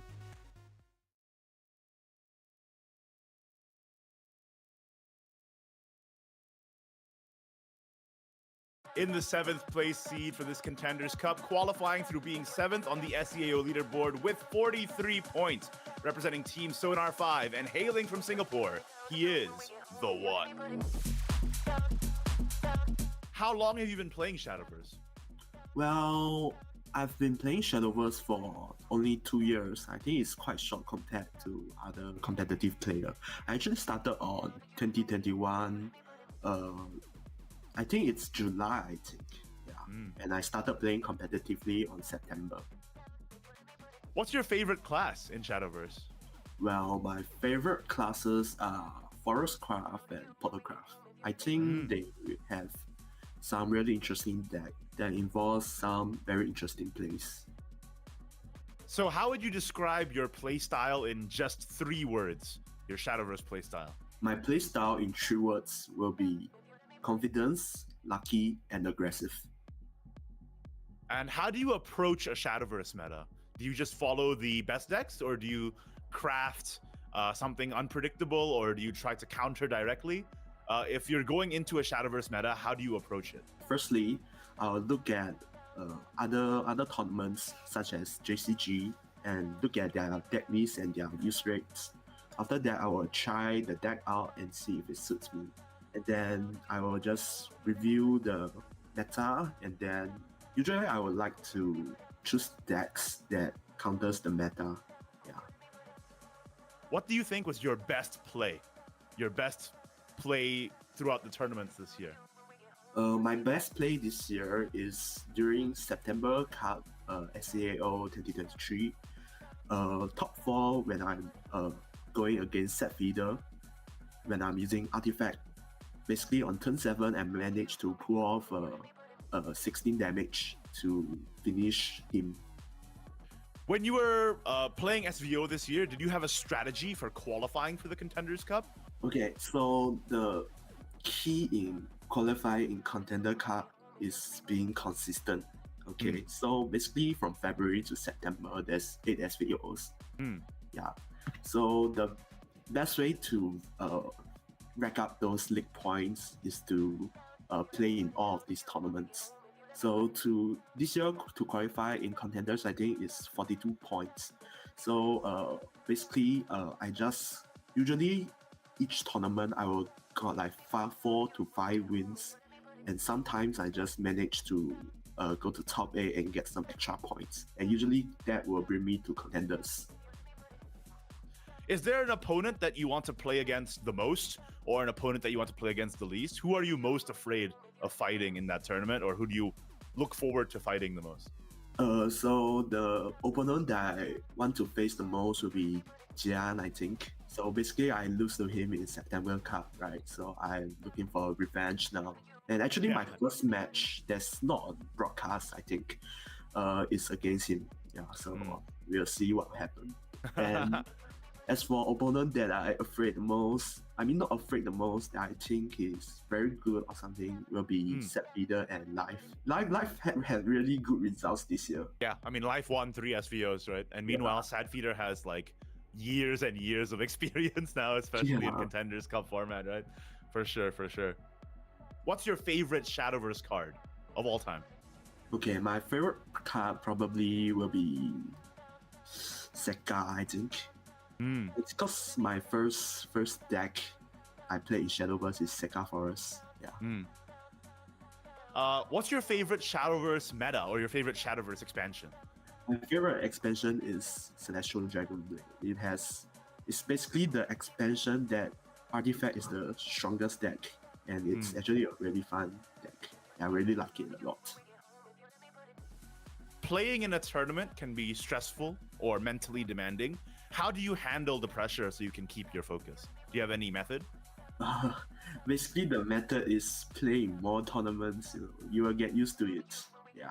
It's the first time I also really nervous. Yeah. And now I've been more and more confident in my matchups. Finally, do you have any shout-outs you want to give to your team, to your family, to your friends? Any shout-outs? I would like to thank my team, definitely, because they helped me a lot in winning, or else I won't have enough points to qualify in Contenders. Yeah, and I will like to maybe shout out to all of my cards that helped me in all of the games. They come out at the right time. I like that answer a lot. Okay, sounds good. Thank you so much for coming. I really appreciate your time. And good luck, man. Okay, thank you.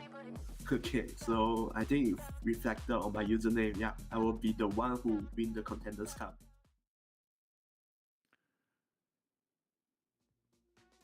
Strong words. I will be the one to win the Contenders Cup. Well, first, you got to be the one to make it out of loser's bracket. It's going to be a tough situation. Whenever you're in lower bracket, you always feel like the safety net is gone, right? Yeah. And if you lose, you are out. It's a stressful one. And it's going to be even more stressful since these two players are running pretty much the same lineup. So going to be quite a few mirrors. And, you know, mirrors tend to be very, very skill intensive. A lot to do with the play style of the player as well. So let's take a look at the deck list for both these players as we head into this losers round one. It's gonna be Rysen's Earthright Runecraft. Now, East, we saw this a lot today. Tell me about it. Yeah, I mean, it's pretty simple. You want to get down the earth, the stacks or the earth sigils as fast as possible. Oh, and hold then you up. want to consume them. Whoa, hold on. They All just right. moved on to Vote Dragon. Oh, hold on. And then you play the flags. Oh, and wait, then we're going fast. Okay. Wait, what's going on? Yeah, so yeah, it's as you saw, it's Earthright, Buff Dragon, and Loot Sword. Well, I don't understand what happened just then. This has been the deck forecast by Igni. All right, well, I guess we're talking about Loot Sword first. Loot Sword, we saw, you know, going into this tournament, we were like worried, like, you know, what if turn 5 Golem Lord, they can't deal with that? Or what if Buff makes a big board and they can't go through? But actually, Loot Sword has been incredibly consistent this tournament. Yeah. Even still, Very. winning turn 7 and 8. I mean, that's the thing with Loot Sword, right? It doesn't have like these huge, like, gigantic 315 ward on targetables or anything like that. But if you're talking about flags that go face, there's nothing they do better, right? That's their whole thing. And it's so consistent that their game plan can pretty much always get off by turn 7 or turn 8, and that's why everyone's bringing it. Yeah, I agree. Hey, now take me back to the Earthright list. Hold on a second. I was cooking for a moment, and then they All just right, cut let's me go off. back to the Earthright list so East can continue his thought that he was holding since then. Tell me about it, East. So you play your Earth Sigils, get your stacks up, and then you consume those stacks over the course of the game. Once you have 7 stacks consumed, lots of cool things happen. Also, you can use those stacks to deal tons of damage using cards like Levi, Wizard of the Ages, who just does 6 for reasons, and then gives you a spell that does 3 more for reasons. Alongside that, you got cards like the Golem Lord, which present incredible boards that are really tough for your opponent. And then once you get past that, you can use cards like Pascal to buff your boards and double their offense and defense for everything on the board, which is insane. Undying Witch makes your Earthright, your first Earthright a turn, refund you the amount of play points you use for the Earthright. Just tons of damage all around. And then we've got cards like the one of Modelo, who hasn't really seen much great use today, but is sometimes the emergency button to just get 5 cards in hand that are 0 cost that you can use for the turn. Yeah, the Modelo, not super hot right now, but it's always nice to have an option, especially as a one-of in a tournament. Yeah. This, like with this many stakes, having to have your opponent always think about whether or not you can just suddenly Modelo, it adds like a stress factor that wouldn't be there otherwise. Also, he's just a free draw sometimes. Like if you need another card in hand, just fuse to Modelo. Yeah, he's just a guy. He's just kind of mid, but yeah, it's fine. And the last deck here from Rysen, we saw it earlier. It's that Buff Dragon Craft. Yeah, pretty standard list. The one of Odin is very interesting. That's not usual. As well as a one of Draziel. Very interesting. What? More Odin, defensive, I guess, for the Draziel, but the Odin I was not expecting whatsoever. Yeah, Odin, I think, is a case where sometimes you go a little too hard in the early game. You play a bunch of weenies, those militant mermaids, just a bunch of things that have like one attack, like the Megalorca Riders. Right. And your opponent's like, well, I'll just board lock him, and he can only do like 5 damage in a turn. And then you're like, haha, Odin. And then like now he's like free, and I'll murder you. Thinking about it too, like the Odin Accelerate effect can take out a Coral Spirit that you otherwise maybe couldn't, and it could, like the Odin Targeted effect can maybe take out a Draziel that you otherwise couldn't either. So. Pretty interesting decision to put one of in there, potentially for the mirror. Yeah, we'll have to see it. Hopefully we get a chance to see this card actually do some work, whether it's in the mirror or elsewhere. All right, speaking of mirrors, let's take a look at the One's lineup. It's exactly the same, except I'll tell you right now, the One has some pretty spicy technology. All right, so first of all, this is a loot sword with some very interesting pieces. I like this. I'm not gonna lie. I love the fact that he swapped off the draw engine and used cards like Lieutenant's Report and Wardens, the Warden of Honor to just generate more card draw. I love that idea. Yeah, because a lot of players who I talk to always tell me, I wish I could cut Tony from my deck because he's a 2-1. That sucks. And I'm like, I get that. And the One is like, okay, I won't run Tony then. The We're going to go report mode. Yeah, the good thing is the Warden of Honor is still counts towards your rally, so you don't actually lose anything. I mean, you lose like a 1-2 on board, but you still get the rally you would get from Tony. So yeah, no and it's harm, half no the foul. price. Exactly. For a draw as well. And the Lieutenant's Report is interesting because you'd expect Lieutenant's Report to be used in a deck that has an amulet so you can use its full effect, but now just playing it as an insight is fine, I guess. So why not? Yeah. Oh, interesting. Very interesting. Also, I want to bring up the 3x Lucius technology. We were talking about how does Loot Sword clear Golem Lord without sinking a Barbaros. Lucius, I guess. Just play Lucius for 3. It can take out a Golem Lord, and it just does it on fanfare. Very interesting text. Yeah, I'd love to see the Lucius come up not only against something like Runecraft, but also to see what they do with even in the mirror or in fighting against Dragoncraft or some of those Evil Bloods we saw earlier today. Yeah, could be actually good, which is kind of scary. If this is proven to be the new wave, then I'm gonna have to play with Lucius and my Loot Sword. And that's gonna be weird.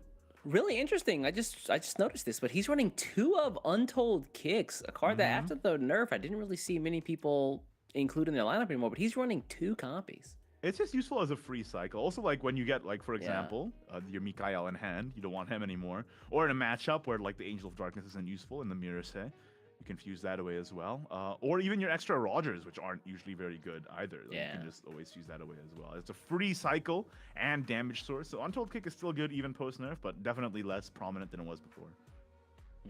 Let's take a look at the One's next list, though. He's got Loot Sword. You said it was a mirror, so I'm expecting Earthright Rune here. Yes, sir. And he's running a couple copies of the Philanthropic Physician?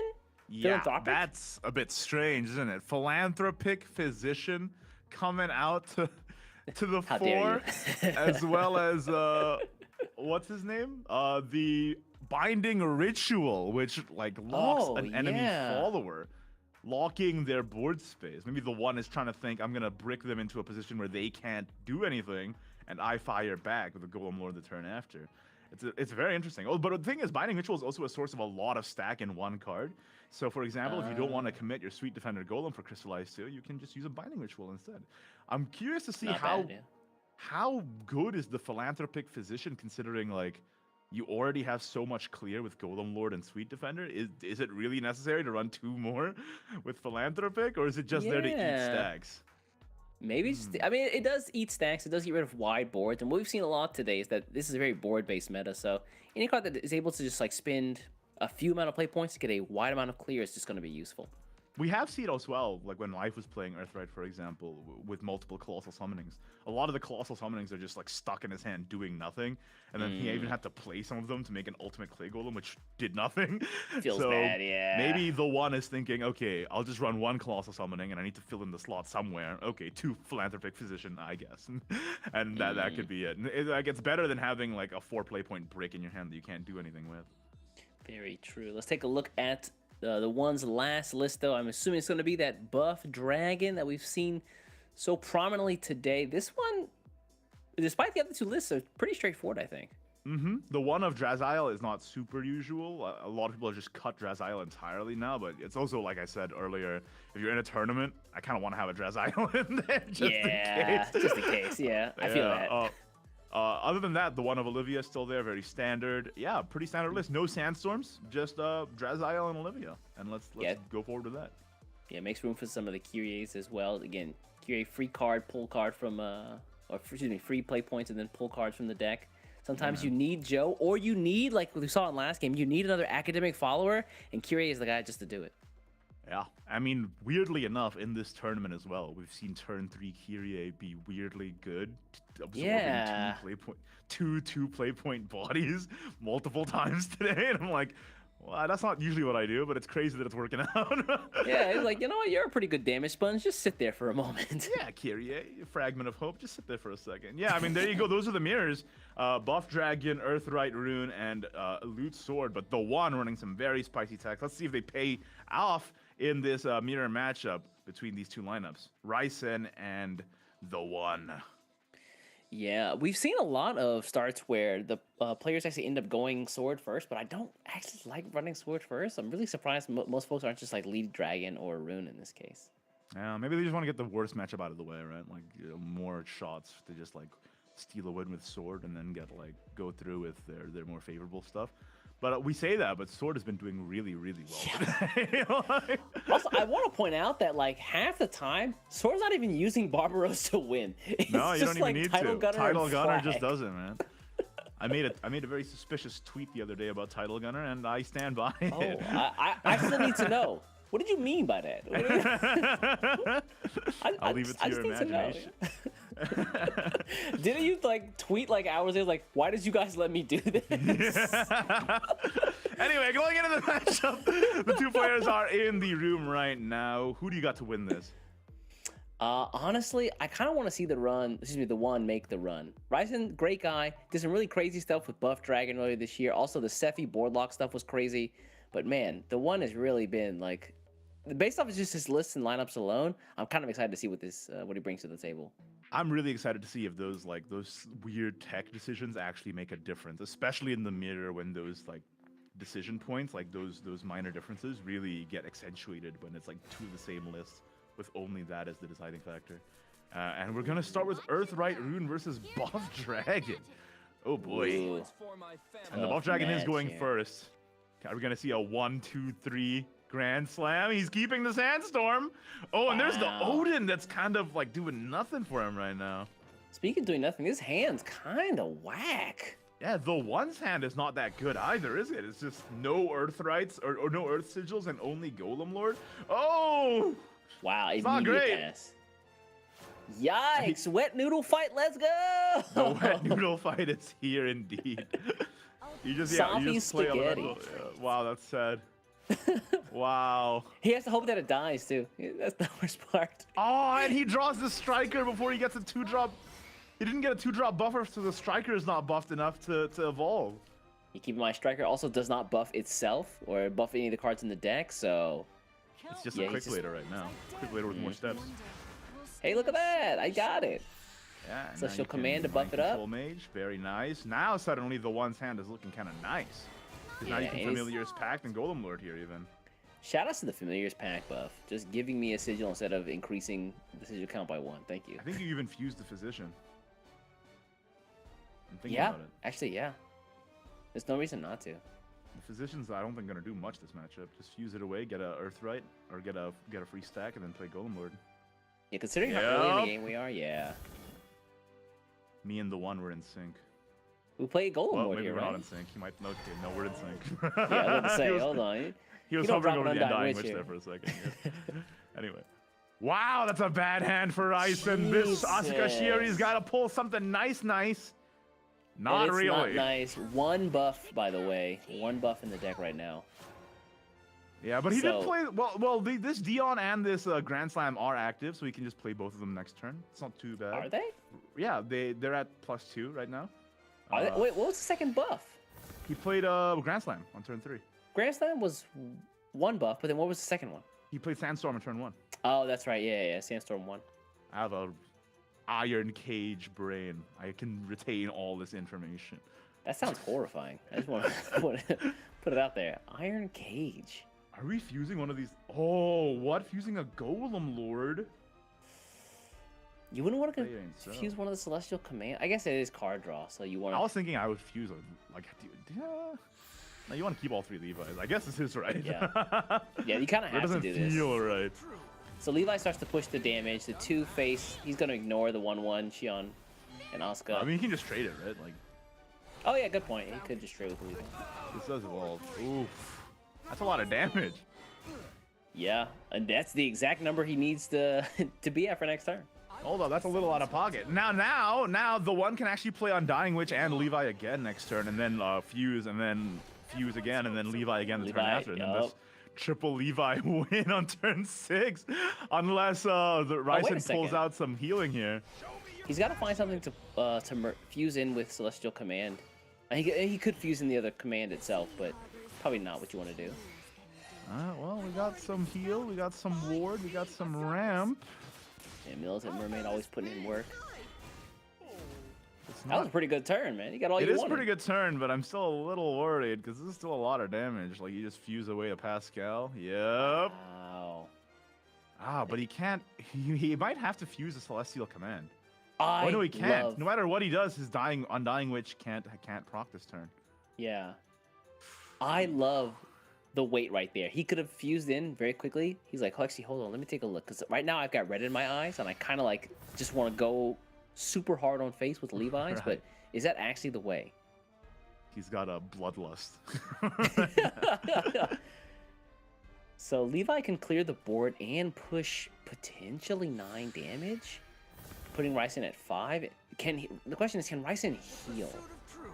I don't think so. Still worth it. Yeah, just yeah, Levi I think it's and, still like, the Crimson play. Sword face, yeah. It would have been nice to be able to play Undying Witch this turn, but just not in the cards right now. Yeah. That's so much damage. I mean, next turn you can just fuse Undying Witch, then Levi again. Yeah, who even needs her, man? And no, he draws Dion and Wormcrafting here. No heal in hand. Wormcrafting has to draw a mermaid or something, Militant Mermaid. Yeah. Nope. Oh, Joe. Yeah, I think that's it for Ryzen here in this game. Well, Coral Spirit puts him to 8, and then he dies to Levi. Okay, yeah, that's it. Yeah, I was just all she wrote. making sure. The fat lady is singing. Wow, the triple Levi turn 4, turn 5, turn 6 is kind of crazy. It's not the first time we've seen it either. I mean, I think Sadfeeder had them in hand in the last match as well. That's I don't know just if a he lot used of all of them, damage. but yeah, it's a backbreaking amount of damage. It's yeah. It's a game-losing amount of damage if you take Or game-winning. Hold on. Game-winning, depending. It's all a matter of perspective, isn't it? Yeah, which Very side your true. leader's on. Yeah. Oh, boy. If you're I think there's Ryzen no here, way. yeah. If you're Ryzen here, you think there's no way he has the third Levi, right? And then the Curb Your Enthusiasm music starts playing when the Don't next say turn. that. Come on. Oh, boy. Yeah, that was not it. And he's not even going to heal at all. He just has to ignore it and hope. He just has Evo to on the hope. Mega Lorca Rider is painful. That's the hope against hope, but unfortunately that hope is not going to pay off. He doesn't even have to evolve the Levi. He can just play the Levi and then play 2 Crimson Sorcery. Undying Witch first. He's got to get the stack. It's not even necessary. If he just plays, yeah, you're right, if yeah. he just played Levi normally, he would have had Just get the another sword. Crimson Sword in hand to go double face with. But Whatever, yeah, that's fine. he just did it. Gotta be optimal. Gotta be optimal. Gotta be optimal. Wow, that's crazy. Turn 4, Levi. Turn 5, Levi. Turn 6, Levi. That's maybe the best roll you could ever have. I mean, look, he's figured out the secret behind magic. I wouldn't doubt that guy doing damage like that. I hope he figures out more secrets, because that's an old man right there, bro. Levi No, he's a Wizard young of Ages. dude. Freaking No old Levi man Wizard sounds that who good. is aged. Is what it should be called. Aged.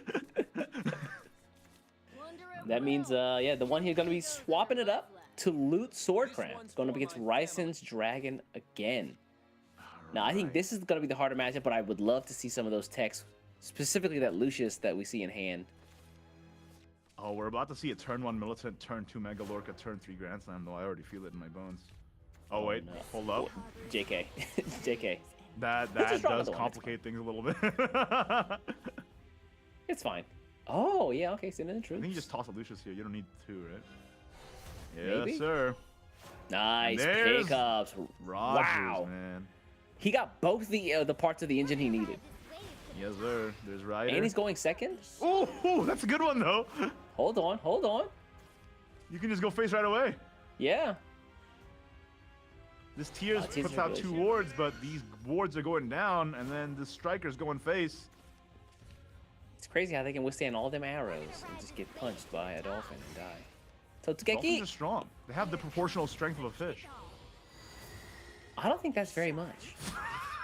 I don't think that's very much at all, actually. It's their superpower. It's their superpower? Be as strong as checks notes your animal kingdom? Well, I don't understand. That's their proportional strength. Lucius does come down to kill a striker, but a 3-drop taking down a 1-drop, not super impressive use of Lucius, I will say. Yeah, I mean, it's just to bridge the gap into turn 4 where he just Rogers everything down, right? That's a nice ramp though. And now next turn, Ryzen has Kyrie for even more draw too. Hey, what's up, Barbaros the second? Oh, Rogers, hi! There he comes, and he's got the deep sea off the back, which is the most important thing. Yup. Rogers turn 4 plus deep sea is like one of the best things you can do as Luke's third. If you didn't have the deep sea, you would be so minus right now. But now you just like refill it back. Yup, thanks for the hand. Free cards and tennis report picked up. Yeah, what? Maybe I should check out the One's version of this deck because it's got some really interesting cards that I kind of want to try out now. Right? Oh man. There's some cute stuff in here. Kyrie though, it's gonna help him refill his hand. On Ryzen's side, he's got all these Blooming Dancers. He can go double Blooming Dancer if he wants. Yeah, he could. If one of these Blooming Dancers picks up a striker, it's even better. Maybe it was a case to hold on to one Dancer until he ran one in and saw what he got off the top, but could be. Actually, Joe's didn't active, use by the the way. Joe. Joe's at 9 defense, so he does have the evolve as an option for like 12 damage burst. That makes sense. That's why he didn't use it on the Megalorca Rider. Yep.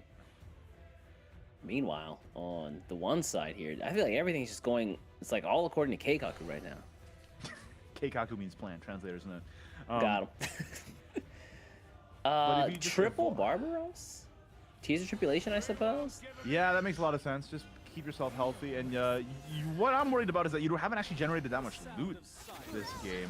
So right now, the one is just like, okay, I just have to generate a rally so that I can make loot with my opulent, I guess. Like, we're really looking for like a Stormracked first mate right now, ideally, right? Yeah, he did. He got the Rogers, but not the first mate to really just like cycle through loot cards in a single turn. He does have 2 more turns minimum. That's fine. That's good. And Shiori means that a Coral Spirit is active for the free evolve. Fantastic. Yeet. And you just play Sandstorm. Yeah, for the 1. Pretty clean. Yeah, Ryzen keeping himself. Ooh, and Grand Slam's active. You see that in the hand right there? Oh, is it? It's a 3/7. Keep in mind though, first mate was picked up. Oh yeah, off the top too. I was just saying time. that's what he needs. He got it. It's How do I do loot that? time. How do You're I- Magic, dude. You're actually Levi. You discovered the secret behind Magic. The good thing is I'm also not 80 years old, so I get. Bro, some- he's so young. He's like 20. Just evolve. Dang. God. He's Jeez. like 20. Just evolve, bro. You just Benjamin Button down to back to 20-year-old. It's horrifying. Yeah. We are going to see the first mate come out, though, and yeah, he's going to just cycle through. With the Rogers effect up, he's also going to get the damage and the free play point back. Yeah, there's no reason not to just do this over and over, yeah. Pretty much. And First now mate even, Gilded Boots times X. Unseen Kick is active too. He wants to fuse, I'm pretty sure. He's at rally 10 now. Is there anything you want to fuse in his hand, though? It's pretty good. It is pretty good. You got a point there. I'm trying to hold on to his hand. Hold up. I'm trying to hold this hand, man. Yeah, just sit? get nice even clear. I think leave so. Leave the loot in your hand so you can fuse it? Or fuse one Fuse into one. one Barbaros, one into the other Barbaros, so that both of them can evolve for free? Yes, That's sir. an option. Ooh, Oh, but another this is a Joe lot picked of up, burst though. damage, right? If you play Grand Slam Tamer and then you play Alice, well, you can also play. Well, you don't have an Evo point for your Joseph yet. Yeah, you need a Dion. Yeah, and even if you did, it would still only be 16. Dion Only or- 16. Yeah, only 16. Yeah, all right. These dragging down players out here. Wow, that's a pretty good pickup, but too late. A Olivia little too Sylvia? late, right? Yeah. Well, let's see if this Megalorca Rider picks up a striker. Fingers crossed. Oh, he might also just want to play. Okay. Especially Oh. even more draw. Setting up for a turn after. It did draw a striker though. Okay. Yeah, nice. But I think Is this lethal? Yeah, this is lethal. I think it's lethal. Yeah. It's like textbook lethal. 17 defense on Ryzen's side, 1 Barbaros, Fused. 1 Title Gunner. It's GG. Yep. That's exactly 17 damage. Yeah, Ryzen knows he has to. Yep, he knows. Maybe he was searching for a Coral Spirit last turn? Or a Militant Mermaid. Anything to get out of this range. Yeah, but it's not gonna happen. He sees it, yeah. He didn't get anything out to get out of this range. Pew pew. Pew pew. This is a lethal I've done many, many times. Yeah. It feels almost nostalgic at this point. Flag lethal takes me back. Takes me back. And that means the one is up 2-0 in this loser's bracket game. If the one wins one more time, is Ryson gonna get knocked out with a clean sweep? It'll be the first one we've had all day on stream. Other than, yeah, we had one off stream with Life's first round, but yeah, on stream, this might be the first clean sweep. Ryson, can you bring it back from the brink? Is he gonna be running up against with Dragon again? No, he's gonna switch over to Runecraft instead. Okay, doesn't want to play the mirror. But the one going first with Dragon with 3 chances to win. Whew, 3 chances. That's 2 chances too many. And he's also going first, and there's, oh, wait, you can just, yeah, you Joe on your striker, you Mega Lorca, you Grand Slam. We've been talking about it. Oh, really? That's how it works? You just... Yes, sir. You just draw a Grand Slam when you need it? That's what's up. Yes, sir. Oh, Okay, you don't? right. I want to see it happen. You know, I'm just watching. Although I will say Ryson's hand is not too bad. Multi-elemental Neophyte. We got the Astrological as well. Oh, yeah, good. All right, Good here eye. comes Lorca. Let's Here see comes it. Grand Slam. Oh, it's not! JK! It's but still it is pretty good, ramp. though. That's still good. Yeah, Dion's good. Turn 3 ramp. I'm not saying no. Absolutely not. No one would say no to that. Count my failures. I dare you. Yeah, hey, face, that's the place, man. Ignore I've that heard such dolphin things, yes. chick. I've heard such rumors before. And then we play the Gunbane here and buff even more. Yes, sir. Yeah. And then run the one in face. Thank you. It's a pretty ideal hand from the one. I mean, obviously, like if he draws Grand Slam now, it's like crazy. Although, with 2 magic augmentations in hand, Ryson does have ways to like pow pow. That's true, but like it would be already have Storm at this point because he's he'll eat the damage for sure. Mega Lorca, if it pulls Grand Slam, it's got Let's really see good it. odds. Oh. Ooh, Striker! So fine. Thanks for playing. Thanks for playing. Another Dion. He You could can ramp. recover evil points before even using any evil points with Dion. That's crazy. That's actually crazy. Yeah, 7 is the number, isn't it? 7 is the number. Man. The Grand Ryson, Slam but- doesn't want to come out. No tennis today. Gym's canceled, all right? Amen. It's raining. Amen. Where's the Levi into Levi This into green Levi? is fantastic, though. Just board locking the opponent with a bunch of weenies. Ooh. Whoa. Now hold on, doesn't the one run the one copy of Odin? The one does indeed run. Oh no. I'm No, he thinking runs of... one Draz, one Olivia. He doesn't run Odin Yeah. in this. Oh no. That's a bunch of weenies on board that you have to take out yourself. Yikes. 02, 06, 04. Mega Lorca Rider has learned pacifism. She not hitting anything. And then yeah, Neophyte here. He's pretty close to getting all the stacks consumed. He's got the Augmentation in hand, he's got a Levi in hand, he's got a Verdict Ritual in hand. That's enough, I think. Oh, evolving and then playing Blooming, right? Yes, I like it. Yeah. But you want to run these 0602s in. Actually, maybe you can hold on to them? Maybe Yeah, hold on to the they're 06? Joe activators, right? Yeah, the They're 06 still a threat. specifically. They're still a threat, weirdly enough. So board There's space Grand is Slam. limited, so something like Grand Slam is actually going to be less good. That's true, but you still have to deal with this board because you're just worried, like, what if he just trades in the 0-2 and plays 12 billion Joes, right? Yeah. You gotta be worried about that kind of thing. Trade the 0-2 into what, my friend? That's not that big a deal, as a mill. Yeah. But you're gonna be milling even more with this. Wait, hold up, Ryzen. Oh, milling the Levi! No, he has one in hand, so it's not that bad, but nice to have 3 rather than 2. And that witch is up, though. If he fused first, would he have milled? I don't think so, right? No, but yeah, but No, no, he he still would wouldn't. mill, right? Oh, he has Would 2 he? fuses.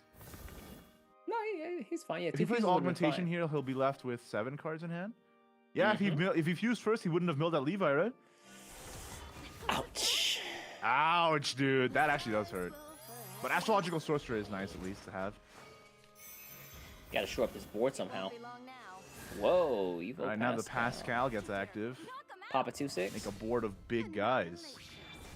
I'm sorry, Mama 2-6. There we go.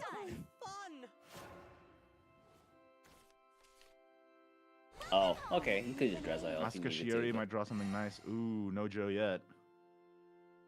No Joe. I kind of want to get rid of the 0-2. I feel Yeah, like I you agree. could lose that. Everything else can stay, but the 0-2 is... Oh, what if you play Wormcrafting and draw Joe, though? Only one way to find out. That's actually an option. Well, what if Wormcrafting doesn't work out? What do you have instead? You still have Grand Slam, right? Yeah, And, Grand Slam, Tamer. Kyrie. Still have Yeah, plenty I of like either of options. those options, so Well, I think it's Kyrie worth goes it. away. Oh, that sucks! Put Kyrie back in, draw 2 Kyries out. Fragment of Despair, yikes! Infinite Kyrie hack. Life hack. But actually don't want him. We've got to spin some Evo points here before we play that second Dion. Yeah, man. This Alice is not active yet, right? For Storm? No, not Storm. Here we go. No. But I mean, it keep it around. Yeah. Okay, he does spin the Evo point on the Askan Shiori. Yeah. Runs into 3-5. Yeah, make some board space here. Tamer go face, please. Yes, Focus sir. out on the damage. Time. Whoa, really? Maybe he didn't have the time, so he opted to do this instead. Oh, Two-face, yeah, two-face, maybe he two-face, thought he two-face, didn't have two-face, two-face, two-face, two-face. Oh, missed Two-Face! Missed That's 2 to the unfortunate. face! Do the damage first. Oh man, that could end up being a huge deal. Yeah. 2 damage is sometimes all you need. We'll see the fuse on the Celestial commands to get rid of the Defender Oh, Gold he's and gonna the second go for Celestial. he's gonna go for the convergence, right? I mean, He wants to prevent Joseph, Big Joseph. Joseph, and then Gruin here to Weeno Ooh, find the wait. whole board again? Well, he could have played Green first, right? No, he couldn't have. He couldn't have. Because he needed the Earth rights. That's right. Yeah. Okay. And then, yeah, 1505. Hey. Oh, that's a Enjoy. board. Enjoy, friend.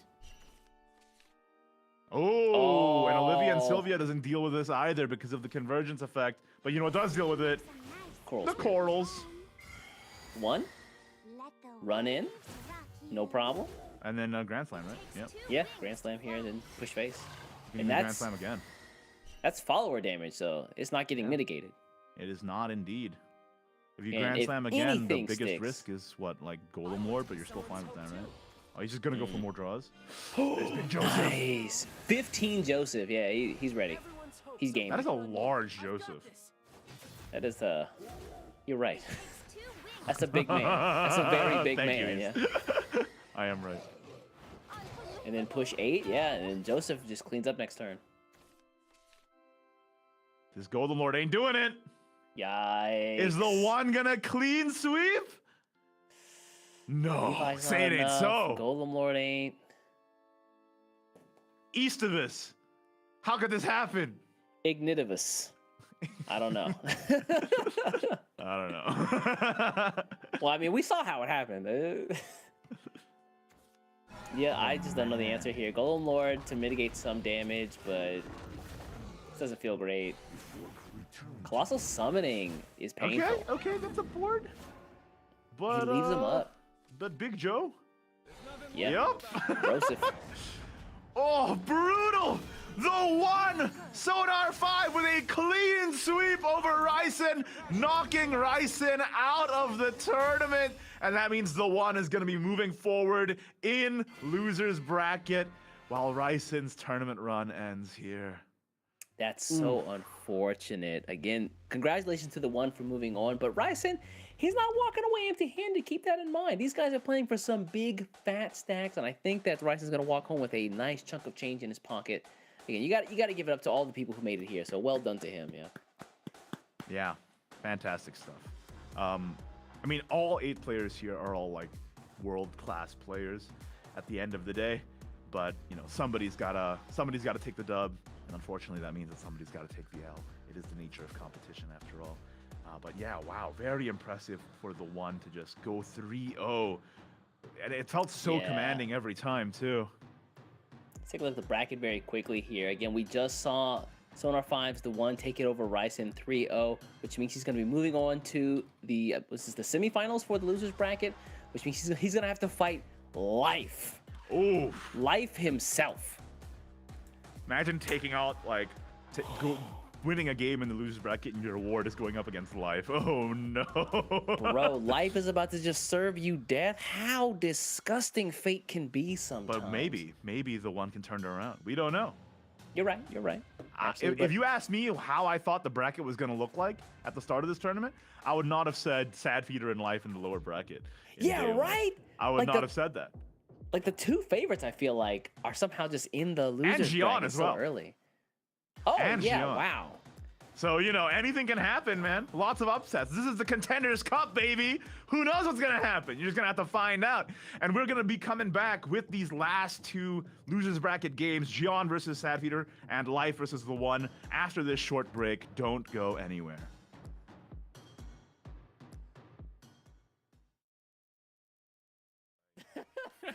Rip.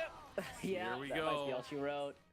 That's not enough healing, and Paper Flare is gonna be able to take game one here of losers round one against the player that everyone has been afraid of, everyone has been trying to avoid in Paper. This is it. Got the 5 damage for the face, and then another 7 from the evil Sad Feeder. Manages to toe the line. It was close, but Sad Feeder is not going down that easily, tying up the set. So wait a second, this is 20 damage. Is it? 1, 2, this is 20 damage. Oh Each flag is 5 damage. Oh no. Each flag is 5 damage. Sad Feeder has the 2 extra from the Rogers. Sad Feeder is going to take this game 3 and turn it back. Basically, right? I mean, you get the 6 damage to face, and then you've got another 6 damage in hand. Sad Feeder, he's got it. He does it again. Runs it through. The run does not end. But for Paper Flare, the unfortunate reality. Oh, the colossal summoning for the Genesis Dragon. Gotta get the stack. It's not even necessary. If he just plays, if he just played Levi normally, he would have had just get another the sword. Crimson Sword in hand to go double face with. But whatever, yeah, that's fine. He just did it. Gotta be optimal. Gotta be optimal. Gotta be optimal. Wow, that's crazy. Maybe he was searching for a Coral Spirit last turn? Or a Militant Mermaid. Anything to get out of this range. Yeah, but it's not gonna happen. He sees it, yeah. He didn't get anything out to get out of this range. Pew pew. Pew pew. This is a lethal I've done many times. Yeah. It feels almost nostalgic at this point. This doesn't feel great. Colossal Summoning is painful. Okay, that's a board. But he leaves him up. But Big Joe? Yep. Yep. Oh, brutal! The one Sonar 5 with a clean sweep over Ryzen, knocking Ryzen out of...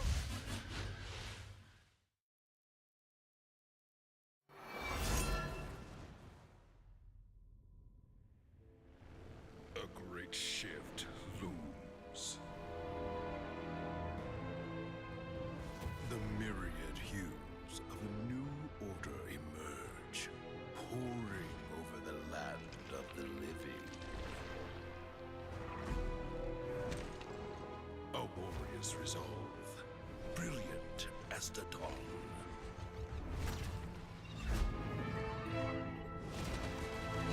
The scorn of a distant paradise, promising vivid but hollow miracles. The cool flame of ambition, burning with desire for truths unknown. Faint but enduring hope, crimson as a rose, blooming proud amidst the storm. All roads lead to me, but no two are paved with the same color.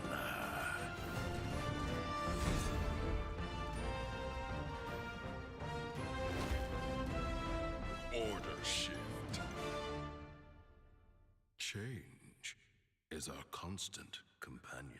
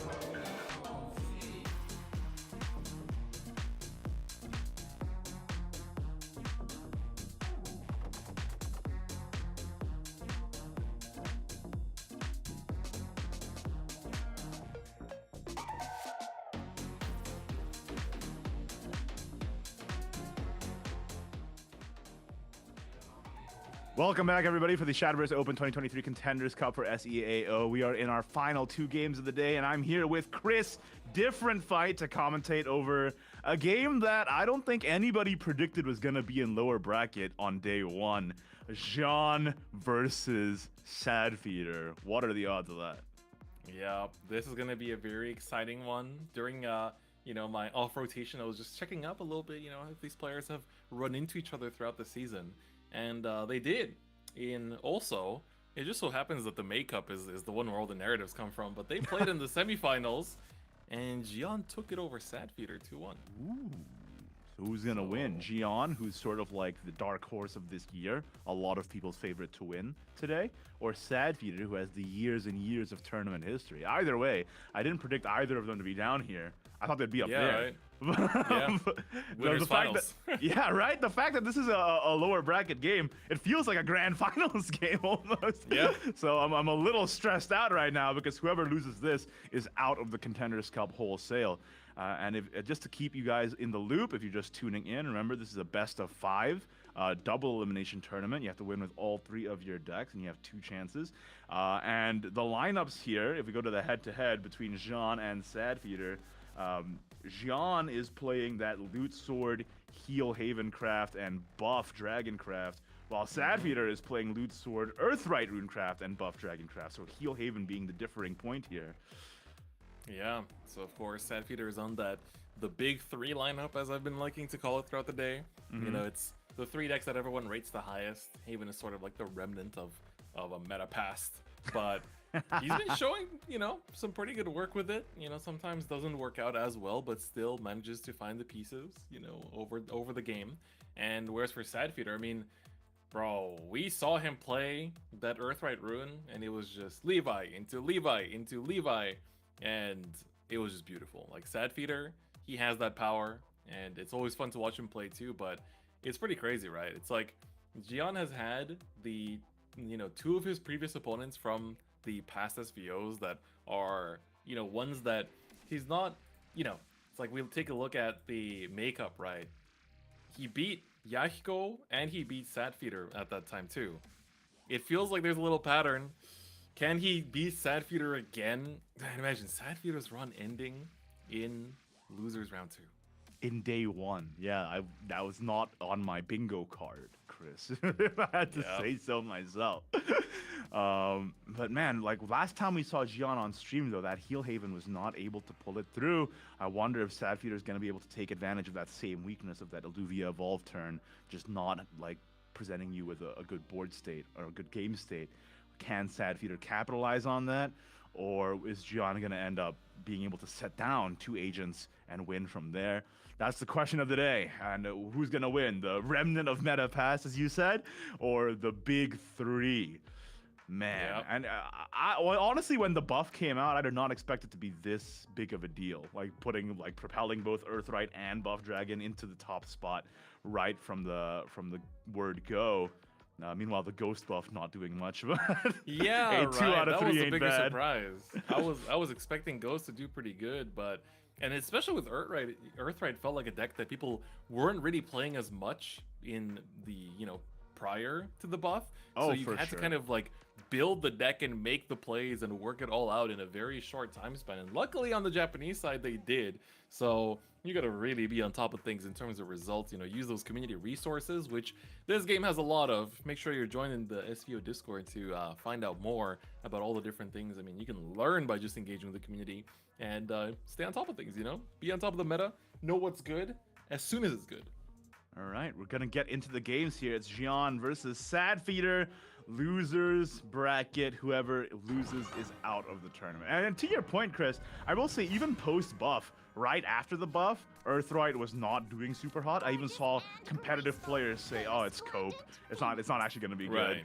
And then it took a few days, and then suddenly the meteoric rise of Earthright over the past few days alone has been incredible. Like first no JCG placements, then 1, and then 6, and then winning. the rise was crazy, truly.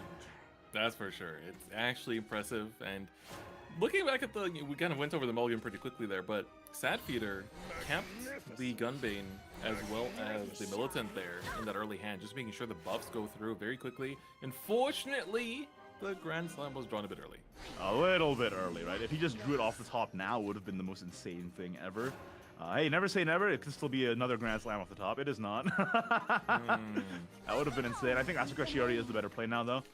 And there's Dion for a ramp, which is fantastic. Yeah, like, that's great because you go buff, and then just twins, and you get your little draw. And you know that those things you're drawing into are going to be buffed, so you get your full effects too. But meanwhile, Gian can actually... I think it's actually safe for Gian to pass this turn. And then next turn he has Ariat into Evolve, which will actually ramp him 1 as well. Oh, you're right. Yeah, he's going second, so Joe's Both going to be players playing be back. ramping, man. Yep. What the heck? It's not just a dragon gimmick no more. Hey, give my class-specific mechanic back, Chris. I thought it was supposed to be the unique one. What do you mean you do what I do now? Yep, and I think we're gonna see it right here. Yep, Ariat, Evolve Ariat for a ramp. Going up to 6 play points, and you know what that means? Like next turn you have the Ether pulling Alluvia into like a potential Verdilia fuse and 1 or even 2 lose depending on the draw. Yeah, I think here it's... Igni, what do you think we end on for Gian's turn here? Because like as you said, the play for next turn is pretty telegraphed. I agree with this. I agree with this. Setting up a commandment, and it's not like you're wasting it, right? Because you brought this up in a previous round, I think, Chris. Like, if you have 1 agent, you can always manual evolve it to get the 2nd agent anyway.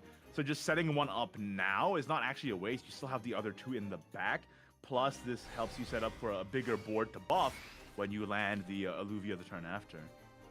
Yeah, so it's like, in terms of forward thinking, it's looking to be just right. Of course, Sadfeeder... Whew! But this is this is a board. That's quite a lot of guys.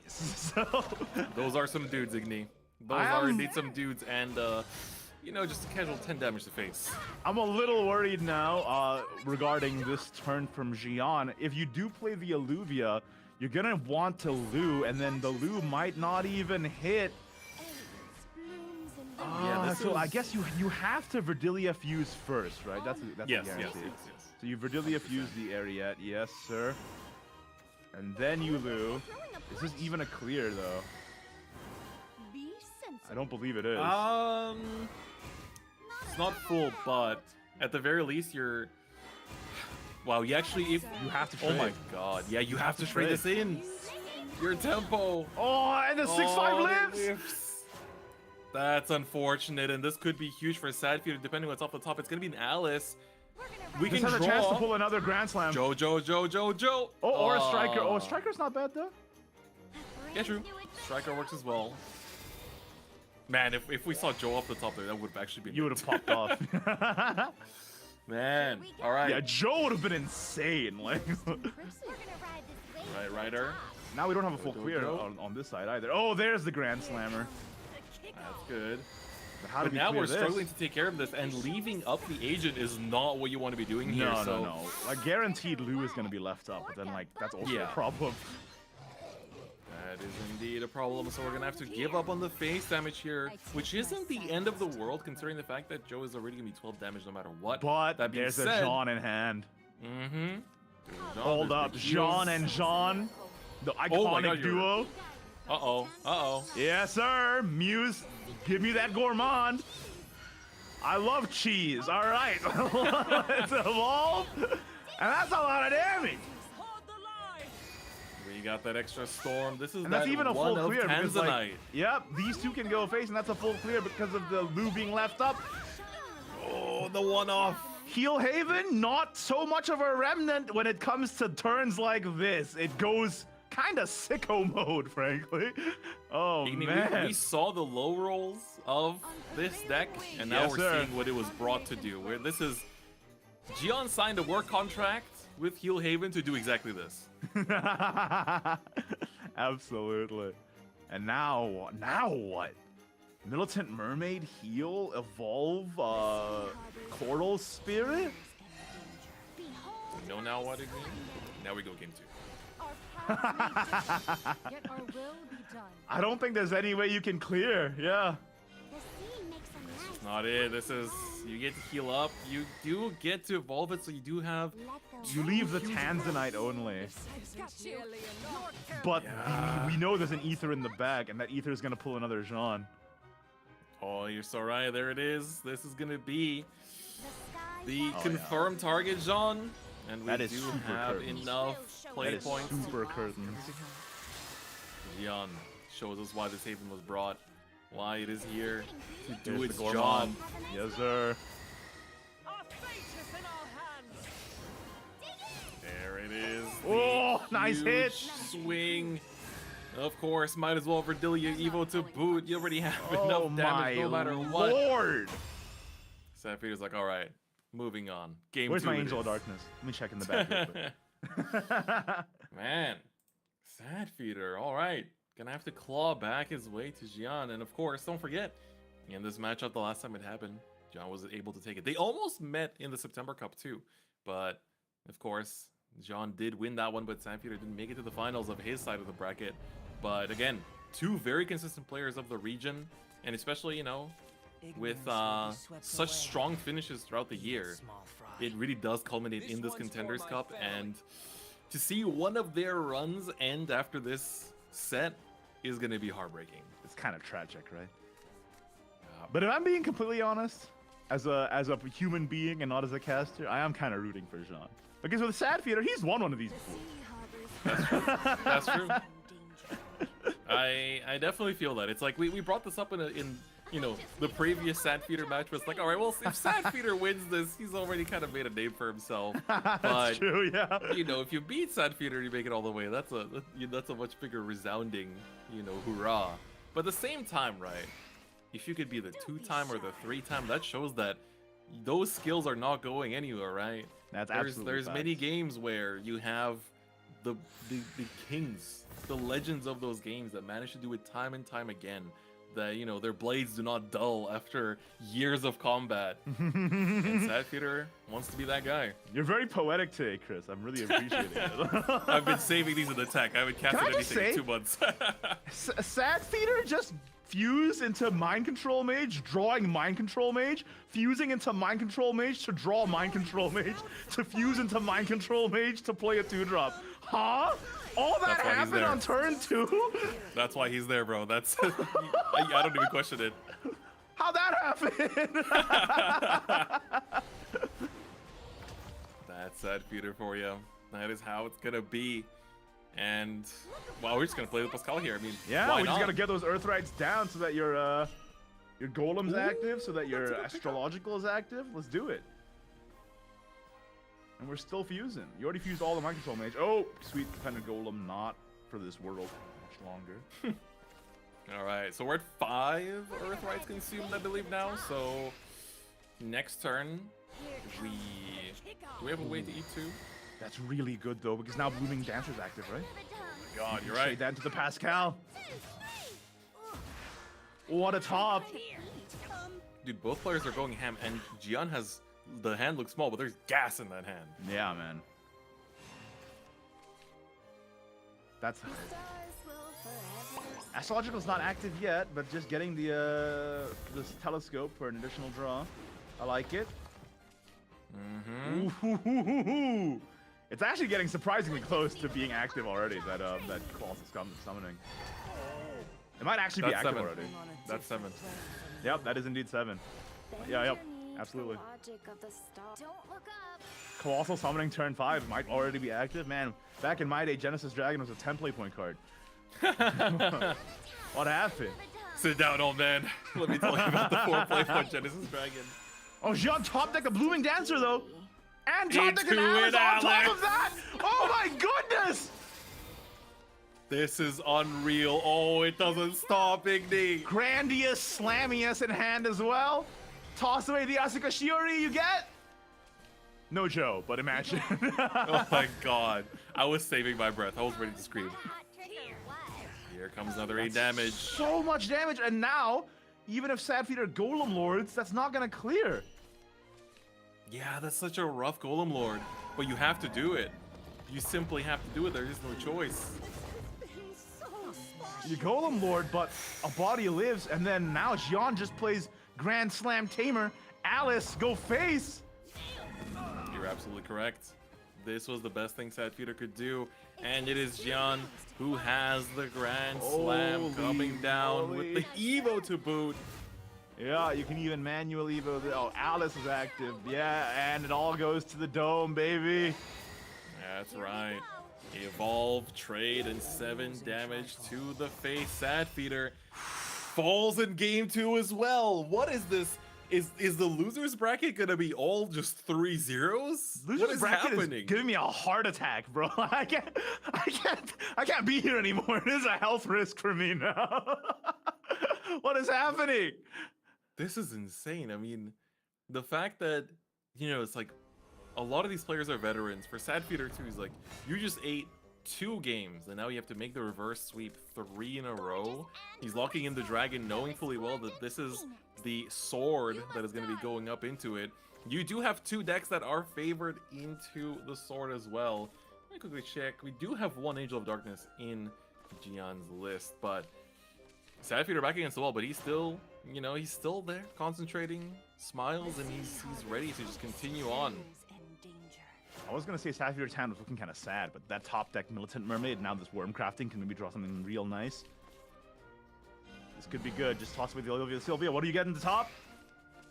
Oh, that's really bad! That is really bad, everybody! That's not how I wanted to see Alice show up in this part of the match. Unless he top decks a Grand Slam. No, siree! Spirit. Striker? Good later. Hey! Ooh, okay. We got it. Okay. Okay. And now if the Striker lives too, he gets to play Blooming Dancer right away. These are heart attack inducing matches. I'm stressed out. I'm not even playing, Chris. I'm stressed out, man. That's the best part. Welcome to SVO, dear viewers. Well, we see a Blooming Dancer active here. It's big. It's big. Yep. It's time to get trading and evolving. Trade it into that, yes, sir, the Deep Sea Scout. I was considering, I mean, I guess Sadfeeder is the beat down here, so it's fine. But like not trading into the Penguin Punisher is kind of risky. Because if you evolve the Penguin Punisher, you actually get a free necklace. And necklace is a really good, the thing is, going second turn 4, you're expecting them to be going to Rogers, right? Yeah, you're right. So now, not seeing the Rogers there also tells Sadfeeder's like, oh, okay. Yeah, tell Sadfeeder, hey, there's no Rogers in his hand. I can be a bit more aggressive because he doesn't have guarantees. Oh. Good draw off the top for Sadfeeder as well. You're gonna see 3 damage to face here after the full clear, so very well played by Gian as well. Man, the speed of these games has just completely gone up. What happened to all of the very thought out methodical games, and now we got this actual speed battle going on? Not anymore. But that was Sad Peter's whole thing. This is speed Shadowverse, exactly. Play fast. You said it. Super fast gaming. Live fast, die young. Buff Dragon does it well, as they say. I'm not sure about the die young part. Oh my god. Alright, how far are we getting into this Alice? Okay.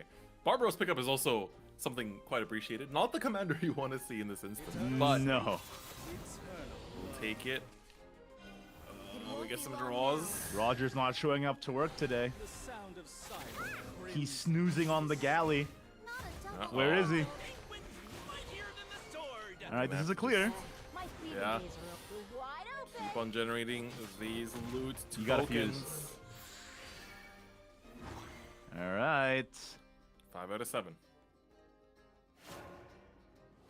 We might not, with how far he's chipped away, Gian might not need the Rogers. This could be a potential just you use the Barbaros next turn to just take things up. But oh my god, but that's a joke. but Sapphire is saving the Coral Spirit for the next turn to block Barbaros, right? Yep. It's very clear. But I'm thinking you Barbaros here. Now, right? Yeah. You Barbaros alongside now. Tidal Gunner. Is that lethal? You get... Not quite. No. Not quite, not quite. Wait. If you Tidal Gunner and you don't have the double Rogers flag into Seeker of Love, is that... Do you have enough? No. No, I don't think so. I think not having the Rogers refund is choking him out right now. Yeah, it's a pretty big deal. So we're gonna go through the double flags here, drawing cards, picking up more, hopefully more flag generators. It's really smart of Gian, though. Yeah. Knowing that Sapphire is gonna play a Coral Spirit next turn, so I'll just use my Barbaros now. That's really heads up. Ooh, Alice. Molten Mermaid is a huge deal. Wait, this Alice attacks. We have Joe, don't we? We do. We have Joe. That's we have lethal. Joe. This is it. Sandfeeder manages to find it. The Sandfeeder Joe finds the damage. lethal. That Melted Mermaid was a big deal, but for a different reason. Wow! My head hurts. The counter blast is crazy. I can't believe it. How are these games real, dude?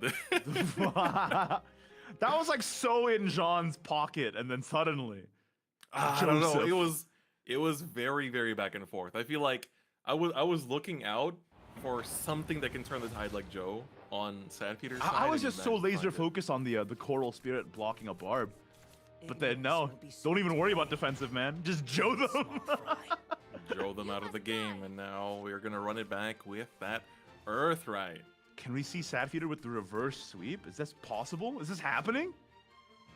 If there's anyone that's gonna do it, this could be the man. But win with buff, Gian win with Earthright, and then like bring it to a Loot Sword mirror? That's stressful. You know, we've seen a lot of players lead with Sword, win their first match, and then just get reverse swept. Jian's doing the opposite. He won with his other two decks and left Sword for last, and is trying to get that last win in.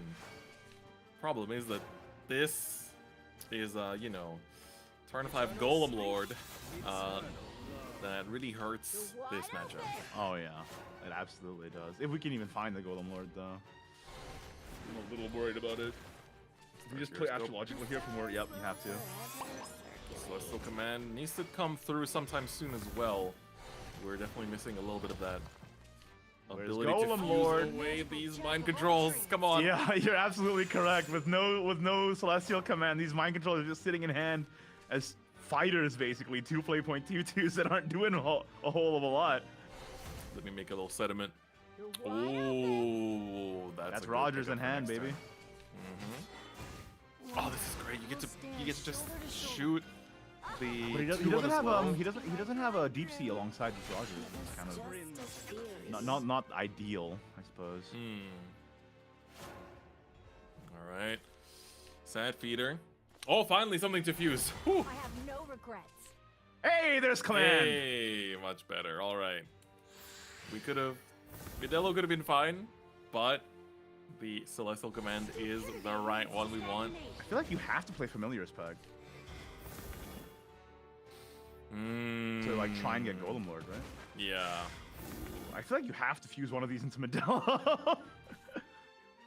Yeah, I mean, just the mind control. Just say put the mind control away and draw into Golem Lord. But yeah, exactly. Drawing into multiple Levi's, we've seen that work out last time. He's got the 3 in hand. That is, you know, Levi is 1 card 9 damage. So, you know. And Sword doesn't have a whole lot of healing other than goblets, right? Nope.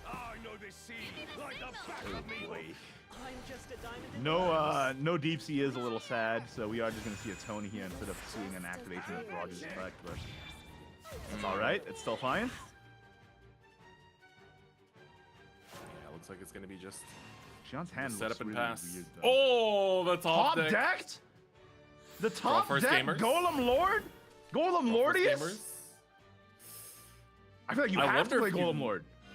No, I think you don't. Whoa! This board isn't threatening enough. He's going for the lethal out instead. I think here... Oh, it's interesting. You can afford to theoretically use the Golem Lord to just buff up the damage a little bit. You get to eat one of your Earthrights, and the Midlo gets to fuse away so you don't overdraw with the Golem Lord coming back. That's... I think this is optimal plays by Sadfeeder right now, and he's showing them to us. First hand. Do you think he would have made the same play if he didn't have triple Levi in hand? Like, maybe not. I feel like with the triple, like you see that and you're like, you see red, you know, and you're like, I see the way to finish this game right away. Especially in this matchup where there's so minimal healing. Oh, there's some healing though. Tears of Tribulation. A little bit. We could do double goblet. We can go back to 20. That's true. We're evolving the Rogers. All right, 1 goblet for sure. Go to 19 and then give this rush. How can this be? Barbaros at the bottom. I won't give up. Tidal at the bottom. Deep Sea at the bottom. Gian can't let the deck choke. Last second. Yeah, he's already back to 19. Do you even want a Levi here, or should you just go for a Lord? Oh, he's going for it! Oh my god. We still haven't seen Undying Witch go active yet, right? That's true, it's not. So that's one thing that would really help to push this a little harder. Are you tossing double sorcery? You are tossing double sorcery, I like it. This is Levi for a game. You can't spend this this last Golem Lord because you need the 1 fuse off of Celestial for the stack, right? Yeah, yep. This is it. This is Levi for a game, and Gian... He just drew Barbaros. It's a little too late. He doesn't have enough healing. He doesn't have any other healing. You need double goblet. You need double goblet. Doesn't have it. He doesn't have it. Sad feeder. Alert, alert. I think he sees it. You can see it. He doesn't have another goblet, so this Levi is just 9 damage. Yep. This is exact lethal. Sad feeder's just praying for no goblets. Golem Lord the pass. Golem Lord who? I only know Levi. Let me play this dude 3 times. Already Golem hovered Lord over the doesn't Celestial go Command. Oh, what beautiful execution. Oh, Levi number 3. My goodness. Coming through for the big damage. The big damage, and here it is. You know, he even recovers your own evolve point, so even if you didn't have an evolve point, you'd be fine, which is kind of a crazy effect. And there it is. That, wow. Chris, 27 damage over 3 cards. Knights. Reverse sweep feeder, baby. This is the dream. I can't believe it. He had a 2-0 start. He had a 2-0 start to climb back from, and he's pushed it to 2-2, and now both players are 1 win away with Sword on both ends. The loot mirror is so stressful. Trust me, I've played it. I've played it way too much, in fact. And every time I play it, my hand starts sweating. It's not a good scene. It's surgery, baby. We're doing surgery on the pirate ship. That sounds like it's against health standards, but just like they did on that grape, we are now doing surgery on the pirate ship. Does that mean the ship is being surgeried on? All right, we see the first off send in the troops right away from Gian. Meanwhile, Sadfeeder has a more proactive play with Knights Lee Thief. Penguin Punisher on the other side. We're still missing a certain Jolly Rogers on both sides, though. Yep. No Rogers happening yet. At least there's a scout on Sandfeeder's side to help draw cards. Oh! Well done. Well done. The Rogers comes out indeed. And Dashing Duelist to block any damage going face. Making sure you're above that 17 defense threshold is so important. That one of Spell Scourger is picked up too, but on Sandfeeder's side, you gotta just go. Deep Sea Scout needs to find you the right cards here. You're gonna be able to trade this away, which is good, but you're not finding. Going for the boots instead. I was wondering if you would troops, but went for the draw instead, making the most of this scout. Yeah, if you don't draw while the scout's on board, you're not going to be able to draw when the scout's off board, so it makes a lot of sense. And another Dashing Duelist. Gian is like, hey, you had a lot of trouble dealing with this first one. How about I make another one for you? But this is the Evo turn. No Rogers. We're going to have to see that Twins come out, I think. Tony's just a tiny bit too late. There's Rogers, but... Speaking of tiny bit too late. Yep. Absolutely, sir. Stormracked First Mate comes out to clear this board, though, nice and easy. You love to see it. There we go. At the very least, you're still building up your loot counts and still pushing towards your win con, so you're not just, it's like, oh, I didn't have Rogers, I guess I can't do anything. It's like, no, there's still a lot we can do here. You need to fuse, you need to fuse. Don't forget to fuse, Sandfeeder. Okay, thank you. I don't know why I'm panicking. He should know. He's Sandfeeder. He's Sandfeeder, come on. Who are we kidding here?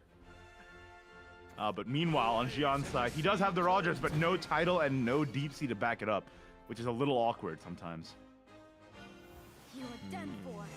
Alright. It's gonna have to be just the Rogers then. It's gonna have to be run in the Cannoneer and then play... Ah, okay. That's interesting. Oh, you get the rally count this way. Yeah, you do. That means Nightly Thief has Rush now. Excellent.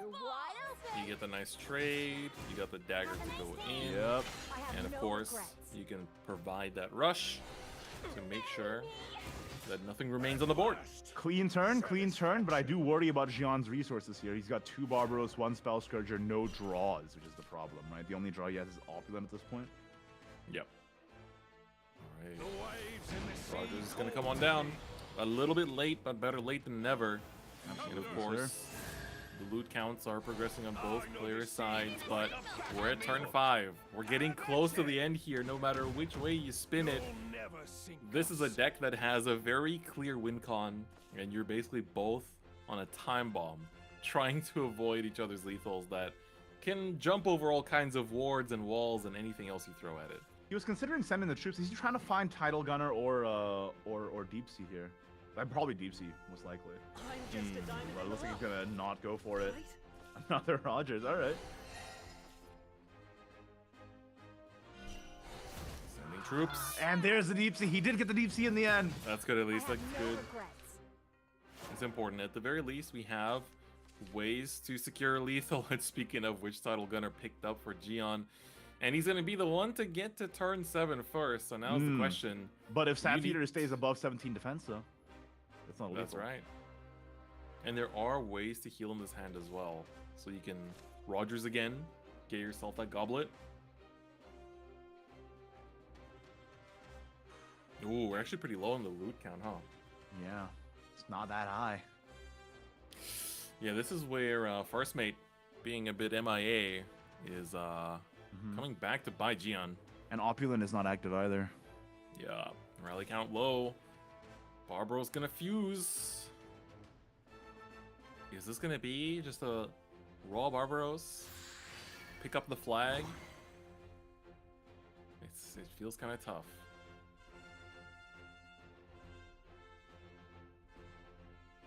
Yeah, I think if you no, you can't play. You have 2 barbs though, so no, hypothetically, yeah, theoretically you can, and then at the same time you're trading off, leaving this up. But I think you probably just use Spell Scourger here.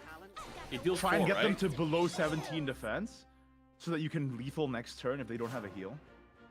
Well, But if he plays Raw and Mikael, of course, Mikael plus Roger will put him back to 20 though. Yeah. And he has Still Aquaman safe. active too, while Gion doesn't. Oh man. Oh my God, Sad Feeder, he's getting close. We also have the Rogers buff, of course, as well, so we are able to push down to 17. Again, both players are just aiming for that life total. And at this point, it's like, you can delay it by a turn. You don't have to win on turn 7. Because turn 8, it's like, you know, you're breaking past the life total limit. Get those 20 points, 21 points of damage in. But and Sad it's Peter also GG's. doesn't have a title gunner in hand. And Oh, he's you're right. He's pretty low on the loot count as well. So it's kind of oh, he's gonna meet it now.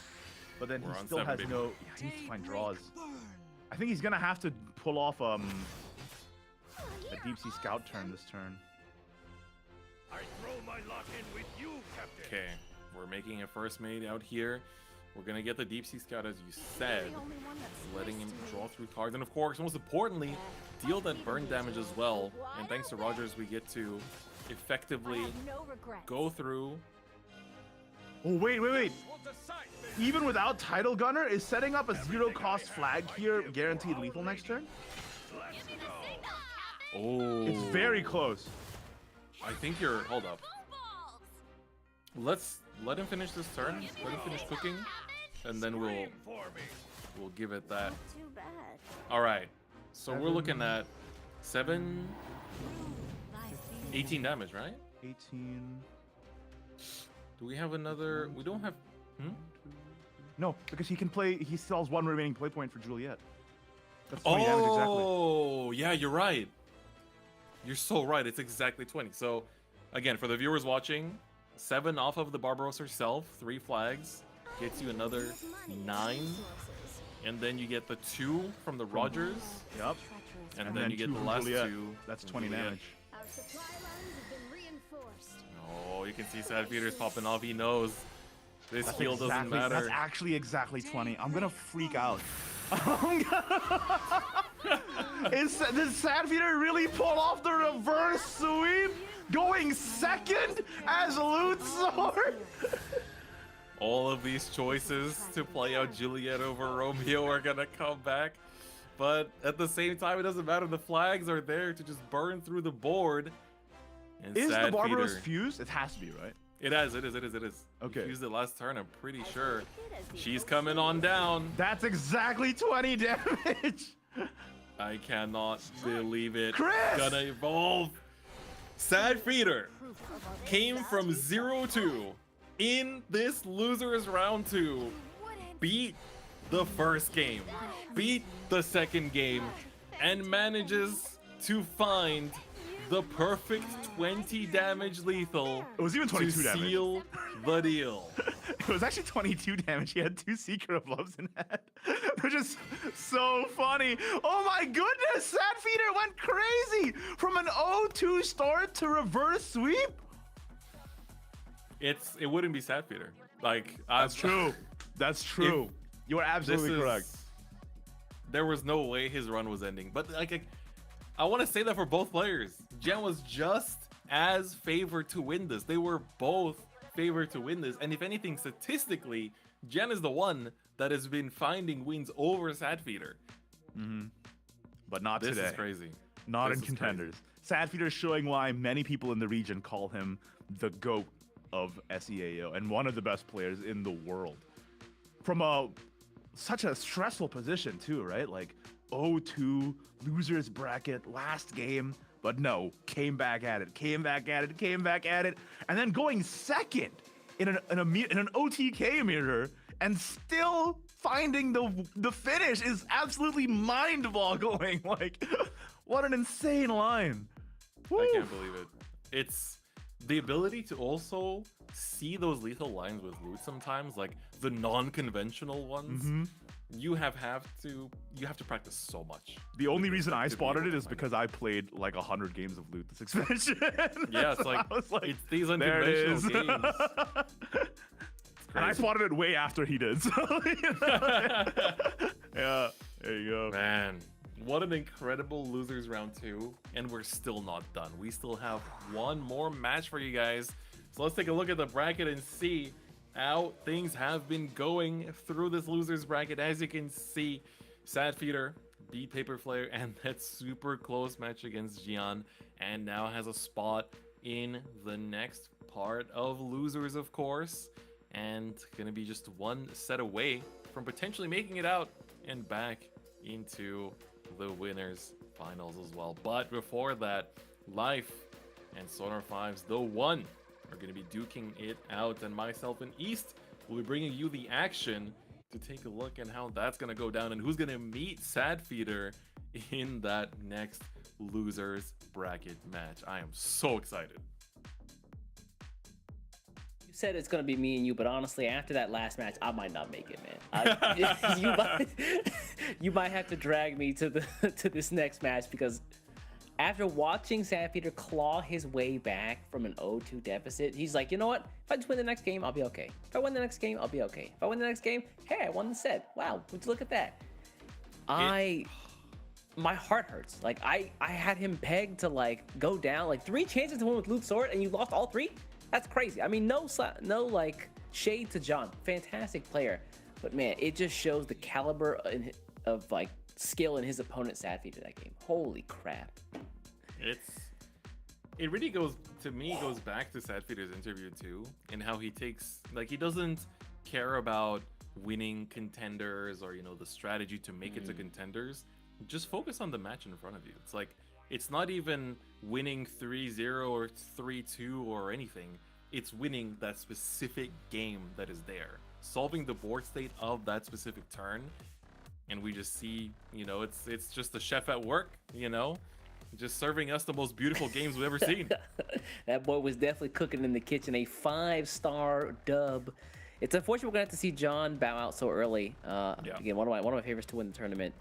But our next match in Sonar 5's The One versus Life, we could not have picked a better set of players to end the day on. Oh yeah. I mean, both these guys, Life, probably the strongest player in the region this season. Like 3 100%. Contenders Cup wins, unheard of accolades.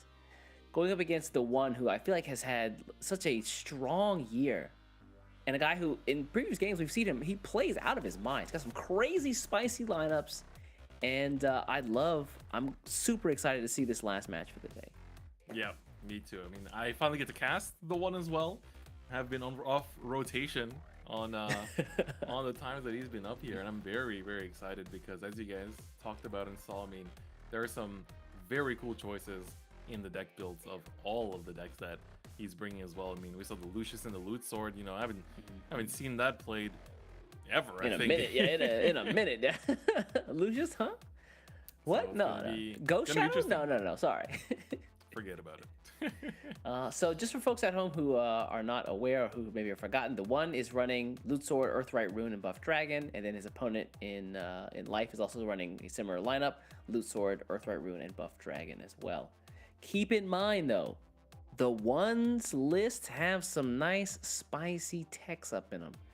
Again, right. Lucius we talked about before. He runs the Warden / Lieutenant's Report draw engine for Sword, which is something we've seen from other lists today.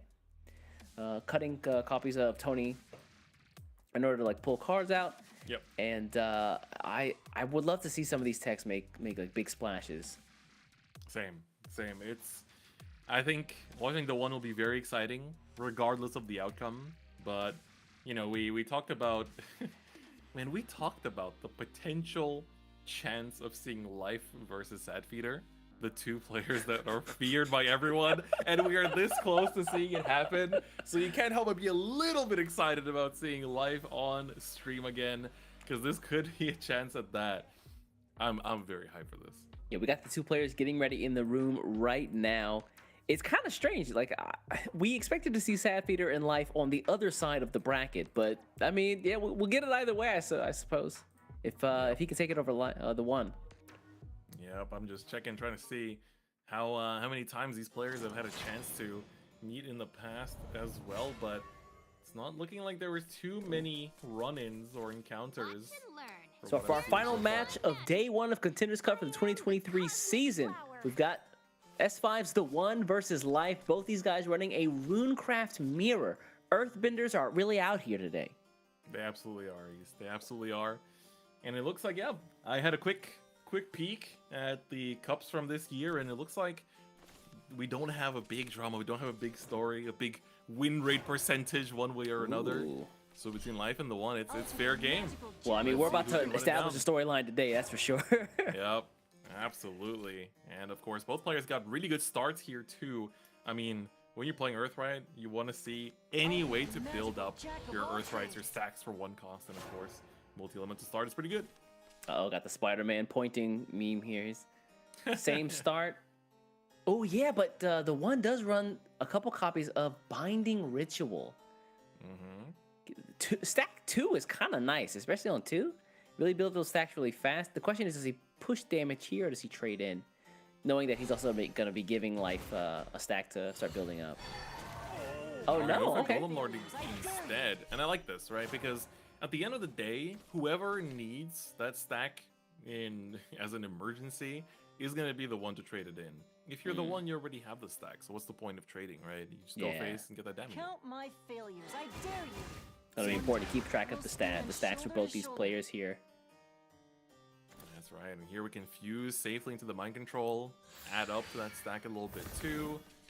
And now we can actually just burn through and get rid of the golem too. Yeah, do you play the outdoor mage here? But the question is, what do you do after that? Familiar's Pact, or you play another neophyte? There's also the draw option, and you see him hovering over there, the magical augmentation. But like for dealing 4 damage to a 2/2 golem is kind of overkill. Question is, does he want to spend it to get the draw now or later? He'll also be at no stacks as well, so that's something to keep in mind. Yeah, that's the main thing that I'm a little bit worried about, is that the no stacks means we're gonna have to sort of make it from scratch again. So that means like you're locked into starting your turn with Familiar's Pact, and so it's not the end of the world, because at the end of the day you can like Familiar's Pact and then fuse away the mind control, and so that way you get to build up pretty well. And this magical augmentation is going to help to draw into, very important, Golem Lord. Golem Lord is going to be huge in this mirror, because you effectively are put into the situation, especially the player going second, where your opponent's going to go first, Golem Lord, you're going to go second, and you can Golem Lord them back. But basically, each player needs to evolve the Golem Lord to make it 7/7, so that the opposing Golem Lord doesn't take it out. And so they're forced to keep like trading back and forth. So we actually haven't seen the Earthright mirror that much, I think, where this specific interaction comes up. And again, Life hasn't drawn into it yet, so it might not even. Well, the Binding Ritual here freezes the Neophyte. That's kind of painful. Losing out on a stack or potential stack for the turn. The question is, how do you bridge the gap into turn 5? Oh, never mind. Oh, I just wanted the stacks, man. Yep. Everything for the stacks. All right, so we've consumed quite a bit already. Pascal's been picked up, and theoretically you could just burn this through. It's gonna eat up your turn, but you don't necessarily have anything much better. If you really want to dig, you could fuse here, fuse here for sure. Sorcerer's not bad. You can play this and Telescope. But you aren't. Like yeah, I like this because Pascal is gonna. You don't want to like waste Pascal's heal. Yeah, that's an emergency button you want to be pressing when it's time for it. Also, you don't get the buff, so yeah, just hold off for now. And yeah, I thought I was triple Levi again. I was about to say, oh my god, not again, bro. The PTSD is too real. Draw 3 Levi's. Shadowverse sure has changed. Well, the Undying Witch here, is she active? We do get the draw. Don't get the no, evo. Right? Yeah. Okay, so realistically, you probably want to just keep on accelerating your Golem Lords, and in that way you get to build up for bigger damage later down the line. And that's yeah, I like this. And then command the Binding Ritual. Yeah, that's that's a great idea. If Binding Ritual's not useful, just fuse it in. Yep. Got another Earthright down. I think now we're at 4 consumed, so we're gonna get to 6 next turn. So we're getting pretty close. Oh no, we get to 7 because end of turn, the Sweet Defender is gonna proc. So that gets us to 7. So that means turn 6 we get the Undying. Just gotta make sure he has enough to actually proc it though. Just make sure he doesn't spin them too hard. I guess either way he'll get it, so maybe that's okay. Meanwhile, on life side here, you're 7 stacks. You can realistically start Leviing, but maybe you be careful here. Instead, play like Mad Dog just to pulse and dig a little bit more. Ah, it's unfortunate. Ooh. No Not too bad though. command I in mean, you hand. get to. This is your 3rd mind control mage, I'm pretty sure, on life side, so you get to get your 1 more draw out. Does he have a command? I don't. Oh, he does. He does. He does. Right behind the leftmost. Yeah. Yeah, this is it's a bit of a stalemate, but I think both players are definitely playing. Oh, Golem Lord picked up is huge. That definitely changes how the turn's gonna be played out. Especially now, you can basically, I think if you're hovering over Sweet Defender here, you can do that, heal back up to 20, and then Golem Lord to finish off the turn. Yeah, and then that way you have a Golem Lord to respond with a bit more damage to boot. So there's definitely going to be a Golem Lord showdown. Oh yeah, it is. And we're going to work towards that. All right, and he's going to trade. He's going to opt to push the damage into Undying Witch. Oh, we're leaving instead? Okay. So we're going to choose to wait. Oh, but this is good because this gets us to 6 Earthrights consumed, if I'm not mistaken. Oh no, that was the 7th. Okay, so because of the Sweet Golem last turn, yeah, and then you just drop So Undying now Witch. Undying Witch gets her effect, which is huge in fighting the mirror match, especially. So the 1 is gonna be the first one to get that active, and now we have to keep in mind. Sorry, yeah. No, keep in mind, yeah, once you have the Undying Witch active, the first time you're going to be using Earthrights on the turn, you basically get refunded play points, the amount of the Earthright. So Pascal is basically free. Levi becomes essentially a 2-cost follower if you evolve. Yes, and I really like that we finish the turn here with the fuse, because otherwise, you know, you're only at 1 stack.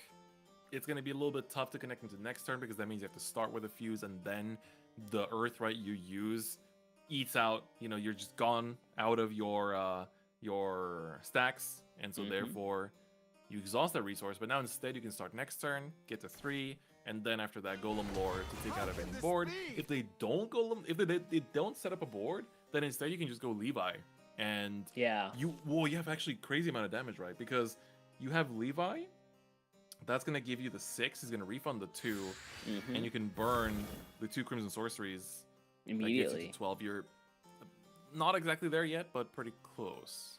Yeah, maybe I'd hold on to the Crimson Sorceries and then maybe like play something like Ruin, so I can get like the Verdict Ritual in hand. That way I have like this, 3, 6, 7, 8, 9 in hand, and then I can play another Levi next turn, and that's like 15 damage. Yeah. He's gonna play the Pascal though. Again, she is free, so he's gonna focus on building a board this turn. Or maybe not, actually. Where's the play points coming from? Yeah, so I'm sorry, the 1 has have Undying Witch active. Yeah. So the 1 is the one that gets the 1 is the one. Wow, amazing. Yeah. But the leader Undying Witch effect is active on the 1 side. Life has to play it out the hard way. Yeah. If he plays the Golem Lord here, yeah. So this Look will at the double. proc and go back to full. Okay. This is a pretty good turn for Golem Lord to get to take it out and refund the cost. Unfortunately, we didn't see. Oh my god, I fusion, hate this. but it doesn't matter. PTSD. Pascal is gonna double everything. I think you Yikes. Evo. Yeah. You Evo the ward. Because now you're no longer scared of your opponent's Golem Lord, because yours is a 10-10. Yeah. Oh, if you're life, what do you do here? Levi's definitely not the answer. Levi hits like a noodle. Command doesn't feel good either. You still just die. Yeah, it's I think I have slight questions on life burning the Pascal last turn too, but at the end of the day it wouldn't have made the biggest difference. Yeah. I think you need a way to survive this turn, and potentially life might need to connect into a Modelo. Uh-oh. Well, he can't do that because he won't survive to see the Modelo actually activate, right? Modelo being the emphasis on survival here, buddy. Yeah. Even this Golem Lord doesn't. It's not enough. It only takes out the Pascal and barely gets there in order to take out one of the golems. But I need Pop the Pascal. 10 to go. And then you have to run into the 10-5 and your Golem sticks. Oh, the 1 here. Fantastic play. Sees the lines. He's able to execute. The mirror match is hard. It's very much for the chess. Hard. Even though this archetype is not the chess one, but we gotta get rid of this damage. Outdoors mage. Oh, it manages to hit. Okay. Not bad. The problem is Levi still exists, so this is still, I think, lethal. Yeah. Yes, it most definitely is, because also Levi brings back the evolve point. So we're able to get the evolve, the 6 damage to face. We're gonna just play that unnecessary. This isn't even necessary. You didn't have to do all this. Oh, he did actually. Yeah, he needed the stacks. Yeah. He needs the stacks. Hold on. Yeah. Just like that, Levi is gonna evolve, refund the play points to trade in and swing for 10. Oh, okay, we're gonna show that we have 16 damage in hand. I wanted you to know you were super duper dead, not just dead. Just so you know, I had all this in hand, and the 1 is gonna take game 1 here and go 1 game up ahead over life. How many more times will I say the one in sentence? In 1 sentence. Oh, make it stop. Let's go! I forgot about her. Yeah, she's there for the feet, bro. So we don't talk about her. She appeals to a certain clientele. But the second game here, again, life 0. It's got to make a comeback here. Don't let the 1 pull too far ahead. Looks like we're going to have the Rune going up against Buff Dragon this time. Again, we talked about it before. This matchup feels like it's not necessarily swaying too hard either way. Yeah. Both these guys can fight. Question is, how fast can they get going? I'm still just in awe. Like, the Undying Witch early, and then the turn 6 Pascale into Golem was insane. Beautiful. It was poetic. Poetic is one way to describe it. Back-breaking, chiropractic needing is another way. Well, let's see if the 1 can keep up those adjectives in this game too, depending on what is pulled from this Megalorca rider.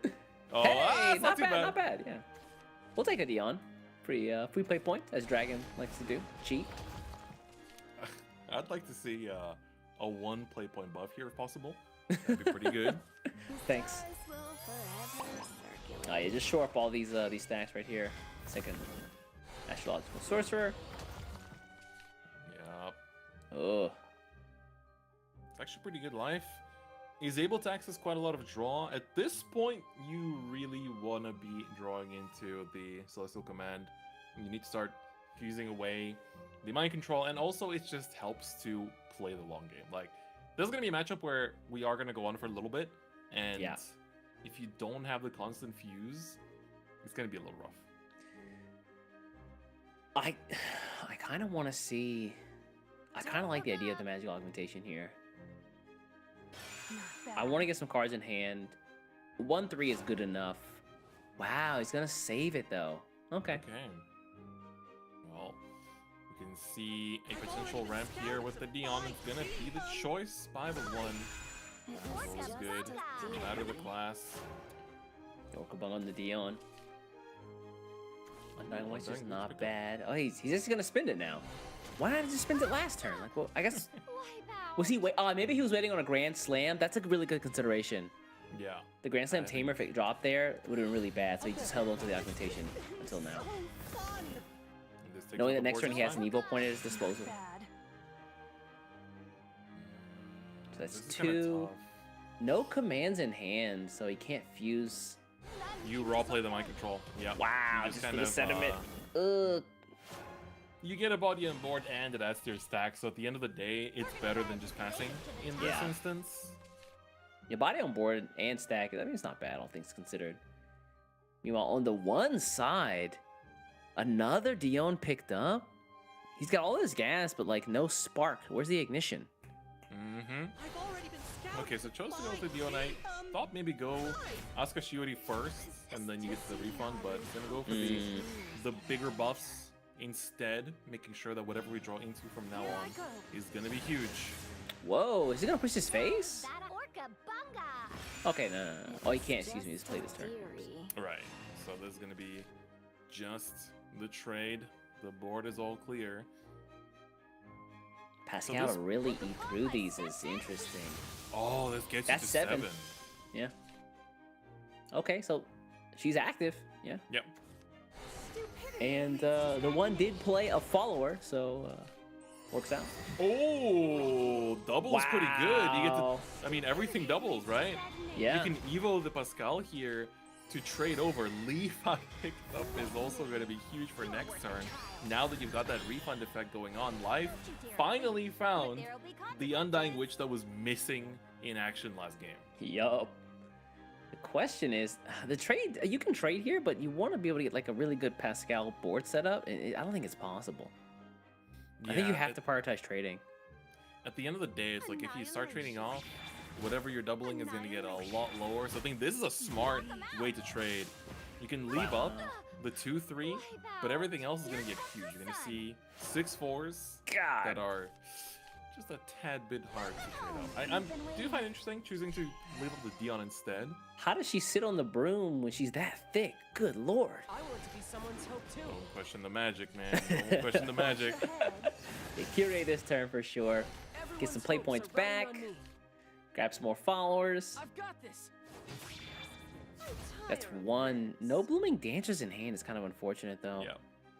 This is this is actually really awkward. Hold on. Do you have to spend a Coral Spirit here? I think he does. Yeah, you have exactly enough play points for it, so it's not the end of the world. And at the end of the day... Wow, balance the Gunbei. The Gunbane. Yeah, I think you have the Coral Spirit here. Yeah, that gets you the Banish here on the 6-4. You get to trade into the Pascal, and otherwise you've got good stats in hand. So if you can draw into a Joe, you can theoretically go Rider, Striker, Joe, and that gets you 15 damage. Yeah. So it's not too bad. 15 Not damage enough, is pretty but good not- last time I checked. Yeah, not bad. This turn? Life has to push. Like this is I Life has been feel farming, but Colossal not Summoning is kind of good here. So because we have the refund live right now from the Undying Witch, yeah, you could theoretically start with Levi. Yeah. And then Colossal Summoning, but we're gonna play the Colossal Summoning first. Magical jack of all trades. Oh, okay. He gets a play point off of this. That's not bad. Shoot. Gets back to 2. Yeah. And you could Outdoors Maze. That doesn't feel great. What can you play for 1 that's a decent way to end the turn here? It's like either Familiar's Pact or like the Outdoors Mage, honestly. Okay. Pascal's a good pickup though. I was hoping for maybe some like a Golem Lord, but not the case. And yeah, 7 damage face. Evo 9 damage, Evo excuse me. 100%, because you have Levi active with the Evolve Point refund. Yeah. And I mean, 9 damage is 9 damage. Yep. Now we're gonna see what this finds. Oh, it's not the Joe. You wanted to see that. So now this is a little bit tough, right? Because the Genesis Dragon is suddenly a problem that we're not able to take care of as easily. We don't have the Coral Spirit here. Oh, really? He spins the Evil on the Megalorca Rider instead of something like a Olivia? 7, no? Yeah, this ain't enough. Oh, he could run Dion after that, and then Blooming Dancer. Okay. Here we go. Yep. Blooming Dancer is Gotta get enough some here, money in. actually. Oh, he doesn't want to play another Alice. Don't do that. I think we are at 7 Evos already. So I think that Alice might have taken us to 7. If not, then this Blooming Dancer, will be. Yeah. He's considering... What else is he considering? Dion? No, because that wouldn't take out the dragon. It has to be the Blooming Dancer. Yeah. Blooming Dancer is safe. Otherwise, it's a little risky, and time is starting to tick. Yeah, I feel like it's risky if you're going to, like, spin the Alice now, because they can just heal.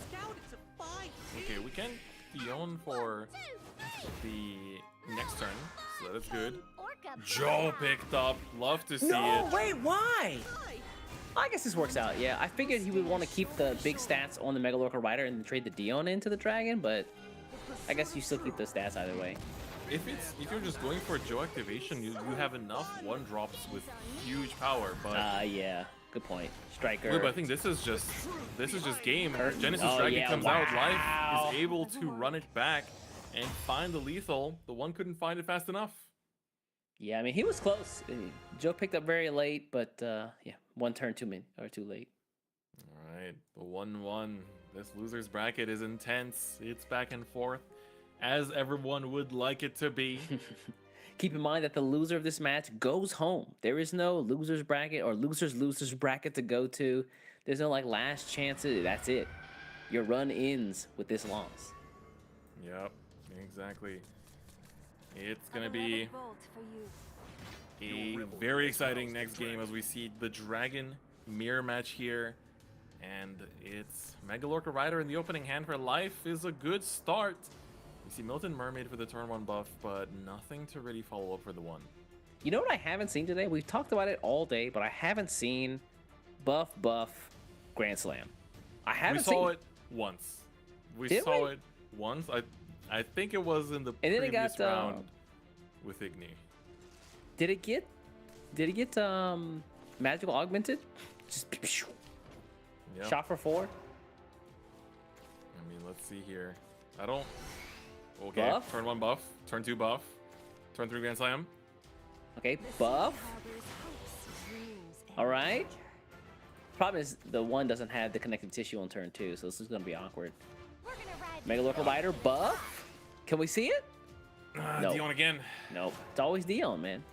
It's not a bad card either, though, right? We hype up. Oh, that's a big Joe. That's very yeah, toss that striker back into the deck. And the Joe. Here, buddy. It hurts. Not much else to do, but at the end of the day, it's still a good turn. Is going to be the Dion. You can actually use the Gunbane as well. Do you want to use it here? I suppose it is fine. Yeah, you can also it's not just bad. run the rush in and not really worried about it either.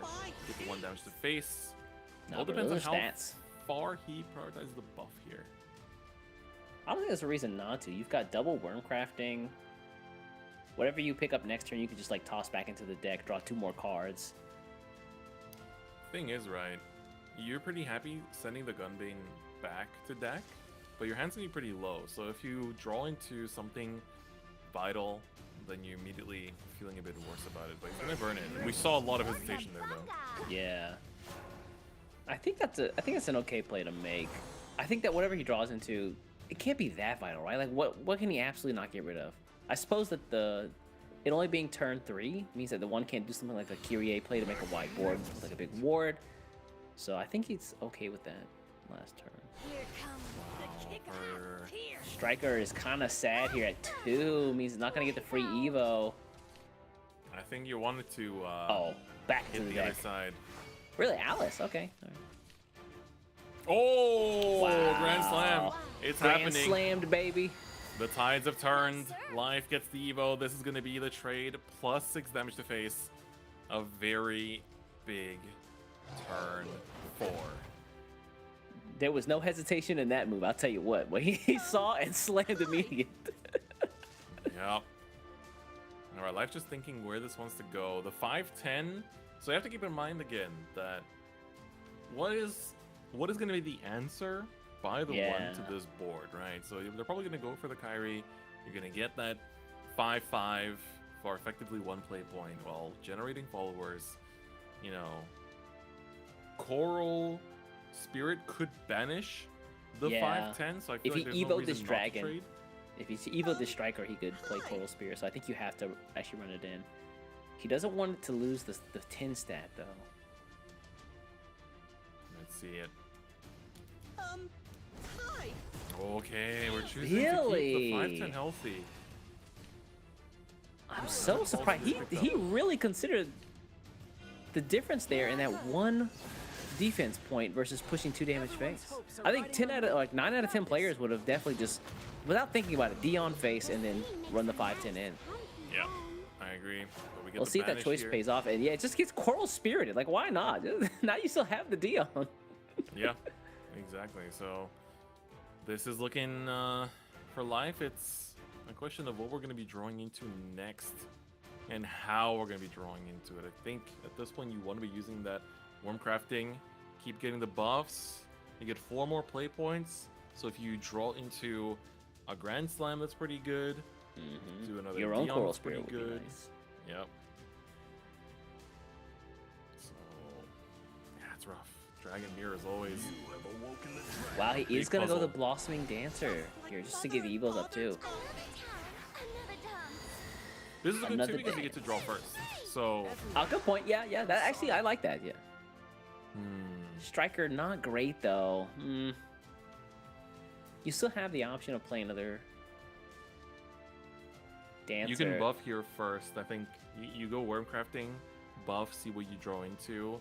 You are locked to 2 play point or less, so that leaves you to things like Rider, Dion, or just committing this Blooming Dancer as you were initially intending to.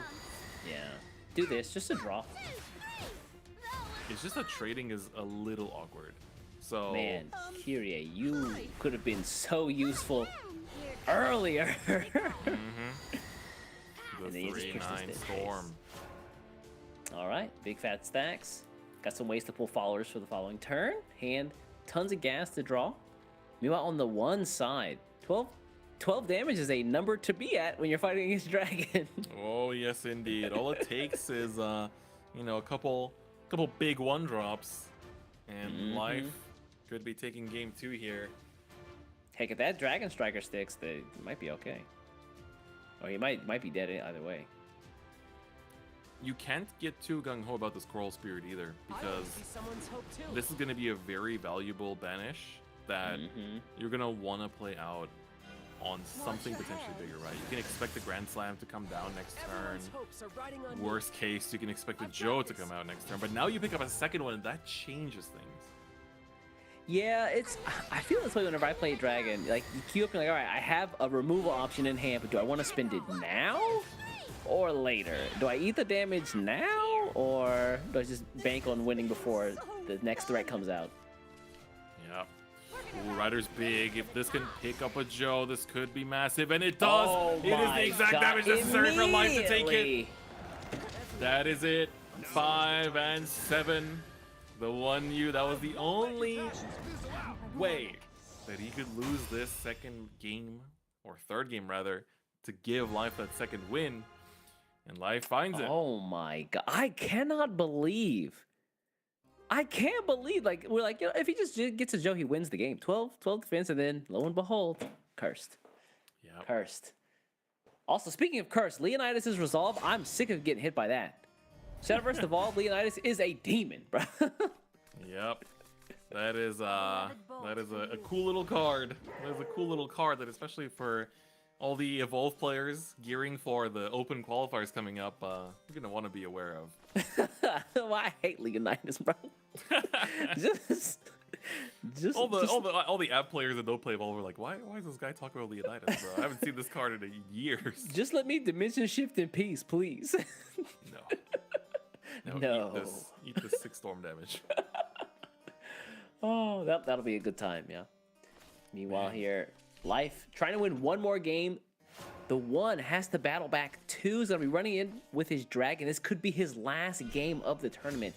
Can he thread the needle and find another win? Yep. This is pretty good start so far. You're gonna get some draws. Unfortunately, the only thing that's annoying about turn 1, Joe, is that you're essentially, you're only buffing once, and so you're drawing into cards from that 2 draw that have only 1 buff on them. So luckily they didn't draw into anything too important, but now is where you start to feel good about it. Oh wow, and the Gunbane there, yeah. But I mean, Life's hand is cracked. Look at this thing. Spell Scourger as well picked up for the extra damage. He has the Rogers for turn 4. Dashing Duels to clean up any wide board potentially. Damn, that's a Coral Spirit for days. Yeah. Ooh, do you want to send back? All right, this is gonna be the Coral Spirit. I was like, Yeah. Drazael is also just a source of draw, so if nothing else comes, I guess you have Drazael to try and draw once more. It's also Maybe big just in like this a matchup backup too. option. All right, Life. It's not turn 4 yet, so the answer isn't super clear. So what do we actually do here? Tears of Tribulation gets your rally up, which is useful. I don't like the idea of spinning the Dashing Duelist, although he does get you card draw.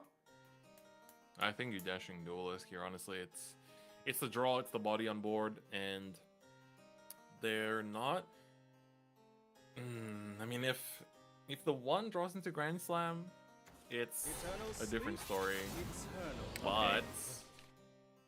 Oh, nice. 3, just hide there and pick up a Scout. Yeah, Scout's not a bad pickup there. Ooh, this rider was Big Fat Rider. Into a striker, that's also pretty good. Now we don't have any more academics to toss back with the Joe, but and I think Joe is happy to just chill in that hand too. With 9 defense, you're looking pretty okay. And if this board isn't answered by some means, or at the very least the defense is reduced, this is a turn 5 Joe. I don't think you can. Right? Can you clear everything here? You'll get 1 back, 7, 8, 9. Potentially, you can clear 1 thing, but the 8 damage, or the 1/8 Mega Lord per Rider is kind of thick. As long as the total is kept down to below what Joe can reach, with 20, including himself, we're okay. So this is gonna, yeah, this is. He's got to run it in. He's got to, yeah. It's barely safe. Wow. I would even argue maybe 1/3 into 1/8 just to, just in case. You don't know how big that Joe is. I know Joe been doing push-ups for weeks. He's been at the gym, man. He's always standing there menacingly. What is he actually holding, like a kendo sword? What is that? Yeah, I think so. I question Joe's fashion. Look at it. He's got hella medals too. Dude is he's not just a counselor, he's a champion. He's at the top. Peaked in high school, man. That's all I'm gonna say. Damn. You really gonna say it to him? After all he's shown us today? He deserves those medals. Nah, man. He peaked in high school. Okay, gonna have to push this Joe turn out a little bit longer, but it's fine. You can push 5 damage here to get your opponent at 12. He's going for the aggressive Evo as well. The 1 smells blood a little bit. 7 damage. This way that even if you heal with 1 goblet, you're still in Joe's kill range. That's a good point, yeah. The goblet, 1 goblet won't save you. You need 2, or the Tears of Tribulation plus a goblet. Yep. The problem is he doesn't have enough play points to do all of that and clear the board. Hold on a second. Life, are you running Angel of Darkness? On live side, nope. There oh no! That would be so useful right now. No, oh, run Angel of Darkness, kids. Yeah, so this is a bit more of the greedier list per se. Very focused, yeah. Speaking of focus, Life is just thinking through it. Of course, also, rally count is up. An Opulent would work here, but he only has 1 play point to find it. Yeah. He also has the option of evoing the Dashing Duelist to get 2 damage on everything, but that really wouldn't do too much. He's gonna heal. Goes to 16. Dashing Duelist. Evo. Has to be. But that board's gonna stick, man. The damage that he doesn't do here, Joe's just gonna clean up, mop up with, and then the followers can just finish things up. Yeah, so here you Evo, the 1/3 goes into the 4/1, and then you can't clear anything else, so you have to just maybe push down the life total a little bit. Oh, that's how we're doing it? That's so sad. Yeah, this is still not... Wait a second, this is... He didn't draw a 1-drop. Oh. He didn't draw a 1-drop, he's still safe, so the 1 had to find a 1-drop? 9, 18, yeah, no mermaid there. Hold on. Yeah, this is not Joe yet. It's not Jover just yet, baby. Bro, it's not Jover. You're right. Holy crap. So what does that mean? Like, Asuka Shiori? Yeah, I think. Asuka Shiori, Dion. I think you Dion first. You get the Evo point back, so now Asuka Shiori can actually heal. Yeah. Because don't forget, I mean, you're still playing against Loose Sword. You were expecting the worst here. Great point. Yeah, this is pretty good. You get to clear off the board relatively safely. I guess the only issue is that you might miss out on some of the damage, or this is you have fine. to evolve the Ascachiri. You evo the dragon? Yeah. Going ham, baby. And then you just run 9 in. I mean, now you're making less work for your Joe to do. That's right. Mikhail for the heal though. Ugh. Had to come through. How many more goblins this man got? I'm gonna find out soon. Hold on, 17? Nah, we're. This is the fact that Barbaros is missing is also not helping because your hand control is a lot harder to do. You're also in this position where, you know, you're lacking your big additional damage, your extra flag potentially. Yeah. Now, keep in mind, yeah, she's active, so we'll get the damage from the Juliet. Is a treacherous red. Evo Gilded Necklace to 0?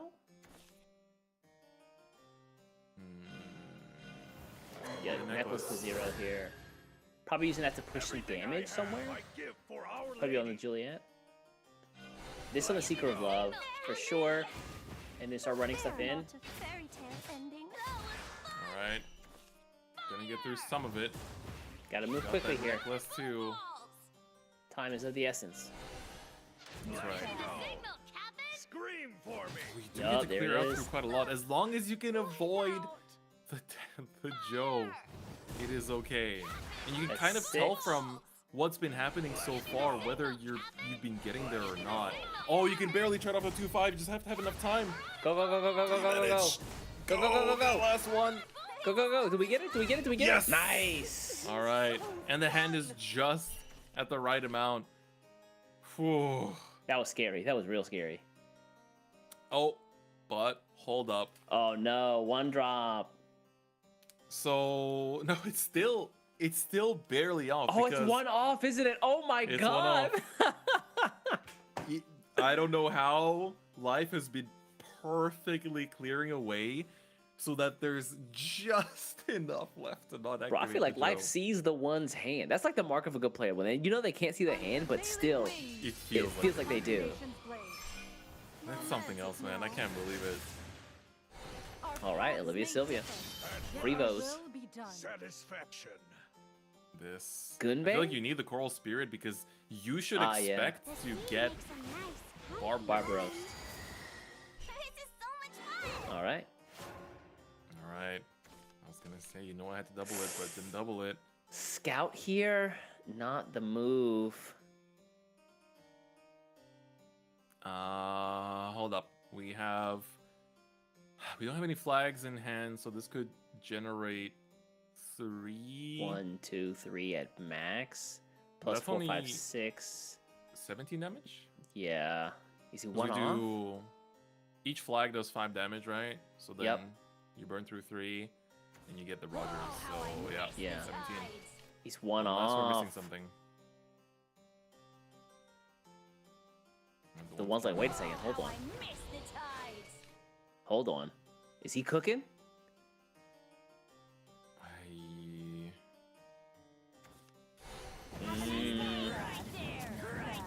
Not bad.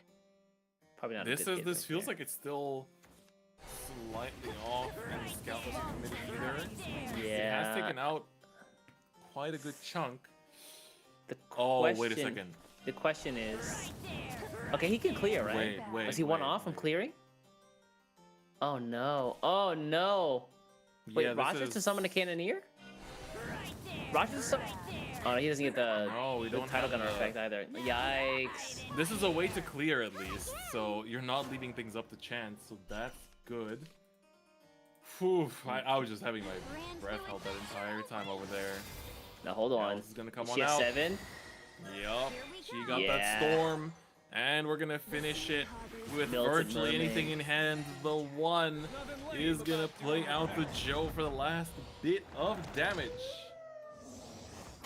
Oh, the sad dog. The sad doggo. You hate to see it. But that There means the was- 1 is going to tie it up 2-2. Yep. Is he making the sweep? dude? These Is he making a sets- reverse sweep? I love it. There was like a line where I was thinking, I'm not sure if the rally was at 15 or not, but if it was, there was a spell called Scourger for potential 6 damage to face.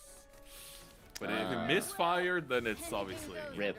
Yeah, I mean, he got the clear, which I think in his mind was the best he could have done for that turn. But just like being so low on defense already, I mean, he had to just kind of disrespect the fact that his opponent might have it. Oh, we get to finally see the one sword list, right? Nice. This is the exciting one. I'm trying to see all the Luciuses come out. He's just sent one back. Well, rip. Lucius for today. So going first is the 1 here. So life, if you can find that Rogers early on, it'll be really good. He's already got the Barbaros and the first mate in hand. So last connective tissue is the Rogers.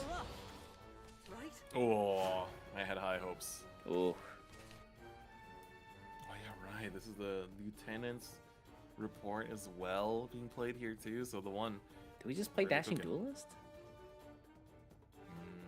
And then next turn you can Opulent plus Lieutenant's report? Eternal sleep, eternal love. Looks to be the case. Ooh, Hey, what up, Lucius? How you doing, buddy? Oh no, just spin it now. Okay. Wow, finds the Roger though.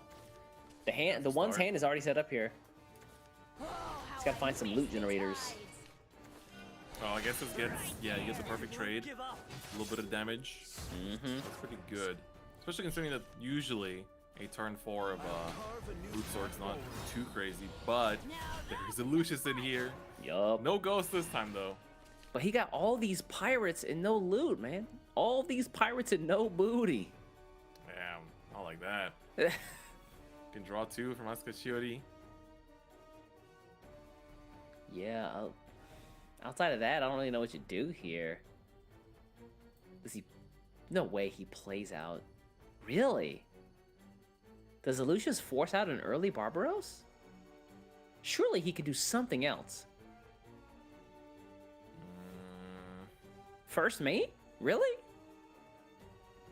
It's a little tough, but I mean, you can theoretically... Oh, but you don't have the play point refund from Rogers, so it's actually kind of tough. I mean, you can keep the Cannoneer up, right? Just run in the first mate. But I mean, you'll get the 0 cost from the evolve, so you can spin that plus the goblet. That kind of sucks, but you take out the Lucius and you keep your first mate up. It really is like how you want to like cut it. Yeah. At the end of the day, but he's gonna go for the Barbaros here. Get that first flag. All right, Okay. so we're slowly working towards it, but it's definitely a bit of an unconventional play, especially without that Rogers yet. But this is good because by getting a free Evo, you don't turn off your Asuka Shiori. So that means that next turn you're able to still use that to draw, get the refund, and that means that you could theoretically draw into Rogers off of Asuka Shiori and be able to play that. Oh, actually, that's a great point. Yeah, the Barbaros saves the Evo point there, so you can keep your card draw and refund and heal. Yeah. See Rogers coming down. This will be a trade, and you can also push it all the way to the 2 extra damage from Rogers as well. Oh yeah. Goblet. Must be nice having talent. Gonna choose not to though. I think I agree. You want to Yeah. keep the boots for an actual useful effect, and here I think Asuka Shiori has to draw into a Rogers for life. Doesn't find it. We at least have a way to dig into the deck a bit further though. That's true. It doesn't feel too worth. Or is he gonna go the first mate here? First mate at least works towards your win con. That's true, yeah. It does generate rally and loot, so not a bad choice here, considering everything else you have in hand. He's considering that. What else do you? How do you push an advantage this turn? Secret of Love's not active, so you can't like push 2 extra damage with Rome or with Juliet. There's really no reason to play the Scout if you're Penguin Punisher. I guess there's no other time you can find to play him, so play him now and get the Evo for more loot. Really? Okay, we're just going all in on it. Did he say you flipped off the wrong bird? Did he really say that?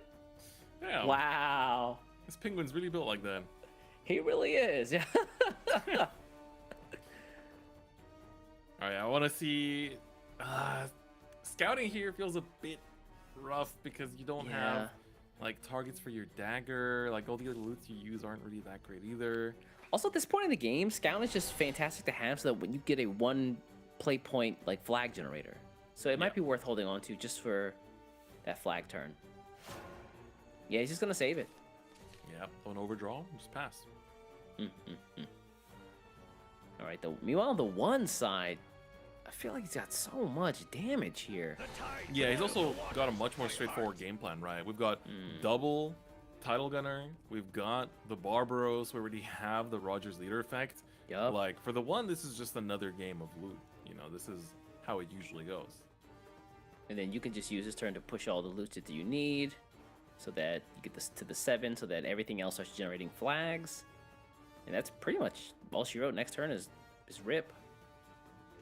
Yeah, this is gonna be... You also want to heal back up to 20 if possible. He definitely will. Zero cost goblet, love to see it. Everything I have, I give for Our Lady.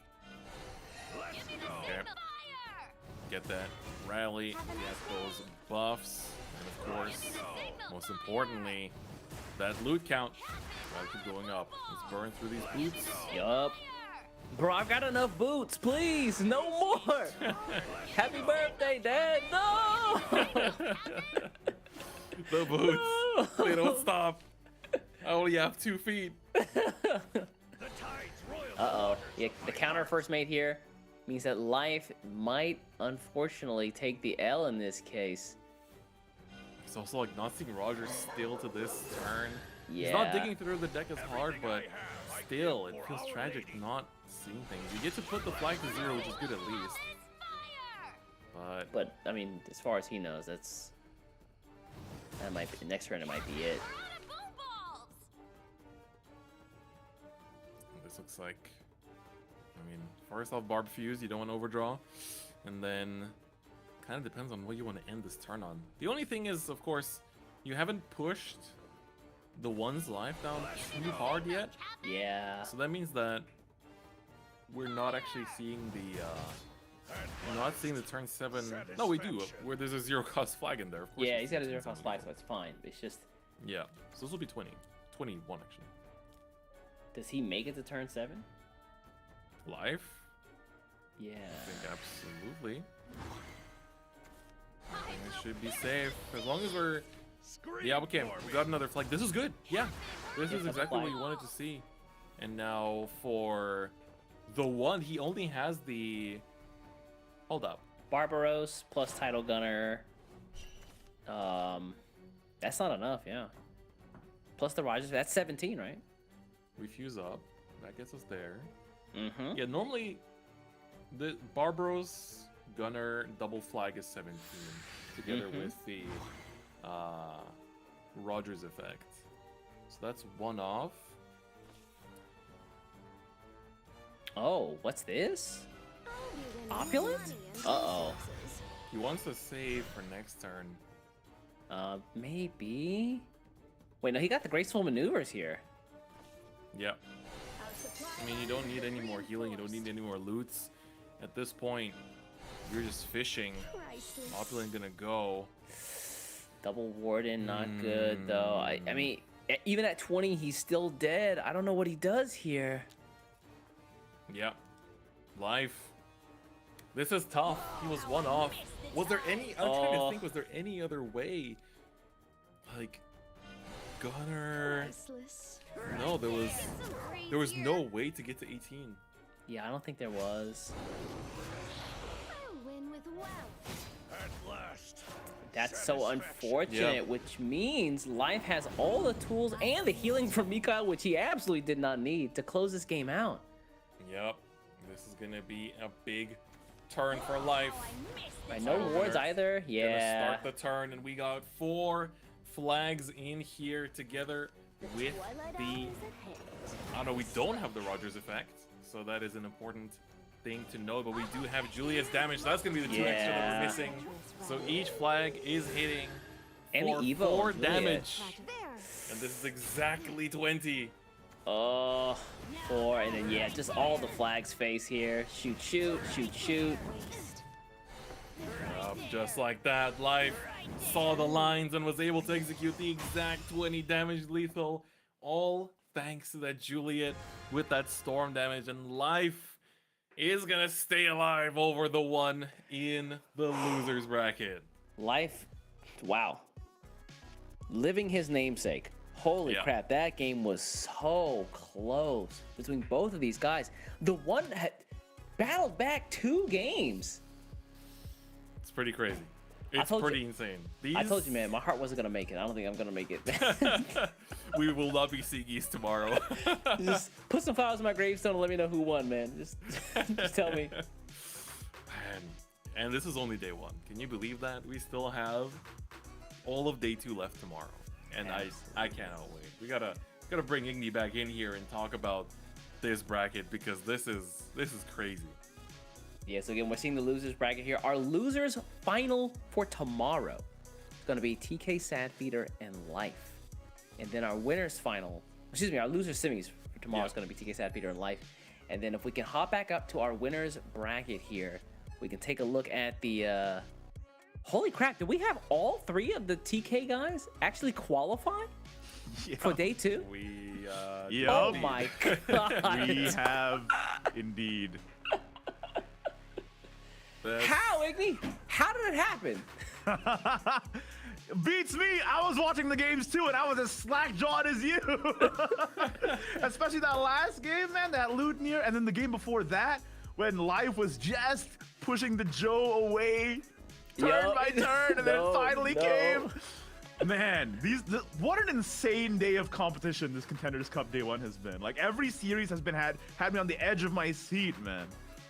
It's been a crazy day of games, but tomorrow we're going to see 3 of the Twilight Knights boys battle out in the top 4 for that $5,000 prize pool. This is Life versus the Twilight Knights. That's crazy. That's actually wild. That's actually true.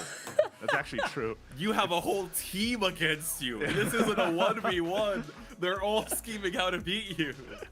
But what a story if it would be if he actually took it and won the whole thing. That'd be crazy.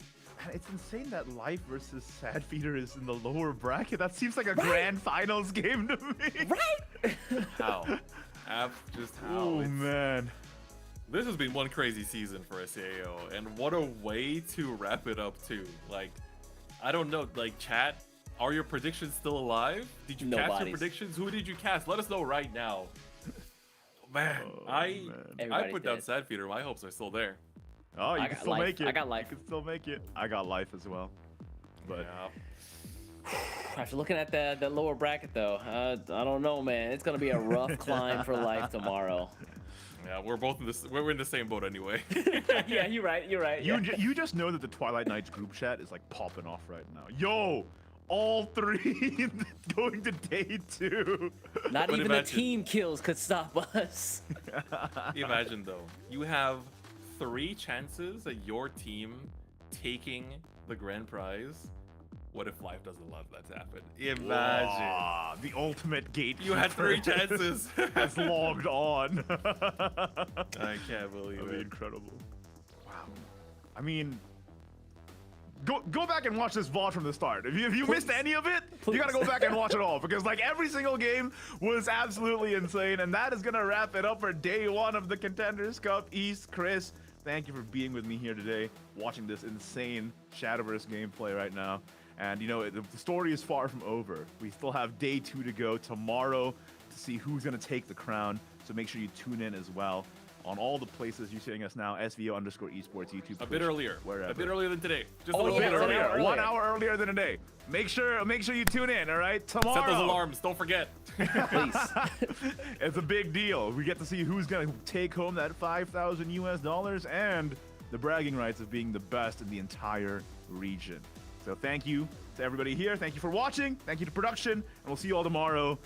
Tune back right here, 1 hour early. Don't forget. I'm serious though. I'll find you. That's right. I know where you live. See you there.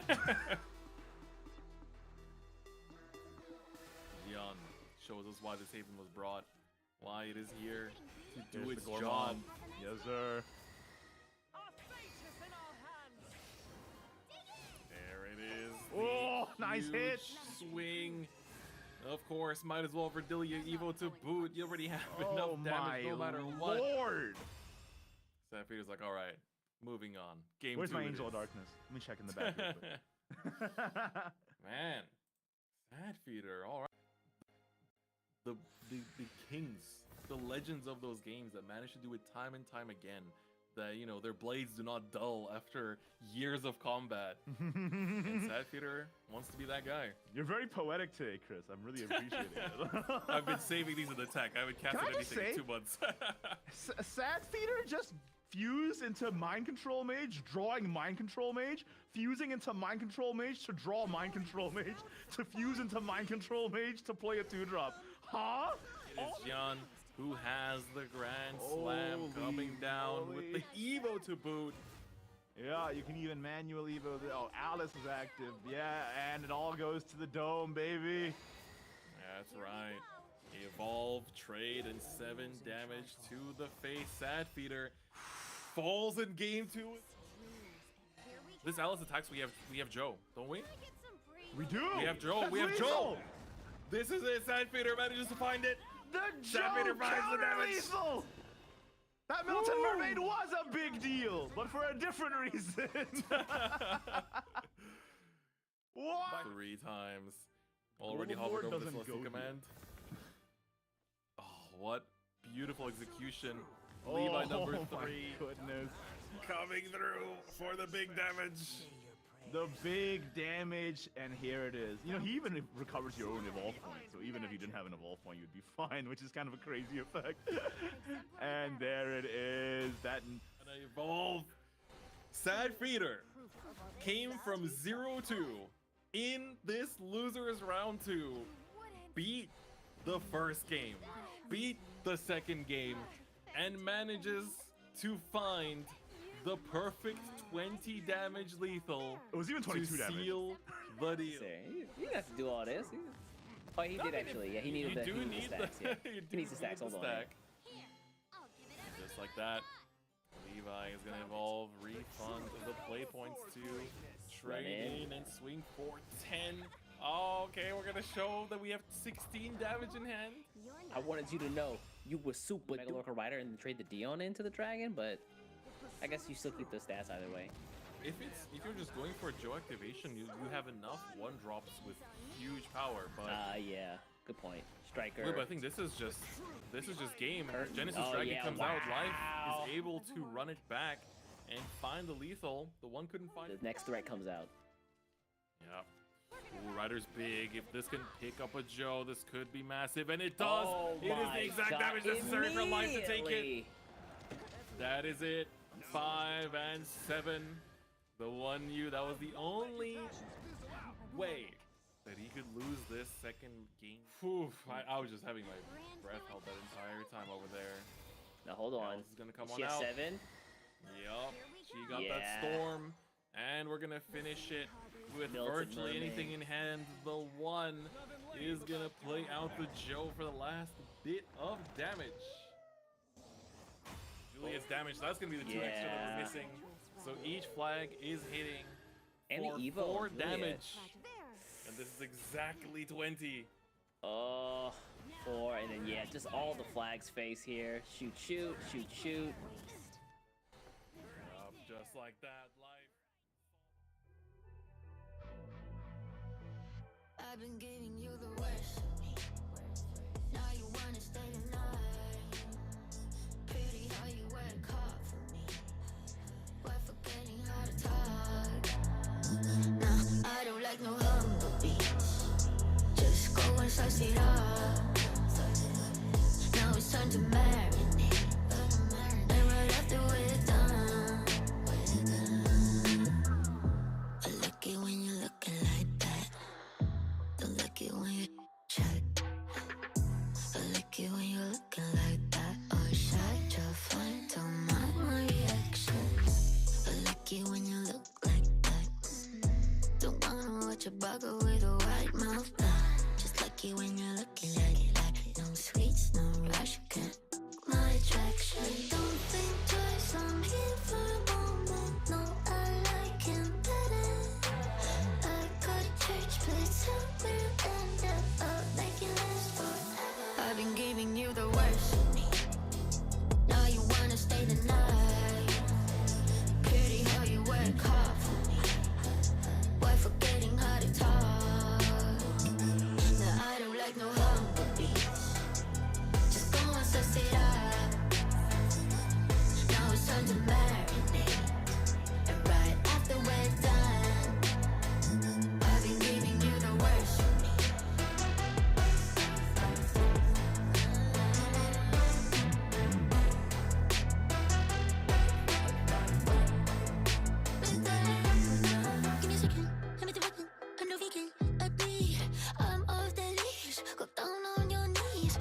PhD. I'm all that you need. Just give me those. I've been giving you the